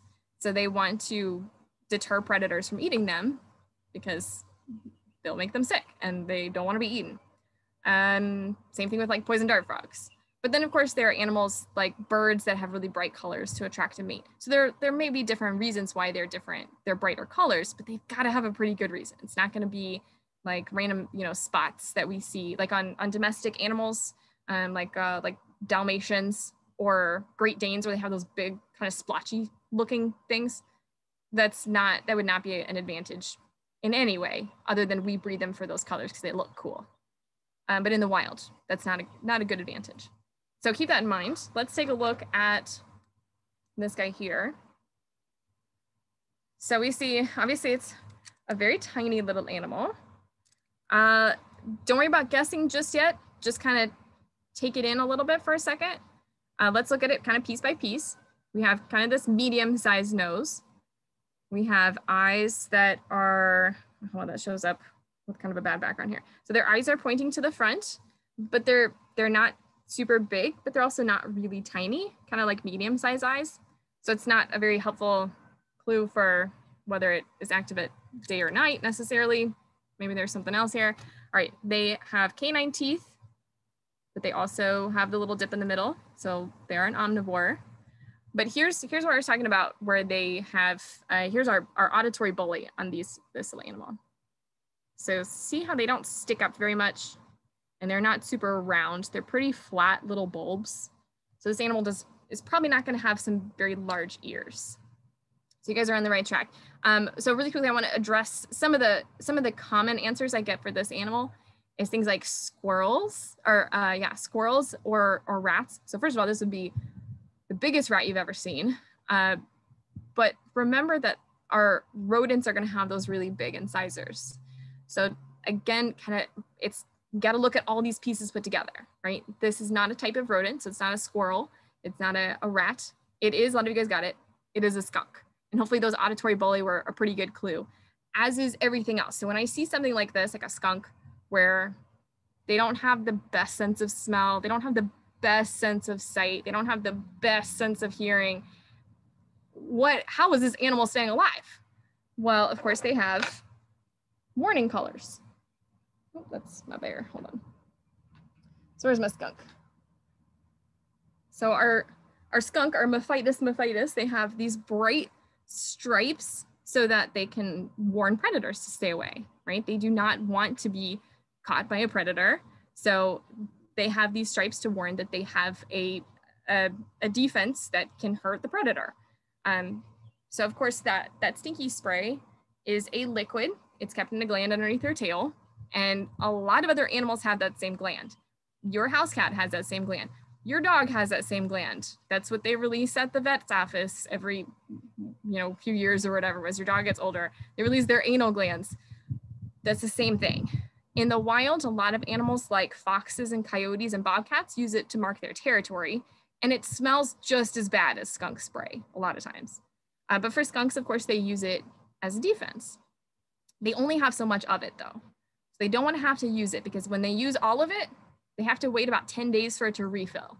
So it's 10 days without that really important defense. So they need to make sure that they're reserving it. And so their first defense is being noticed. A lot of times when I see skunks, they are wandering out in the middle of a field. They don't even care if everybody sees them. They've got their big bushy tail spread out. They're trying to advertise that they're there, and they don't really worry about other things sneaking up on them. One of the main predators though of skunks is great horned owls. And in the rehab center at Friends of Texas Wildlife, sometimes we get skunked owls. They don't really care that they're smelly, because most birds don't have a great sense of smell. Unfortunately though, when they get sprayed directly in the face, it can make them sick, like nauseated. It can also temporarily blind an animal. So those kinds of very stinky owls need a little bit of time in the drunk tank to just like detoxify, I guess, before they can be released. All right, let's do one more. This one's gonna be tricky. I gotta challenge you guys, since you got both of those correct.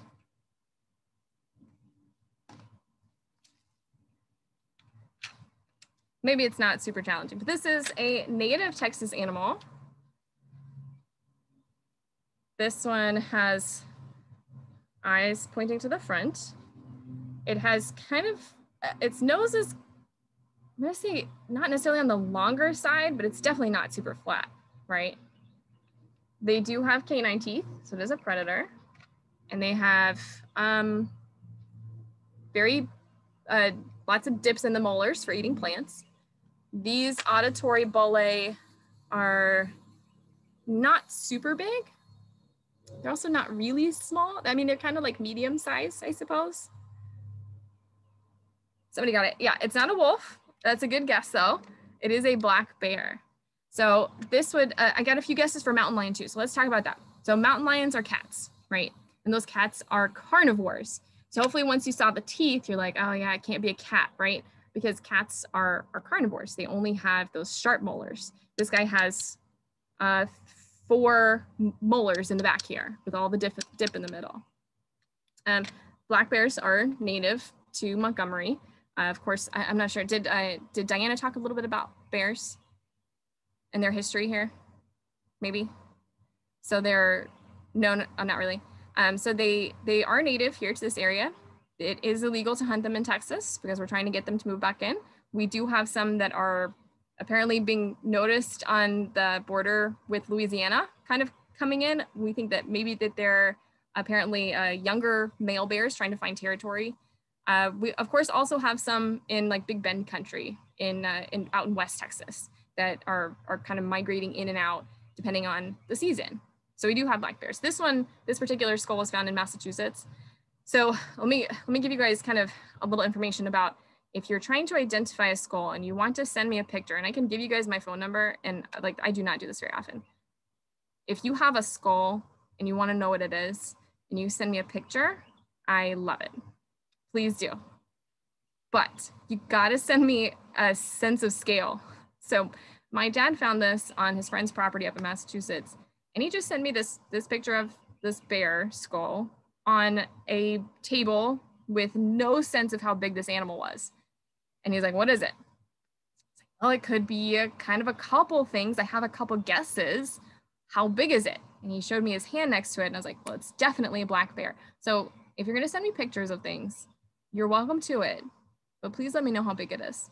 And a few different angles is great too. So from the front, from the side, any of their teeth would be great. As well as, you know, auditory bullae can be helpful as well. All that kind of stuff is great. Even if you send me pictures in an email, and people do this all the time, you're so more than welcome to do so. But again, got to give me all the information, especially where was it found? So I knew that was in Massachusetts. So I was like, that's a pretty good chance that it was a black bear.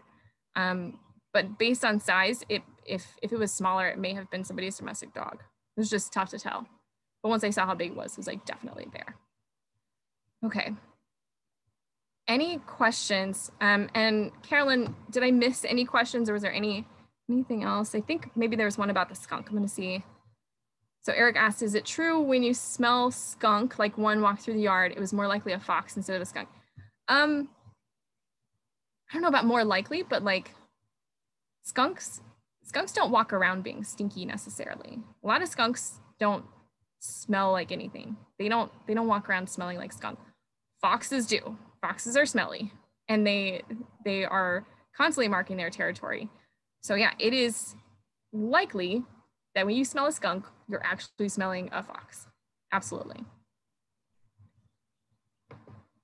Let's see. Do you think red fox will take over the gray fox population?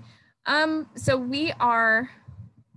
we're thinking, no, they're not necessarily eating the same things. So one benefit of gray foxes being able to climb trees is that they can get things like birds and bird eggs and squirrels even more easily. So that means that they're not necessarily competing for the same kind of prey. So we don't find that red foxes are necessarily pushing any of our native animals out. They're naturalized at this point. That of course may change, but as of right now, they don't seem to be doing harm. So they're not invasive. They're naturalized. So they're now a part, kind of like earthworms. They're naturalized. They're a part of this ecosystem now, and nothing's necessarily being negatively affected by it. All right, Carolyn, was there anything else that I missed? I don't think so. I think you got them. I think you were able to multitask and read while we were going. Good. Okay. So again, if you guys have any questions, I can write my information here in the chat. If you find any skulls or any tracks or anything, you're welcome to snap a picture. If you have a, if you're walking around on trails and stuff, if you don't have a, like a measuring, like anything to measure with exactly, that's okay. Just use your hand for things like prints and skulls that you find. Let me type my email here in the chat. It'll be my email, heartwoodsec@gmail.com. And if you want to text me pictures of skulls or tracks that you find, here's my number. Perfect. Text only. I may not be able to answer my phone. And you got to send me a picture too. If you call me and say you have a skull, I'm going to ask you to text me anyway. Or that is awesome. I love this. And I don't think when I went through training that that you were our person who did mammals. So when Bobby went through training, I was like, this was awesome. We got to handle the skulls. That was so cool. So I can't wait to give you the skull I have. I'm going to go home and double check to see if it's a beaver. Yeah. Mm-hmm. I love it. I love it. I have a friend who's a taxidermist, and every once in a while he's like, hey, the people didn't want the skull. You want it? I'm like, yeah, heck yeah. I've got like 3 coyote skulls at this point, but I don't care. I love it. That's right. All right. Well, thank you very much. It's good to virtually see some of you guys and some of your pictures. I hope to meet you guys in our future meetings here shortly. I hope so too. Yep. Great. Thanks. Me too. Awesome. Awesome. Thank you so much, Adrian. That was great. And I guess our next training is 2 weeks from today. And I believe Scott has already sent out a link for that. If not, it ought to be coming shortly. Yeah. So Carolyn, did you have any other announcements? Yeah, I wanted to, if people have a chance to stay on for just a minute, I will just, instead of doing 5 people today, I'm just going to do 2 to introduce 2 people to you today, because I don't want to take up a whole lot of time. We're hitting really close to, yeah, we've hit 1 o'clock already, but I want to make sure that everybody is knowing who everybody is. You know, we got to learn who all of our people are, right? We got to know our peeps. So I do have, let's see. Let me see who I can find to pick on first. Kendra. Let's see if I called on Kendra before. I did call on Kendra before. Kendra loves the octopus. So let's talk to Darla. Darla, can you unmute?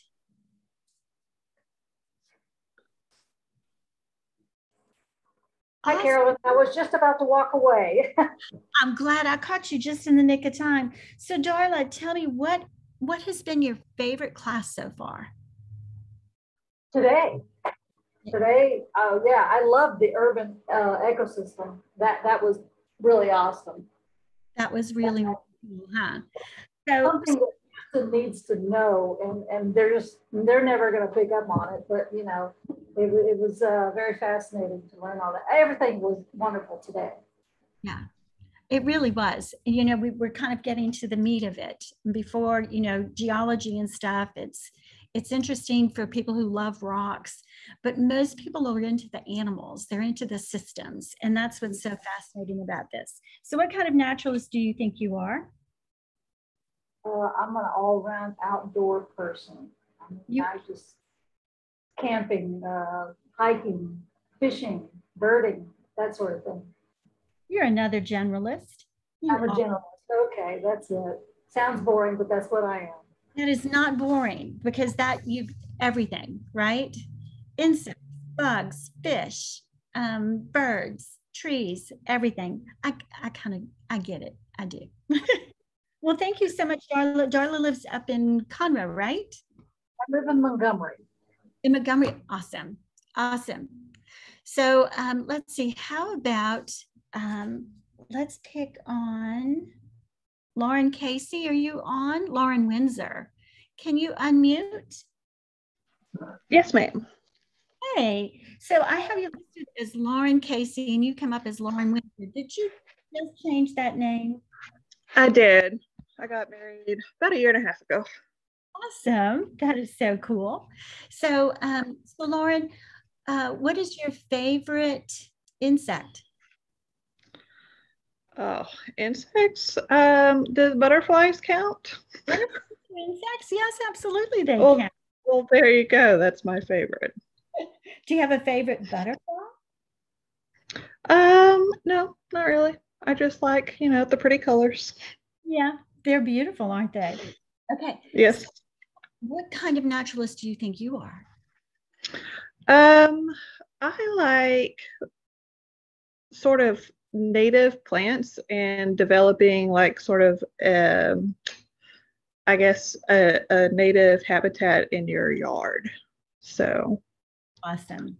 Awesome. That is, somebody's asking right now about becoming part of the landscape advisor program that we're setting up.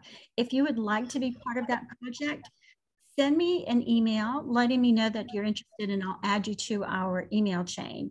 So my email is heartwoodprez@gmail.com. And I see Linda Rowe has already asked about joining us. We're still getting everything together. Mike McGee, who's on right now, is our lead for that, and very, very closely with our local Native Plant Society chapter, and gathering information so we can get this off the ground. We're looking forward to good things happen in our area when it comes to native plants. One of the things that that Diana, when she was talking about how fall roots go down into the ground for native plants, as opposed to like a lawn monoculture, that helps to charge those aquifers much faster than what you would have with just lawn runoff.